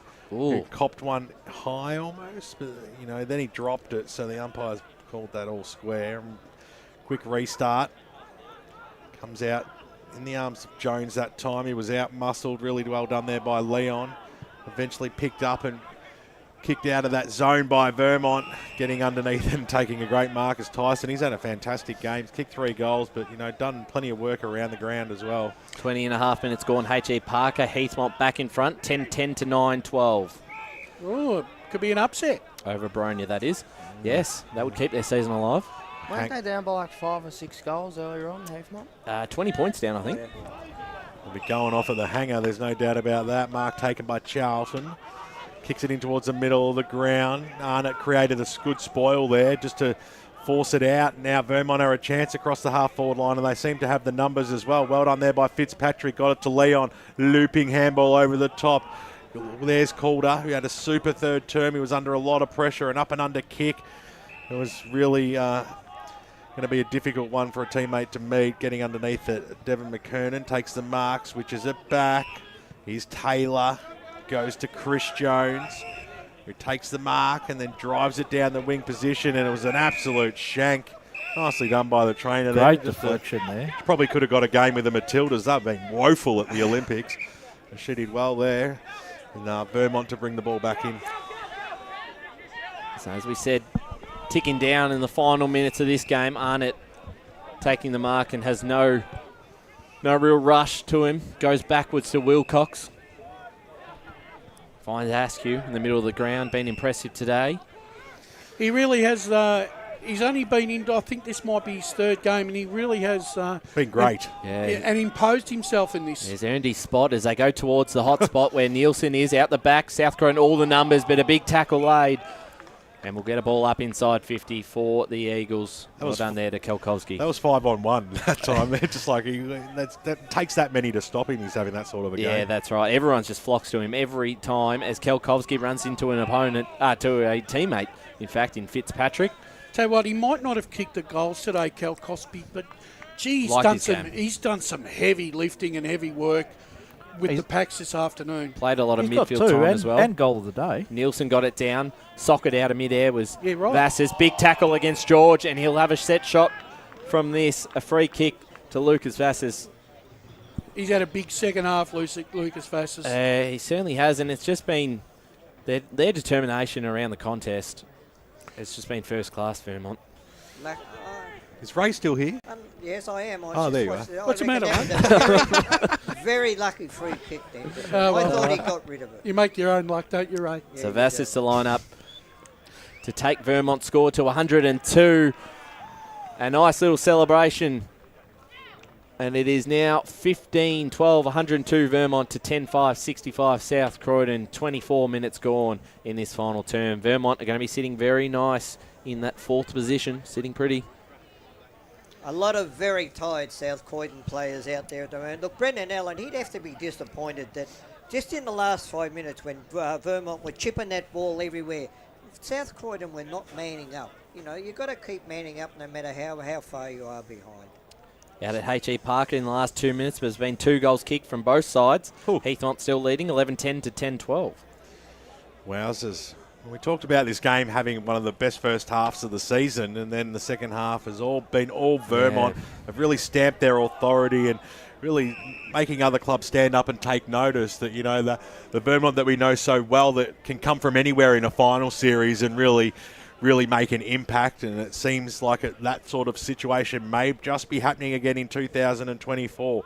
Ball been thrown up. Nicely done there by Jenkins. His handball was trapped, though, by Fasan, who did well. Sold a little bit of candy, then danced through the middle, kicked it up towards the Wilson direction, had the back spot, had to create the spoil, which is exactly what he did.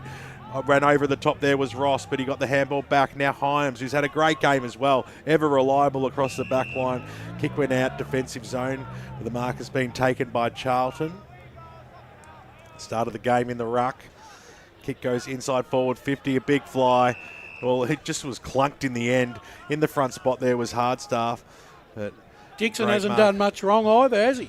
Well, I'm going after him in the for the after-game interview. There's no doubt about that. I think he's been almost best on ground, to be honest. Oh, you got to get the Viking. Oh, well, we're getting two, all right. Settle pedal, and and we're not taking over. It's Besto's choice when we get down there as well. Certainly wouldn't do that, would I, Ray? No way, BWS. No way. On that note, I'm heading down to Besto, where we might have someone that might actually like me down there. I wouldn't count on it. You've been under fire today by Ray. As Askew again getting the ball forward, and there's Nielsen using his body well. Another mark. Love to see how many marks he's had today. Puts it in front of Kelkowski on the chest. And on the siren, can put through another. If he's paid the mark, he hasn't been paid the mark, so no goal. Even if he'd have been He has been paid the goal, I think. No. Even if he'd been paid the mark, he wouldn't have been paid the goal because he Played on, that is correct. But it played is the Vermont. Tyrants. Either way, big winners, 15-12, 102 to 10-5, 65 South Croydon. A massive win for the Eagles. 3 down on the bench, and they have put their finals chances very much alive. It looks like they're likely to play finals from here, Brash. Yes, so this was like we talked about so much throughout the afternoon, Ryan. This was the quintessential 8-point game for both these sides.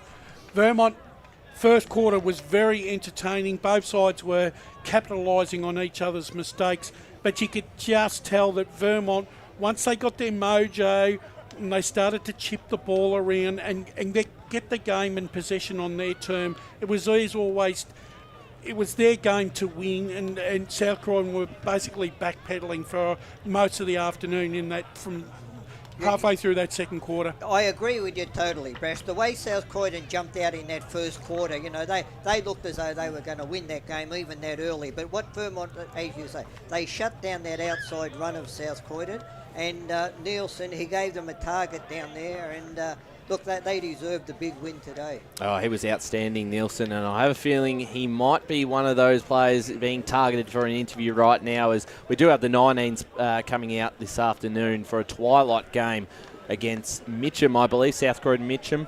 Could be Richmond Seniors running out there. Oh, well, geez, we're going well, aren't we? Aren't we, Ray? Just a message. Don't involve me. Aren't you? What aren't we? Yeah, no, that's true. It's just a message from Danny Ross on the live stream. Keep tipping against us, boys. A fair play. Only Brash had Vermont this afternoon. Every other person had South Croydon. Right, yes. And I do believe we do have Daniel Nielsen down at ground level. Brett Beston with him at the moment. We just might be getting a second interview as well with Ben Warren-Smith bringing across Dixon. Taken over. He's down there. Well, now we'll give it over to him. Brett Beston's down at ground level. Thanks, boys. Yeah, we've got a couple of the stars of the day. And Daniel Nielsen, mate, what a quarter that was. He just took the game by the scruff of the neck. Was it second or third quarter? Second quarter. I think I got into it just going into the ruck in the first quarter, just trying to get us a bit of movement, and then after that just thought, I'll just play my own game. I think we back ourselves as a team quite well. Like our forward structure's quite good, and we've got a good gelling across the board, so we know what we want to execute, and we just keep doing it, and we end up getting the results. And I was the lucky one that got on the end of it today. So to give yourself some more credit, though, I mean, you went into beast mode. I mean, at one stage it looked like you were playing them on your own. Oh, I appreciate that. Yeah, don't know what to say to that, really. I mean, I just can say thank you. Yeah, it's appreciated. Lockie Dixon, mate, what a great four-quarter performance by the side today, and especially with 3 men down on the bench to be able to come out in that second half, and it was A+ football by you boys. Yeah, it's huge. I mean, you lose 3 and 3 quality players, and the way we played that second half was really unbelievable, really. Probably our best half of footy for the year. It was an important game as well, obviously, coming in and knowing how tight it was on even points with South Croydon. Blackburn have won as well today against Rowville, so that makes it even tougher. But a really important game for you boys to come here away from home and get that win. That gives you confidence going into these last few games of the season. Yeah, we knew it was a massive game. Obviously, we knew what the stakes were, and against a really good South Croydon team here, we knew we were going to have to play our best footy, and luckily we did, and we were able to get the win. Fantastic stuff. And it was a question I like to ask players after the game is the music that you guys play in the change rooms at the start. Who chooses that, and what type do we listen to? I'm actually not sure who chooses. I think it's Kalkowski most of the time. I put my own headphones in. It's a bit I'm a bit older these days. I don't listen to too much of that stuff, but yeah, the boys seem to enjoy it. And what about your mate's celebrations after every goal that he kicks over here? He goes all right, doesn't he? He was unbelievable today. I think it's a difference in the game, and I don't know how many he ended up with, but yeah, it was pretty. One of the better displays you'll see from a key forward. Daniel, I'll just grab your cup. Your kicking today was unbelievable. Your goal kicking, like every time you lined up, you just knew you were going to kick it. Did you have one of those days, when you get in the zone and you feel like everything's going to go through? Did it feel like that today? Yeah, I think I always know if I've kicked a good one off the boot, so I usually do it a bit earlier. A lot of the guys always talk on the sidelines, you celebrate really early. I love a celebration, but it's just when it comes off the boot well, you just know it's going through. And it's credit to just doing the extras in training. Everyone does it after training, so I just get the result today, which was nice. Such a good second half, such a good first half at least. It was really, really tight. We all thought it was going to be a great game, but you just took the game by the scruff of the neck. And I remember Adam saying, I think it was at the halftime or three-quarter time break, play for your mates. And your season was on the line. Blackburn have won today, so you've done yourself a massive favour by winning today.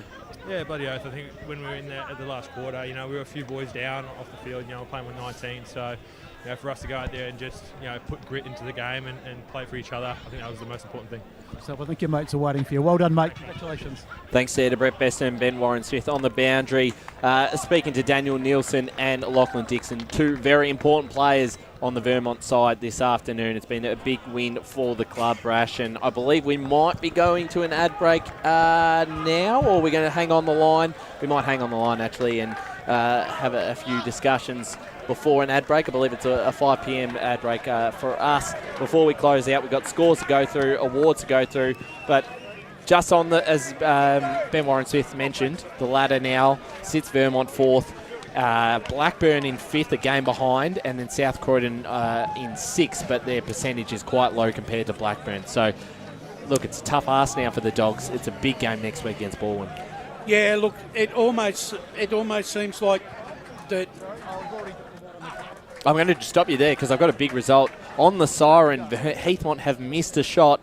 Hawks win by 2 points. Oh, no. So Jets season come to an end. That's a heartbreaking finish for them. How would you feel about that? That's bad luck for Heathmont. Yeah, that's disappointing because they had a real crack. Let's go down to the song thanks to Tobin Brothers Funerals.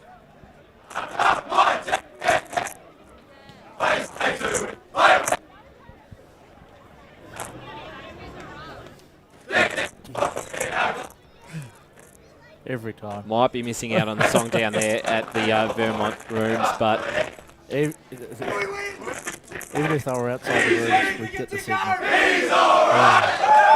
Well, we heard the end there. They're really happy down. Someone's all right at weight rooms. Yeah. So a big win for the Vermont Football Club. We might keep our votes until we've got our boundary riders back up in the box. Yep. In the awards. I think having a look, I'm just going through the MEGT Rookie of the Day one. We might as well award that one because I think Kobe Askew is my vote for that. The play's eligible. I agree. No, Davies, Barker, Spencer, Askew for Vermont, McKernan, Halloran and Baloney for South Croydon. I think Askew was by far out of those players. No doubt. So the MEGT Rookie of the Day, one vote there for Kobe Askew. He will win a $50 Bunnings voucher, as the boys agreed down there. I believe they're making their way back up.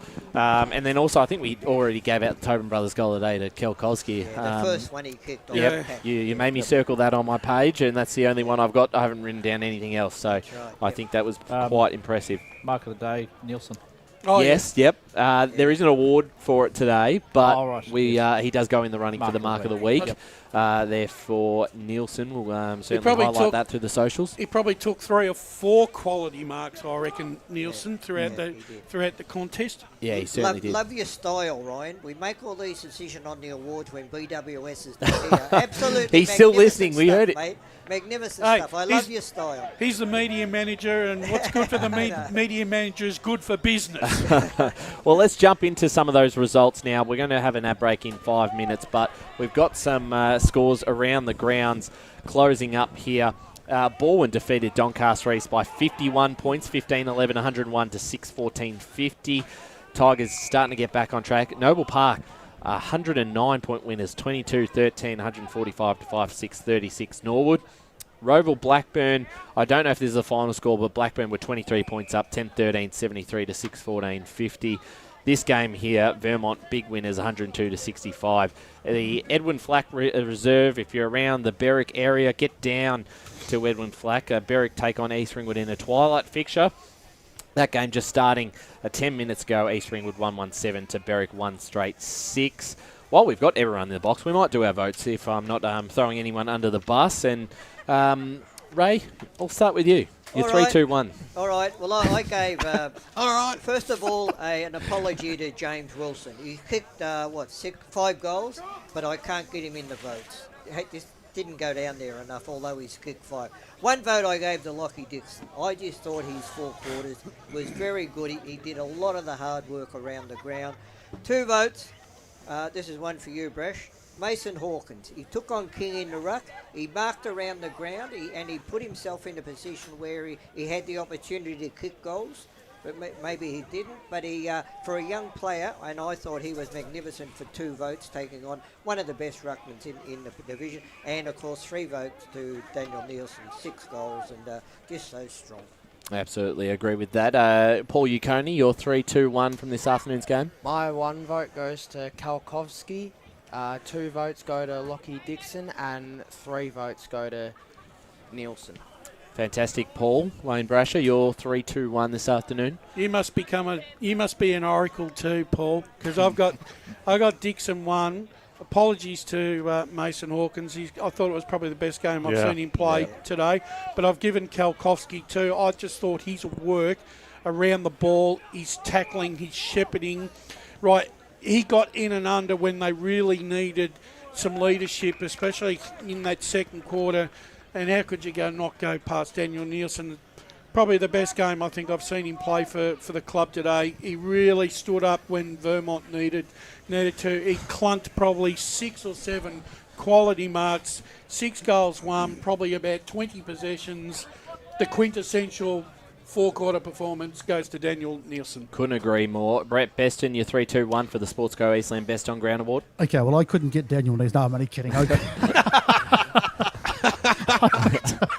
I actually went Dixon for 1. I went Lucas Vassett, for 2. I thought he was pretty good today. And, of course, Daniel Nielsen without doubt.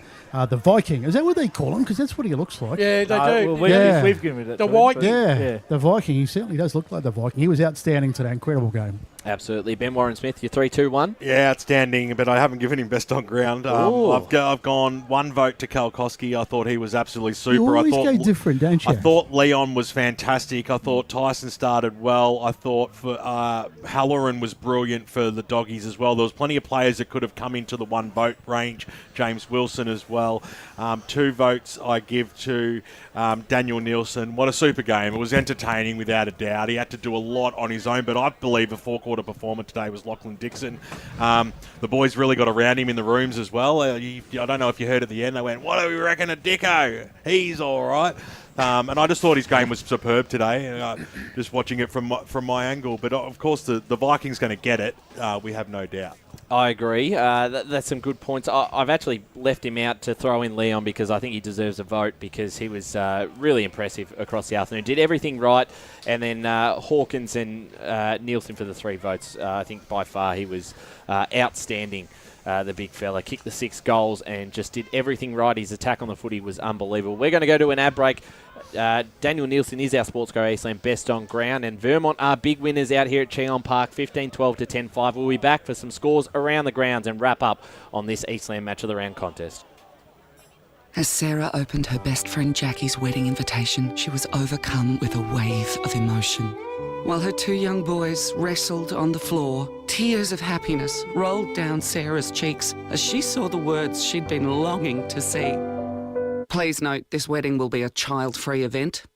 Well, Sarah, looks like we're off to Eastland for a new frock and some heels. Let's book in that babysitter. For all of life's little moments, there's Eastland.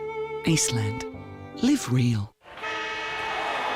Sprained your ankle, bursting through the banner? Broke a finger, high-fiving the ruckman? Or did you run into the goal post again? For bumps, breaks or bleeds, be seen sooner, close to home at Knox Private 24/7 Emergency Department. The preferred provider of emergency care to the Eastern Football Netball League, you'll generally experience shorter wait times. You don't need private health, but there is an out-of-pocket fee. Be seen sooner, close to home at Knox Private 24/7 Emergency Department, 262 Mountain Highway, Wanturna. Do you feel good about your bank? Because there is a bank you can feel good about. They share their profits to fund big community projects, small community clubs, and vital emergency services. They've given $250 million to help Australian communities thrive. They have all the products and tech you expect from a big bank, with service you don't. It's Bendigo Bank. Feel good about who you bank with. Try Bendigo. Search bendigobank.com.au or search Bendigo Bank near me. Tobin Brothers Funerals wear their heart on their sleeve. Their clear and easy to use website and Memory Maker app make it easy for families to make an informed decision. Here's James McLeod, Managing Director of Tobin Brothers Funerals. We pride ourselves on being the most transparent funeral company. All pricing on goods and services are available on our website. It's all there for you to see and make very informed decisions when planning a loved one's funeral. Visit tobinbrothers.com.au. Tobin Brothers Funerals, celebrating lives. At Yarra Valley Water, we know reducing your shower time, or show time, to 4 minutes can save you an average of $200 a year on water and energy bills. Shower shorter. Save water. Authorised by the Victorian Government, 1 Treasury Place, Melbourne. Sprained your ankle, bursting through the banner? For bumps, breaks or bleeds, be seen sooner, close to home at Knox Private 24/7 Emergency Department. You'll generally experience shorter wait times. Knox Private 24/7 Emergency, 262 Mountain Highway, Wanturna. You are listening to Radio Eastern FM 98.1. With live and exclusive coverage of the EFNL football season. Bringing you the match of the day with score updates from all divisions. And now we cross to our commentary team for the Radio Eastern 98.1 Match of the Day coverage. Welcome back to the Eastland match of the round out here at Cheong Park. It was the Eagles 15-12, 102 to South Croydon 10-5, 65. Big winners for the visitors, and Daniel Nielsen was listed as our Sportsco Eastland best on ground, kicked the 6 goals in a big win. Now, I believe Brash has got all the scores around the grounds. I don't know where you want to start at. We talked about Premier Division and the big changes with Blackburn winning. That puts South Croydon out of the top 5 and Blackburn back in. I'll start recapping those scores. Let's start in division. In Premier Division. We've got Balwyn 15-11, 101, defeating Doncaster East 6-14, 50. Noble Park 22-13, 145, defeated Norwood 5-6, 36. Big winners here: Blackburn by 5 goals, 11-14, 80 to Roval 6-14, 50. And with that win today for Vermont, they're now tied with Roval. So that double chance spot is now right up for decision now. And South Croydon, obviously, 10-5, 65, defeated by Vermont Seniors, 15-12, 102. Let's move into Division 1 here. We've got... IHQ, thank you very much. Park Orchard 16-11, 107. Defeated Bayswater 7-11, 53. Nothing from down at the coast. Montrose 8-point winners over Murrelbach. Uninspiring 8-point victory there. Montrose 13-13, 91. Murrelbach 12-11, 83. Mitcham 35-point winners over North Ringwood 15-7, 97 to 9-8, 62. South Belgrave went through the motions this afternoon and come away with a 62-point victory over Wanturna South, 18-11, 119 to Wanturna South 8-9-57. Some upsets in Division 2 this afternoon, and we see Baronia 5 goals. Sorry, not 5 goals. Sees Baronia 12-13-85 defeat Heathmont 12-11-83. So the big scare there for Baronia this afternoon. East Burwood have pulled off a big upset here this afternoon over Templestay, and they've dented the Templestay's finals chances here. East Burwood 9-4-58, Templestay 7-14-56. Must have been after Spider hosted the lunch the other day. They got motivated. That's a good point. That went into this afternoon as well. Is he still going? A really important... We'll never hear the end of it. A really important win for Mulgrave here. They've defeated Croydon up at Croydon this afternoon. 10-8-68, defeating Croydon 5-9. Without Roberts. Yes, 5-9-39. Waverley Blues got back on the winners list, 14-13-97 to Lilydale 6-10-46. And Ringwood had a day out against the Basin, 18-17-125 to the Basin, 8-14-62. Let's move into Division 3. A high-scoring affair up at Sylvan Recreation Reserve this afternoon, which saw the win to Donvale, 19 goals, 12, 126 to Sylvan, 17, 11, 113. Raining goals. Coldstream's run of poor form continues as they were beaten by Fair Park. Fair Park 12-8-80, defeating Coldstream 7-11-53.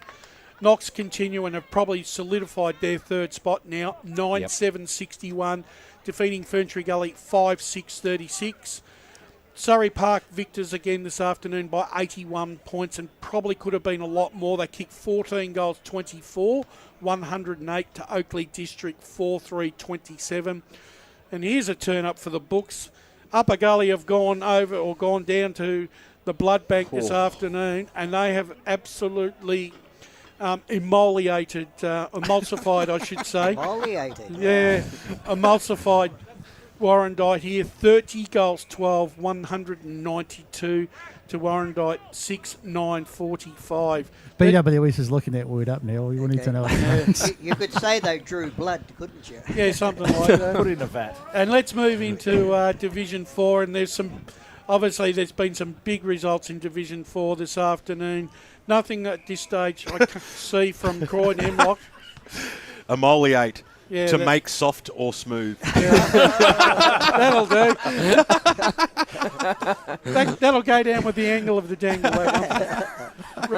Big win at Churnside Park as they went down to Coonung Reserve this afternoon. 25 goals, 22, 172 to Nunawading 8-7-55.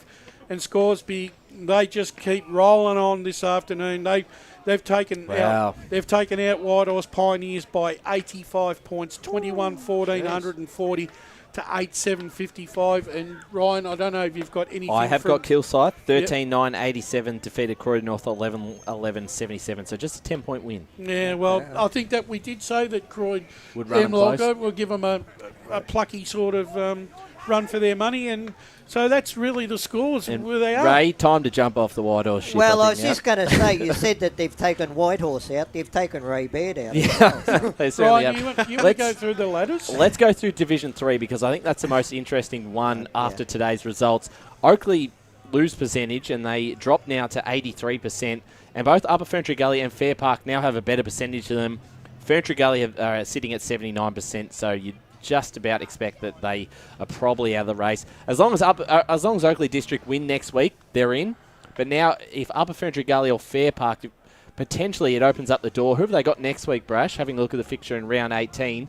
Ferntree Gully head to Princess Highway to play Oakley District. Yeah, it's a big round, I reckon. Coldstream are at home to Sylvan. That's no gimme now, the way Coldstream are playing. Donvale are home to Fair Park. Ouch. Knox have taken on Warrandyte, so you'd expect Knox to win that one.